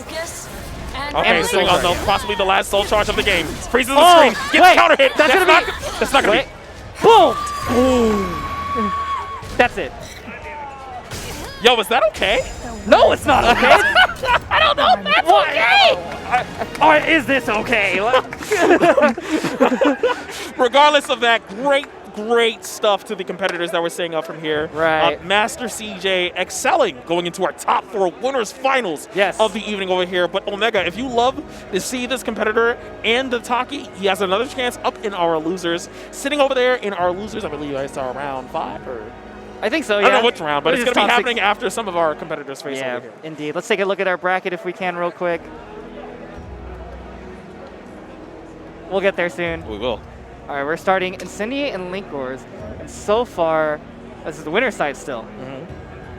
And then we will see... All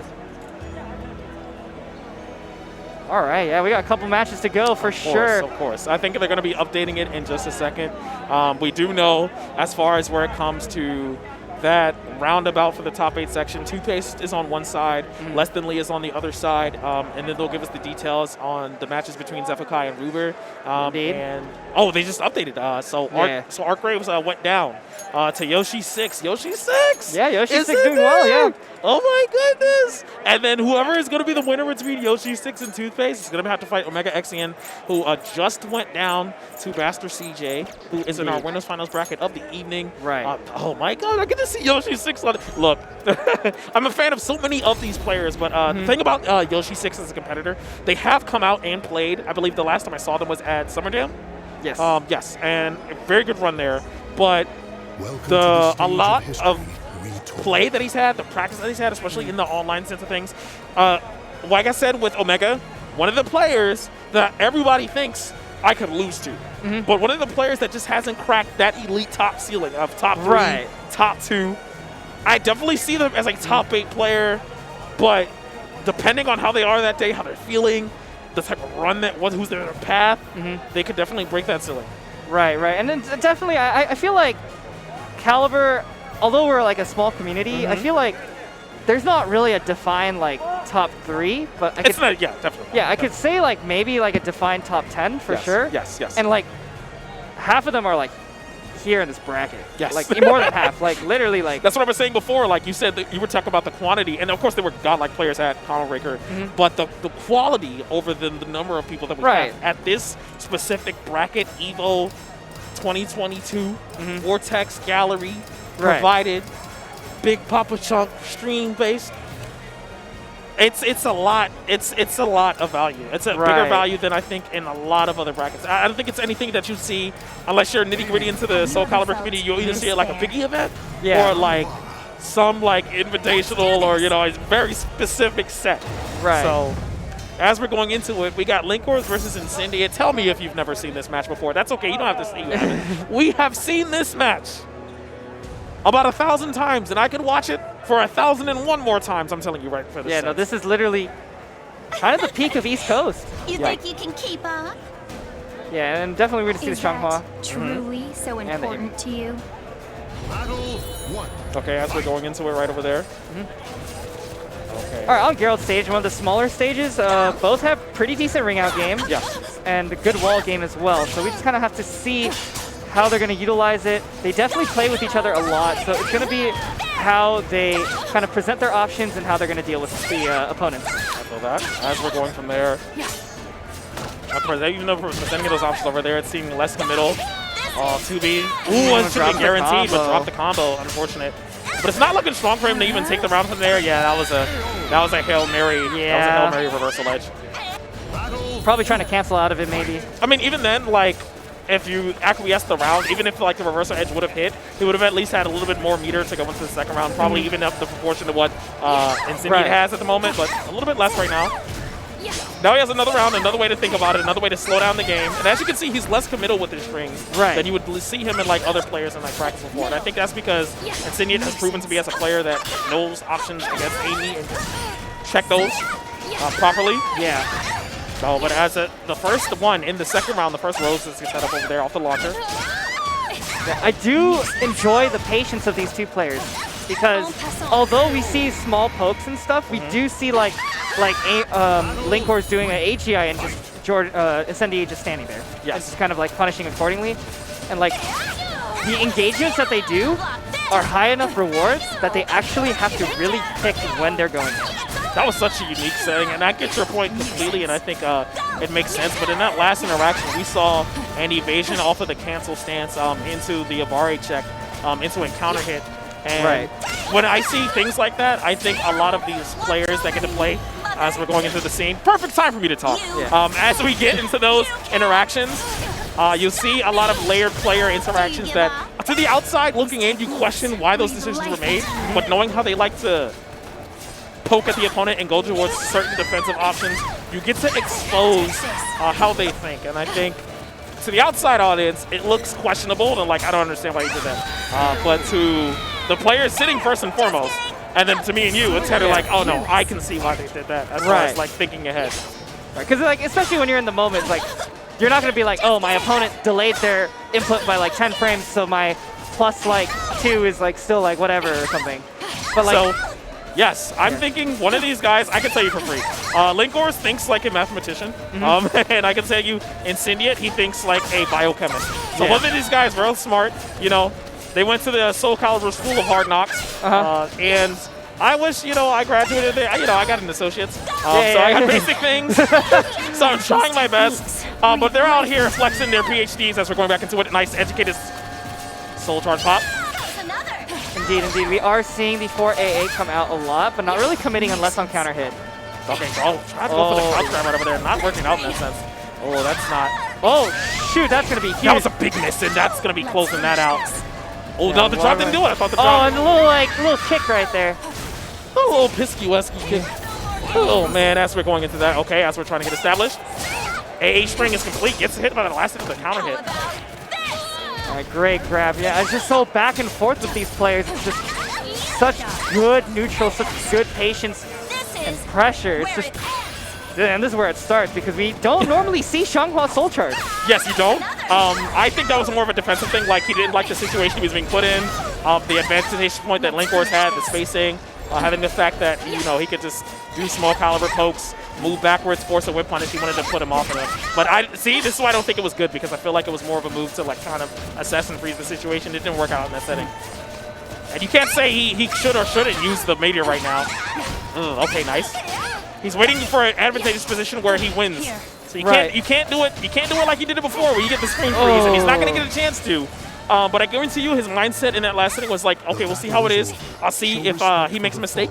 I'll take advantage of it, and then from there, I will play like this tit-for-tat game where, like, even though I don't have the life advantage, I'll make him feel pressured where he feels like he has to overcommit now because, you know, if he becomes too passive, you know, I can let him get offense. And then he'll rocket launcher, you know, whether he'll do like a sidestep C2B or whether he'll just go for a check low or whether he'll go for a whip punish into the CE. Yeah. You can't stop me. Yeah. But that didn't happen. Ignore the last 30 seconds of whatever that happened from there. As we're going into it, Linkor is going to be up 1 over Incendiate, and he said it himself. Linkor is, you know, and I'm not one to highlight the lens of the tweeters, but he said, hey, Papa's coming back. No, he didn't say that, but he said it more ways than one. He was coming back, and he's coming back to establish his dominance like he had before, you know. And I think I remember seeing a tweet. It's like, wait, you guys actually think I wasn't practicing this whole time?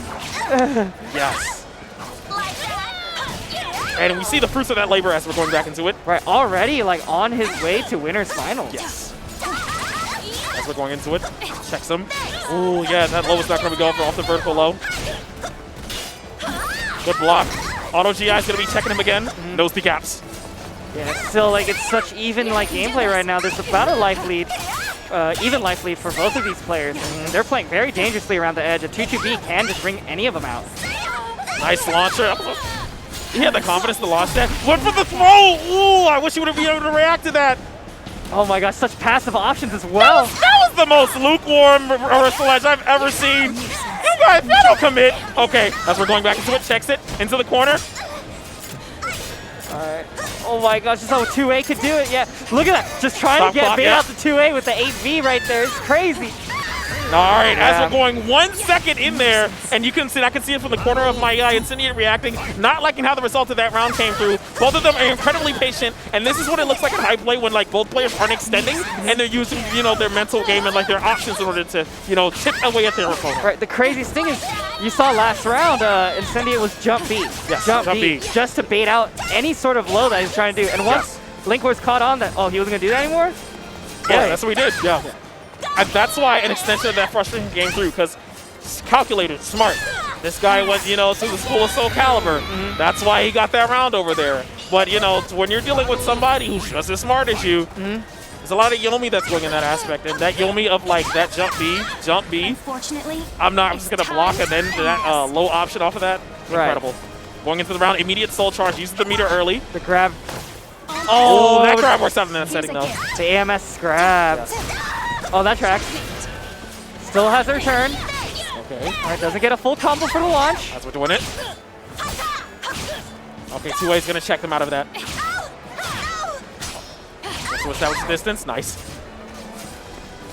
Yeah, wow, this is really a lot of step guarding. No one wants to whiff. They're both in CE range. Wait, okay, is that going to be saying Yeah, that? Yes, it does. 12, yeah. Stop me. Can he stop this life bar? Yes, he does. Good stuff for them. Can stop his heart from beating. What the? Not until 2 seconds later. Yeah. One. As we go back into the round right over there. Nikos has a short break in order to think about what happened. Immediate sidestep into the whip punish. Goes into the launcher. This is going to be a brick because he is in that setting. Yeah. All right. All the punish again, but he's not prepared. Cheap low. Oh, great step catch, knowing that the 6BV would probably get whiff punished.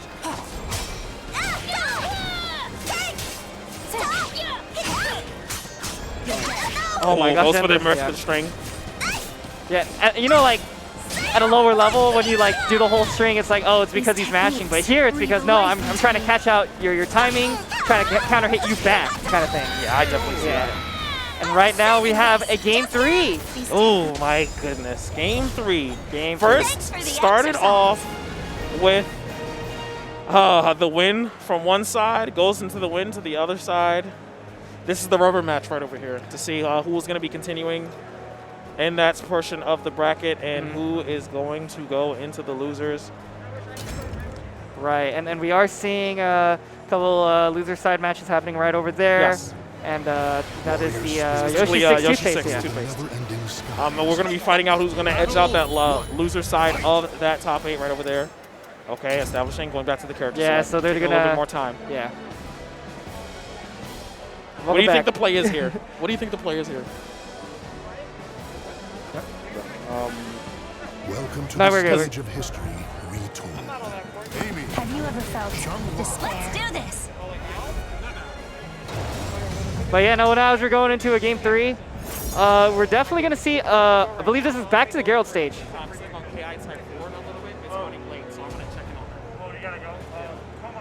And yeah, no, this is going to be crazy. We have already seen the patience from these players, the neutral from these players, and we're about to see who's able to close it out. Going back to the Geralt stage, it seems. Beautiful 3B coming your way, trying to climb those roses up. And now with me on the mic is Conma. Forget me, I want to see the match. Yeah. All right. What you think about this right now? Honestly, I've been trying to squint through the corner of my eye. I haven't really been able to get a feeling for their tempo at the moment. Yeah, but all I know is they're very good. Yeah, I mean, it goes without saying. Linkwars is like an absolutely insane player. Yeah, right. And so is Incendiary, as you've probably seen in WNF like this entire time. You know, every other week, you know. Yeah. Also, shout out to all everybody new who's watching right now. Anyway, back to the match. They're playing really small, poking each other basically to death and trying to make sure that they don't move. Did you see that call out with that grab right there? That was actually insane. That was actually nuts. Like, get over here. Like. All right, full screen, just keeping it. Oh, man. Okay, nice 2-2B. He's going to get the carry. That's not a ring out. Yeah, it better not be. Yeah. God. The move is already powerful enough. For today, nice duck. What a beautiful twitch duck right there.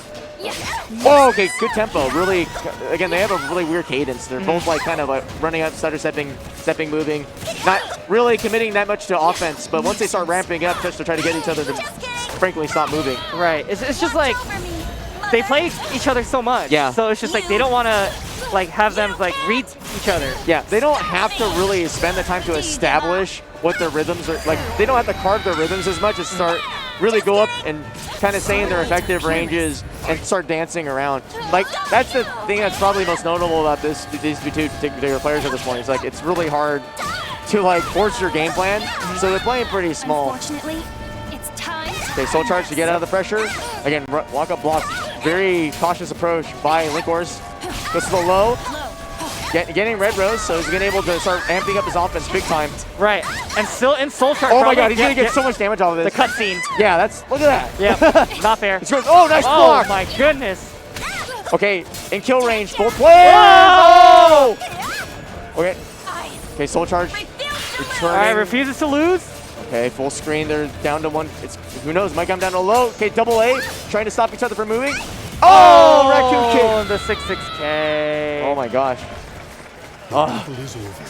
Man, well played by Incendiate, because in some ways it's kind of his demon. Linkhorst is very much the standing, probably the king of New York as far as like the hierarchy is concerned. Yep. But Incendiate showing that his practice is paying off. This guy has been grinding like crazy. Like, I'd see him like log on to Steam at the start of like a day, and when I get back home from work at 3 in the morning, he's still on and playing. Like, and I'm seeing him like in Discord and stuff. It's like, it's actually nuts. But I'm glad to see that hard work is actually paying off. Right, now he's in winners finals. Yeah, no, this is incredible. I'm really, I don't know what to say. I'm glad that in some ways the specter of like, we would say like the region's top player is not a persisting thing. That hard work really does pay off in this game especially. Right, especially at that high level of caliber, no pun intended. But like I mean, the crazy thing about it too is like, you know, Linkhorst doesn't really enter like our stuff, like pretty much at all.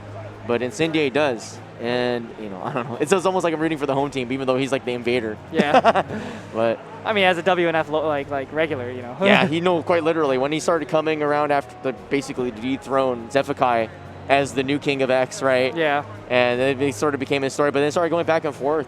In some ways, I actually really was looking to see like Zeph as the favorite to be in top in like winners, but this tournament has been absolutely topsy-turvy. I definitely would say, man, Omega has been just beating it, like just destroying people like in such ways that, and then CJ obviously like, well, we all knew he was super good, but man, he is way better than I thought he was. Right. Oh my God.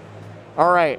Well, it's time to thank our sponsors, the many of them. So we're going to start out, of course, with Vortex Gallery, who has been absolutely instrumental in maintaining our ability to have this tournament and run it smoothly. This is actually one of the smoothest tournaments I've ever been experiencing, despite the fact that it has been seemingly chaotic since like hour one. They have been able to hold it down. So, you know, shout outs for them for organizing this and getting us all together so that we can all enjoy games that are not necessarily blessed by their publishers, so to speak. Yeah. You know, so make sure that you follow them on YouTube, on Twitch, and on Twitter. Indeed, indeed. And once again, on our next shout out we'd like to do is for Kaiten Books. Yeah. So they have graciously provided $600 worth of prize bonuses to multiple games, and to help buy like supplies to actually run the event. Yes. So from Kaiten Books, the Yakuza's Guide to Babysitting Volume 3 print editions are up for pre-order worldwide. They'll be hitting shelves on August 16th. The anime adaptation of the series is currently airing as well, so go check it out. Follow them on Twitter at Kaiten Books, or head over to their website for more information. Of course, we wouldn't be anywhere if we didn't have game devs showing up. So, you know, shout out to Digital Crafter for providing still codes for all the winners, but also helping out with our Vortex Gallery tournaments.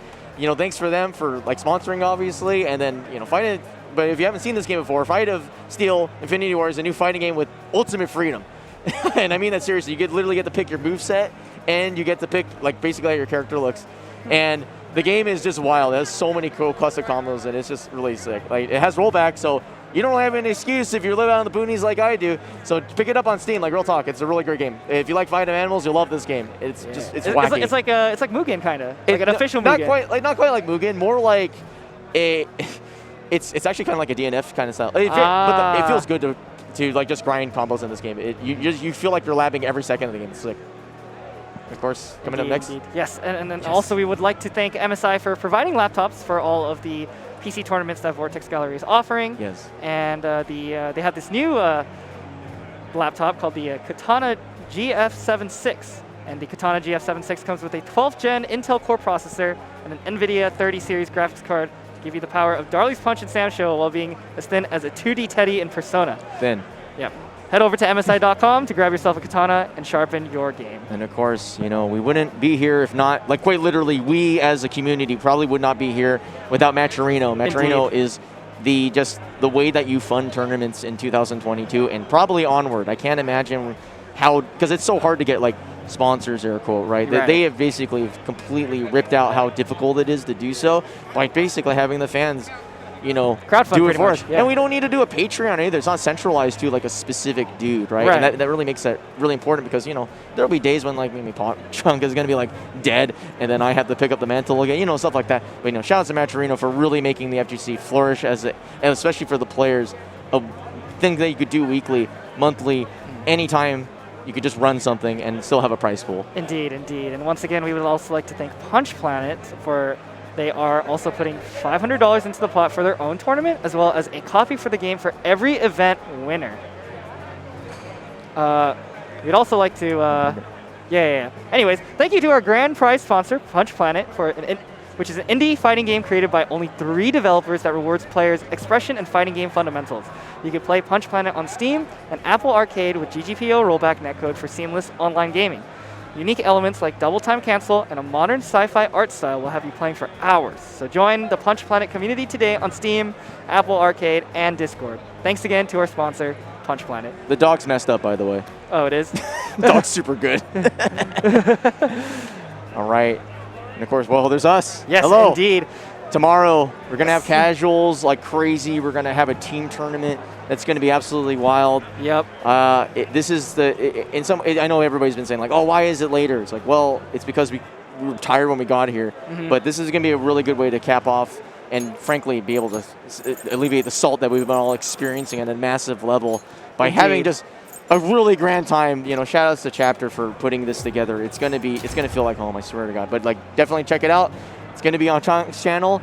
It's going to be sweet. Like, trust me, there's a lot of, like, we didn't get to see the whole story, but we're going to see a whole new, like, tale basically written with that team tournament. It's going to be wild. And, of course, maybe we'll play some slip up. Yeah, obviously. And this is where legends are born. Yes. Speaking of legends, that looking like Toothpaste. But who is on the other side?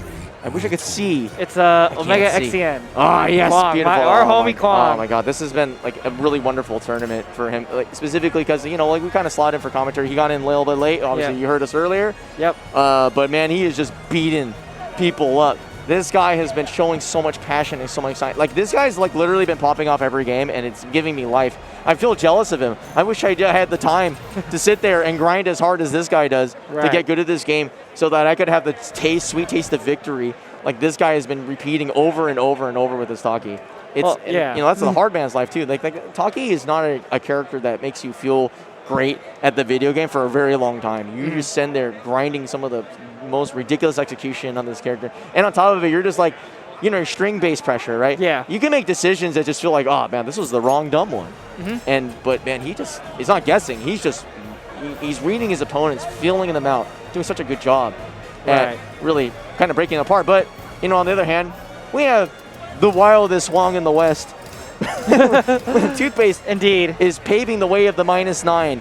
Everybody knows that, and everybody's sweating. Like, even Linkwars was shaking big time. Everybody's like, oh my God, this is last round, and he's -9. He's going to kill me. Yeah. And it was... I better kill him first before he kills me. Yeah, no, literally, because it's like, I don't know what the heck this character does. I mean, he does. But, like, it was...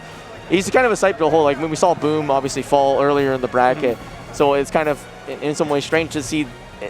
what I thought was perhaps the style that I didn't think would last as long, because like, we thought, like, so I want to say traditional Calibur is going to kind of win out, but no, I think the wild stuff. But that being not to say that Toothpaste lacks those fundamentals. It's more like, if you look at the strengths, the insane, crazy talisman usage is like just that is the calling card of this player, and then sprinkled in within. You know, like a really strong foundation, because his timing is incredible. Like, their timing is just super good, and it just doesn't. I love watching them play, and I love watching that, you know, frankly, you know, kind of ours, right, has been proving themselves in the offline environment. Because, you know, there's always this, like, undertone of, like, well, that's just the online style because you're just doing this crazy stuff, big damage, high risk, high reward. It's like, no. Don't you dare say that. Toothpaste was landing like 1As earlier today, like on like top players. Top player, like, dude. I was like, what are you talking about online? I saw Stellar hit somebody with a 1B offline. Oh yeah. Top player offline. You can't. Straight up did it to Zeph. I don't know what to say. Like, it's just, it's not. It's the practice you're getting online is not fake. Yeah. I wish people would just stop with that and just be like, get over it.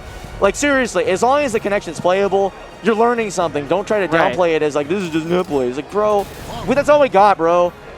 Just suck it up with Parsec. Suck it up. Suck it up with, suck it up. Yeah. Parsec's the best we've got. Yeah. And just suck it up and you'll learn something. Yeah, for real. No, because oh my God, $2,021.99 in the match arena. Hey, who? We got shout out. Who did that? Who did that? Find it for us. Anyway, speaking of, I don't know what to say. Man, so Nori! Yo, let's go! Throw that controller, throw it into the pot, baby. Let's go! Shout outs to Nori, he's the homie. Man, what a god. Indeed, and we got crazy matches for that crazy pot going on right here. We got stabbed in the neck. Oh my god. Okay. Oh, 8-6! Wow! Oh yeah, that's what I'm talking about. Yo, man, it's kind of cool because I think these two characters have like very explosive lethal hits, the lack of a better term. We're going to see a lot of nice duck. Already chilling out, neutral, going in, pressuring. Oh, the pork! Man, I feel like that guy's playing with like a Hori fighting commander right now. The Octa, dude, that thing is getting shredded to pieces. He got the bacon, brother. Yo. Oh yeah, that's the little launch right there. Oh! Right, A6 doing so much work right now. Oh my gosh, dude, this guy's got the bacon. This guy's doing pork every exchange he can just to hit confirm something or bait something out. This guy's crazy. Oh man. You can't even eat this on certain diets. Oh my right across the head. But still good resource management from Toothpaste at 3, able to kind of have a comeback without that much health loss. Yeah, I mean that's going to be like 2 strings, right? Yeah. So we'll see, because I don't think you're going to get the opportunity. So we already have 1 spent, but we're probably not going to have. Oh no! Oh my God! What a whip punish! All right, well. I think Taki wants to speak to this man's manager. Yeah. Their manager. Stay down. All right, soul charge. Kick him out. Ooh, oh yeah! Yo. Yep. Yo! Oh, that's huge. Wait, that could no one more mix up. Oh, nice duck and a great little punish right there. Oh! Not quite dead yet. Just a little bit more. Oh, what those cancels. Yeah, the 4A, because that is so unsafe. What a risk Crispy. coming from Omega XCM, but not really working out. It's fine. You know, this is look at that management though. 3 again. This exquisite use of talismans. Not too crazy. Demon's Bane, okay. Demon's Bane. Woo! Oh my God! Look at this damage. All right. Goes for the Dark Thunder. Does it again. Nice bait. Oh my gosh, this is actually the comeback. It's clean, almost working on a perfect, but gets hit once by the 1A. I think. Yeah. Oh. I think they have such an overwhelming health lead that it's going to take a miracle for Omega XCM. Yeah, just the whiff. Yeah. Yeah, just play defensively. Don't overextend. Just chill. Wait for your opponent to start aggressing on you. Call it a day. Easy peasy. Yeah. And right now, round 5, able to go -9. Yes. Yeah, and there we go. We're starting to see talismans being dumped into the floor. Right, and a little bit of healing. And release. All right, so we got the soul charge coming from Omega XCM, but the crazy amount of pressure, that could be it. The schmicks. Sticky hand. No, oh my gosh, that scales. Oh my goodness, a parfait from McDonald's? Yeah, speaking of McDonald's. Yo, look at this twice there, chilling out. We're all mesmerized. Frankly, everybody's like, we're exhausted. Yeah. We've been like popping off the entire time. Tournament started at 12. Yeah, this tournament has been going a long time. Well, everybody was here at casuals like at 8. Yeah, no, I got here at 9:30. Yeah, like we've been here 8 hours. You were late. I was considered late. Yeah. Yeah, you're considered late. Yo, it's because I forgot my poster. I had to walk all the way back and then come back. It's okay. You're allowed to send for yourself. Yeah. All right, here we go. Let's see what Omega's gonna pick up from here. It's honestly kind of crazy because I feel like these guys are just beating the crap out of each other, for lack of a better term. They're really going aggressive. Not very like we're seeing like kind of the East Coast players. They're playing a little bit more like, I want to say, measured and small. But West Coast, yeah. West Coast is wild. But right, calm before the storm, immediately goes for throw. chilling out. Okay, goes for Trace B2, zone out. Okay. Wow, good wall pressure. A little bit of chip damage and a little bit of extra damage from that progression mix-up with the 4 AAB. Nice, on counter hit too. Yeah, no, that is a counter hit confirmed. Yeah, solid. All right, runs up throws. Okay, making that space. Gonna get that. Oh, I thought he was gonna get the punish, but probably had to opt for some of that 3B. Yeah. It's okay. All right, Uno B chilling out. Trying to zone out, making sure that Taki can't get in. Ooh. Great momentum right now coming from Toothpaste. Yeah. The -3 though. It don't matter, he got Soul Charge. Okay. Okay, back in the day. Pulling it. Oh yeah, now puts him on the ground. Yeah, actually pretty dangerous. Oh no, the knockback. Actually really fortuitous for Toothpaste. Toothpaste not having to deal with some of the crazier Oki. Yeah. Show him. Oh wait, that's huge. No, wow. Doesn't go for the sticky hand, instead opts up for running for 2B. And a little pop-off from Omega XCA was like,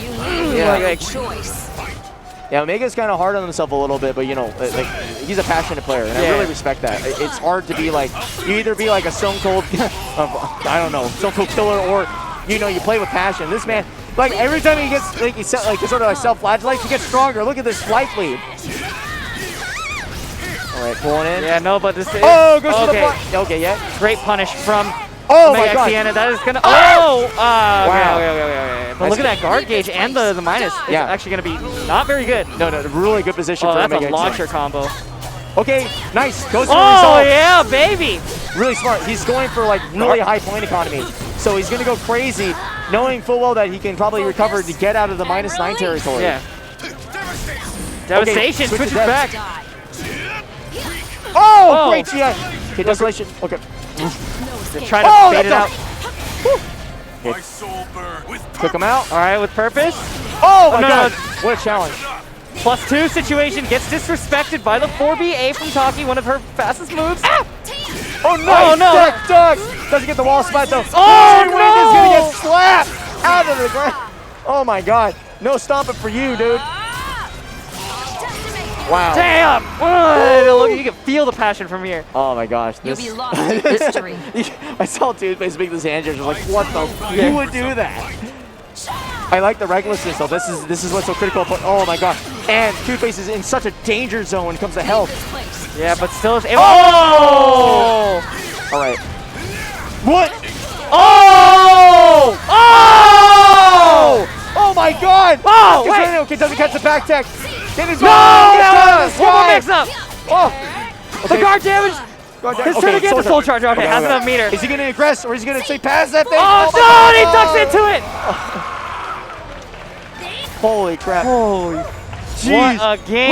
Look, he's holding his heart about to explode. We got a game 3, baby. Oh my God, this is insane. They're just playing so, like, incredibly risky.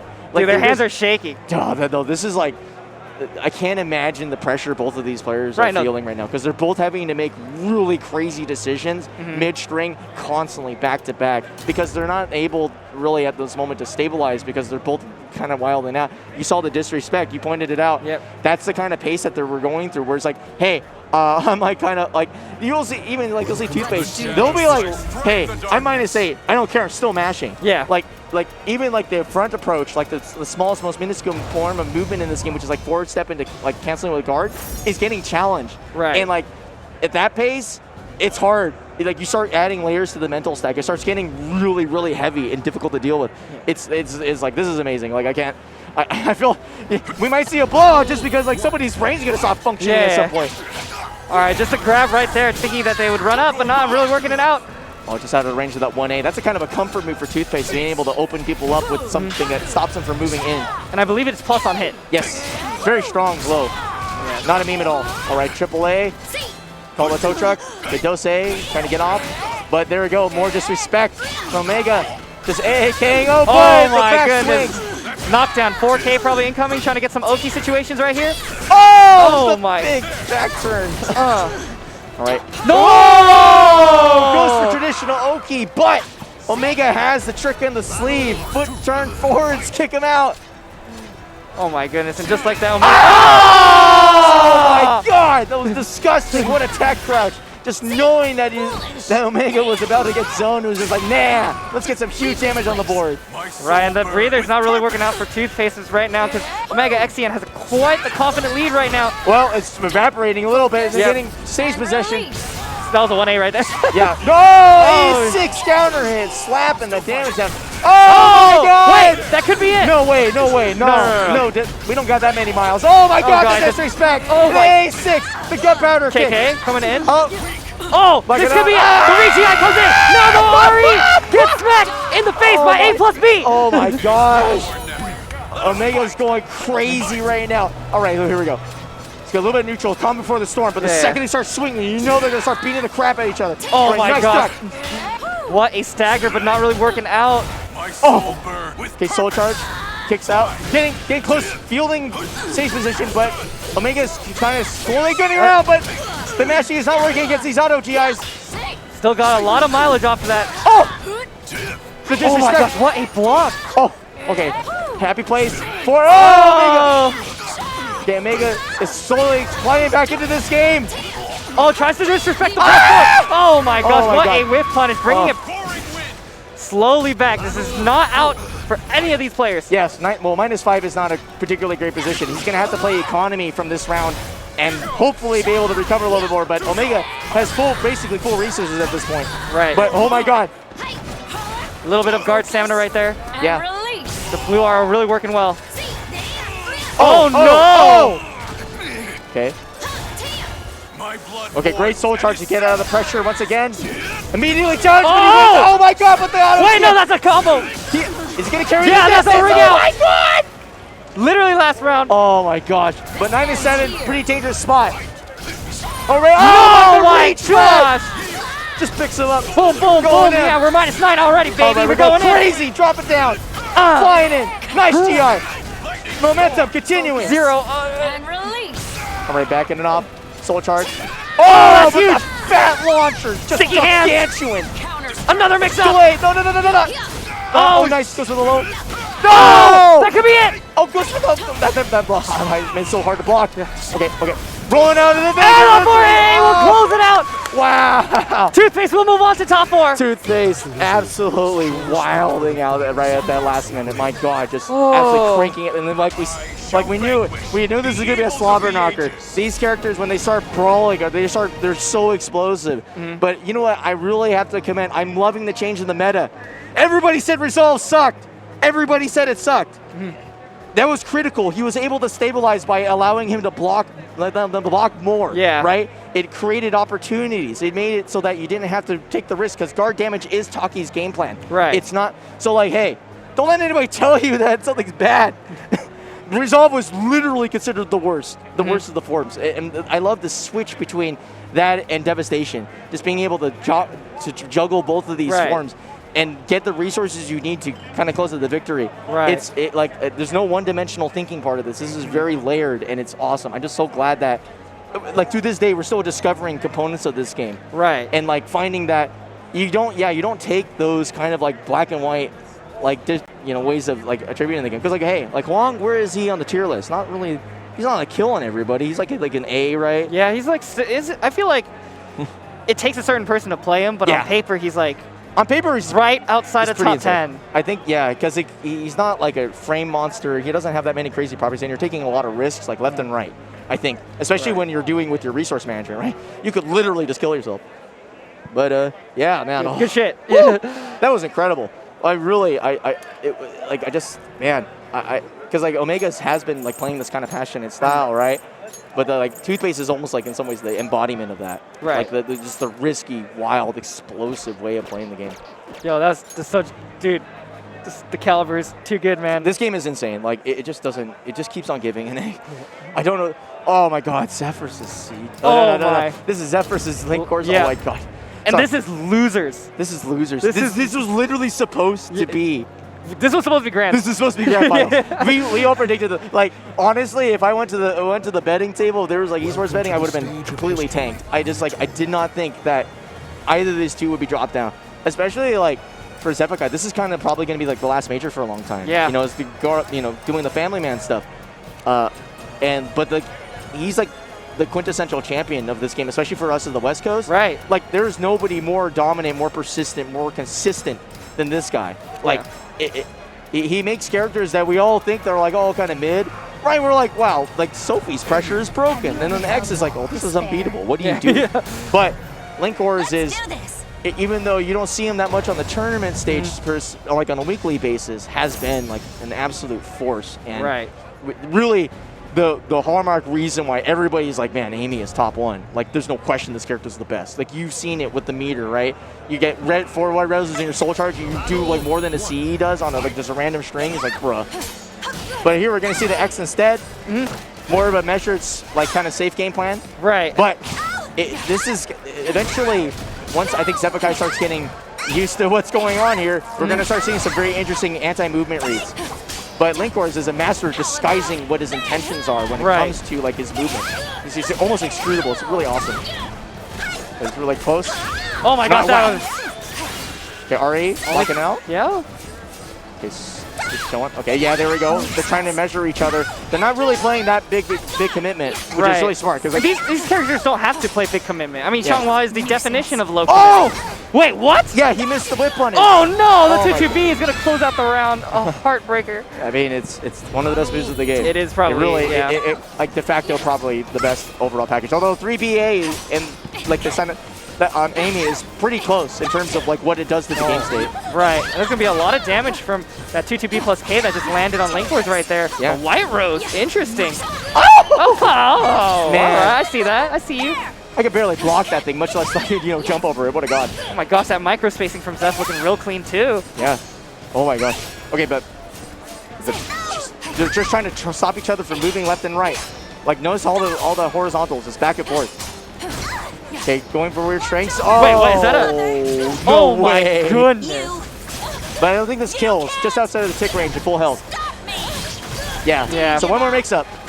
And the run-up 2K, the classic. That's actually kind of like the Zeph memo. Yeah. Usually he opts for that instead of like even 6B or some of the faster options. He's like, eat this, and then that. Yeah. Oh my god. What? I've never seen the 8B before in my life. Another 2B plus K on timing? That launch was insane. That's not a traditional move you've seen in that context. Yeah. It's usually just purely whip punish, never used for timing. Okay, here we go. Is he going to take the round? Oh my gosh, that is a ring out for Linkors on the board. Only with 2 red roses and 1 white rose. Look at Linkors' economy. Like, when it comes down to it, most people like kind of see this as not a great matchup when you're at this stage. But Linkors is able to make it work independent of having, like, frankly, the thing that powers up the character to be like S tier. Right. Okay, 3, yes. Beautiful use. Again, making sure that Zeph doesn't want to do highs, but despite being literally fenced in by a move that destroys highs with that 3-8, he actually got a AAA. It's like kind of nuts. Yeah. Like, he's unconditional at this point. He's playing extremely well against his opponent's swing condition. Oh my gosh, what a throw! And that's going to be game 1 for Zeph. Oh, this is so intense. It's just like all these decision making, like the layers are they're getting really, really thick. It's just it's onion salad, brother. It's crazy because I think like especially if you've seen these guys play before, it's a lot more explosive typically. You just see like Zeph styling on people, doing like big combos, doing tons of damage, really fencing his opponent, like mostly like off the launchers. But you could tell that this game is a game of more of respect. You have to play so small, so minuscule, just to kind of get your opponent to get corralled into a position where you could start playing that. We haven't even got there yet. Yeah. We're in a whole game, and we still haven't seen them really go buck wild yet because they can't. They're so refined, and the thing is, like, this is hard to do because the reward feels bad, right? Yeah. When you're playing, you're just poking people out. At any moment, they could just mash out of it, or they can step out. They could do something that is like the exact contradiction of what you've been trying to achieve the last turns, and then you could just get blown up. Right. But neither of them are giving each other the opportunity to do so. You can even see right here, this neutral they haven't engaged each other yet. Yeah. It's been 10 seconds. They're just dancing around the middle of the stage because they know that if oh they go hard, the 1B. Yeah, but then they're right there, breaking the calm like they had in the storm, just going in there with that 1B, and now it's opening the game up. Look at this. Oh my god, no, this is purely a Linkors round at the moment. Oh my god. 3 roses. Oh my gosh. Okay, backing it up. Oh, what my. a read. Oh my gosh. Okay, 6BB rolling it in. You can back it up. Oh my gosh, and slowly bringing it back. This is actually quite winnable now. Yes. Okay, movement denial. Oh my god, 4-4-A! Ain't no fucking way. No. Dude, like, seriously, you never see that move in the context of that situation. Usually it's... Wait, he's not dead? He's not. Oh, no, I guess not. Oh, man. You know that 9K was sick. You don't need to block. You just have to know your opponent better. That's insane. What?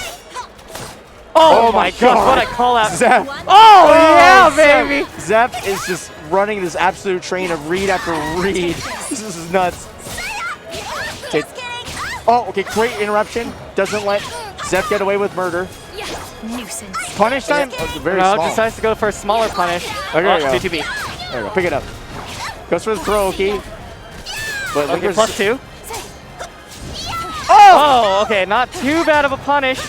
Still being able to keep a little bit of momentum. The Soul Charge is going to come out. Maybe we could see some crazy potential. If Linkorz pulls out Red Rose... Oh, he's dead. Zeph's movement is insane. Yeah, He's hitting Linkorz with launchers that, like, nobody hits Linkorz with moves that slow. Oh my god! He is inside Linkorz's head. Just look for the extra spinal cord. Rent free, baby! Oh my god. Oh, nice punish, though. Oh no. All right, pop. Yep. Finish this. Big game. Oh, whoop. Oh my gosh, another 2. Yeah, a little preempted from Linkorz. Oh my goodness. Caught you rolling. Okay, 2. Oh, yeah. and that is it. That's it for this. Yeah, oh my god. Wow, Zephakar just it became kind of instantly went to town. Yep. It started off so patient, so slow, so methodical, and then one read after another, just knowing exactly where his opponent was going to be, and what they were going to do, what they were going to try. Yeah. We're going to ramp. Oh, we're going to roll it up. Oh my god. Wait, what? I think we're in winners finals. Oh. Oh my god. That's it. That's top 4, right? Yeah, no. Now we are all in top 4. So we're actually going to wrap it up big with Papa Chunks, though, because we're probably going to be moving somewhere. Oh, one more time? Okay. But one more time, we got to thank our sponsors. Oh. All right, cool. Okay. Let it rip.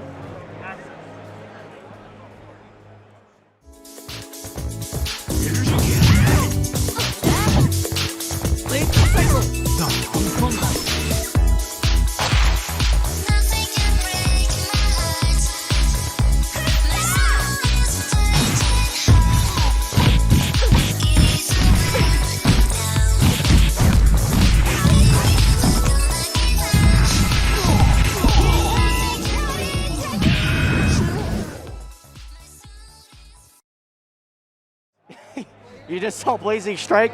Like, he was like, super sick. It's basically like kind of like trying to harken back to the Third Strike era. It's really cool. It's going to have rollback. I think it's going to come out in 2023, but it's going to get that extra polish it needs to be an absolutely great fighter. So shout outs for Access for letting that rip. Indeed, indeed. SoulCalibur top 4. Where are you?